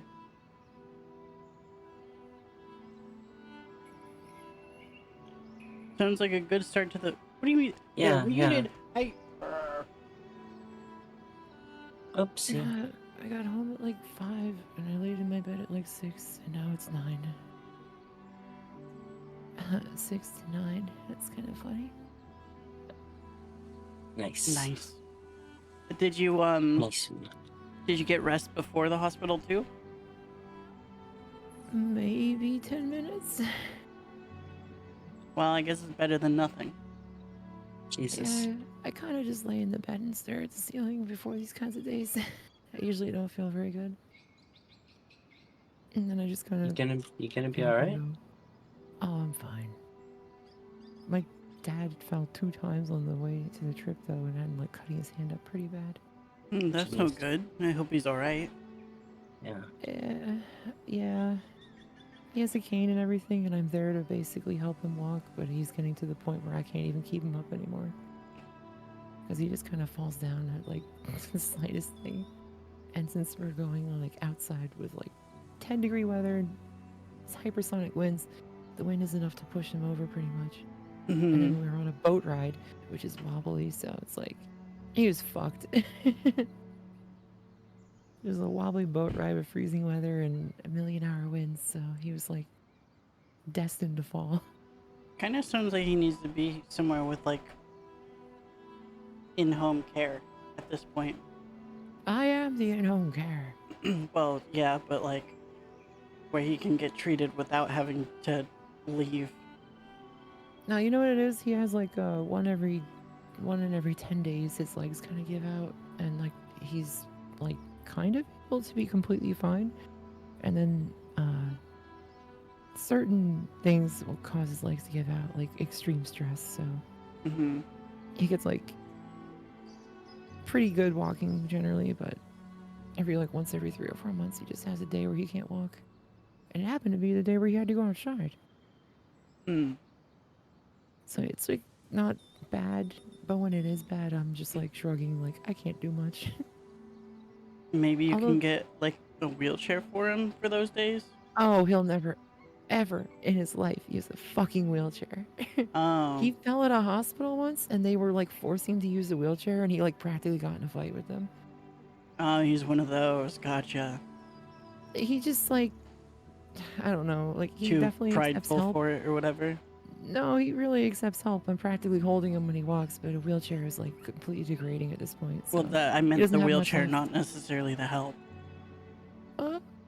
It usually goes hand in hand that people who don't want that wouldn't even take any help at all. He's just like got a thing about wheelchairs specifically because his mother died in one, basically. Like not specifically died in one, but she kind of rotted away in one for like a year. Gotcha. So he's kind of like, no, if I get in the wheelchair, I'll never get up again. Welcome back, And Jesse. to be fair, all of his doctors do tell him if you can avoid it, then avoid it. But, like, you know, sometimes he needs it. Right. Every now and then. Every now and then. Does he at least have like a cane or something? Oh, yeah, he's got like 100 canes. Okay, well that's And we have like good. railings and like canes and like bathroom railings and shit. So he's like fine, but it's like driving to New York City and back is a 2.5-hour trip each way. So that plus the stress and cold and everything, and you know 8 hours later the man's gonna fall down. So Yeah. it's like we only go like once every like month though, so it's not like the end of the world for him, but it's definitely getting harder. It is specifically that I was asking for, because like, oh yeah, I mean, I know you said he's fine at the house, and I figure you guys got that covered, but you know, the more that you can do to keep him safe when he does have to leave, the better. Especially as he's getting older. He's able to do like food stores and shit too. It just happens to be that this trip to New York is really fucking hard because we have to go to like multiple like terminals and all these things. Yeah. And, like a lot of elevation and like ugh. Oh, also the streets of New York City are not easy for him to walk because they go up and down like all the time. And people bump into him and I have to like fucking push them away basically. I mean, people are People generally have really no good about him. consideration. They're usually pretty good about him, but people do sometimes bump into him. And the thing is, if you like bumped into him, like you could knock him over. So Right. I kind of have to like fucking circle around him like a shark. To be fair though, I got really good at doing that years ago because when I would go to Comic-Con with my friends, we did all the filming and shit. I was the idiot who had to like shoulder check people away from the camera because, you know, people walk right in front of the camera. So I was the person who would be like standing there like, hey, get the fuck away. Like pushing people away, like physically pushing people away from other creators and stuff. Like I'm not a bodyguard, but I had to act like one. So I got used to doing it. And now if someone even looks at me funny when they're walking, I'm just like, come here and get stabbed. I'm like, it's like it dawned on me like while I was out today that like I was like, I'm sorry. She's finally here. She was too busy coming. I'm sure. Or Hey, or a vintage store. Who knows what I could have done? you know, Maybe both. I didn't get a chance to come. What the fuck? Give me 5 Oh, you minutes. came you came to vintage story porn? God, no. Them cubes. Them cubes got me so I hot. actually commissioned my own vintage story porn. Yeah. It was Oh, yeah? me beating the game. Yeah, it was a rendition. It was me surrounded by hundreds of Lots of barrels beating. of booze. Yeah, it's like me standing on like hundreds of people worshiping me. It's pretty cool. I got some juice, so I'm gonna be making some booze soon. I'm excited. Yeah. Oh my god. I got ice Every- cream downstairs. I'm probably gonna need it for copium. Yeah, I'm gonna grab some coffee in just a minute too. In game, every 2 months, I create 900 liters of wine. Oh, That's a lot of wine. What you're Yeah. up to now. Jesus. Like the fucking Walter White Just of say that I know wine. how to appeal to a Yeah, politician's I better have Walter White wine. black, white, and Well, red currants, cranberries and trust your blueberries, and then I judgment. have pears, red, yellow, I'll and finish pink writing this apples, dossier and I'll and, meet you in and Cassidy's cherries. hold. And I turn all of them into ciders, It's not wines, and you who stuff, I'm and then lacking faith distill all in. of them into brandies. Trust me. So Anyway, I think next year I'll it's year see you at the 2, hold. and I have 16 I won't be products. long. But I think I'm gonna find the cassava root for vodka, and then I'll launch my last bits of alcohol. I think I'll have every alcohol in the game by year 3. It's my goal. It's just have every alcohol in the game, and then I can retire. Perfect. It's a good goal to have. I love the cooking mod and stuff too. Yeah, we just put that in yesterday, and I already got 4 levels in cooking in like 3 hours of gameplay. Oh. Which is really stupid because like I didn't really think about it, but I was like, oh yeah, cooking will obviously give XP. I had to do all the Yeah, cooking today. Well, chalk up like 300 plus XP for cooking only 40 meals.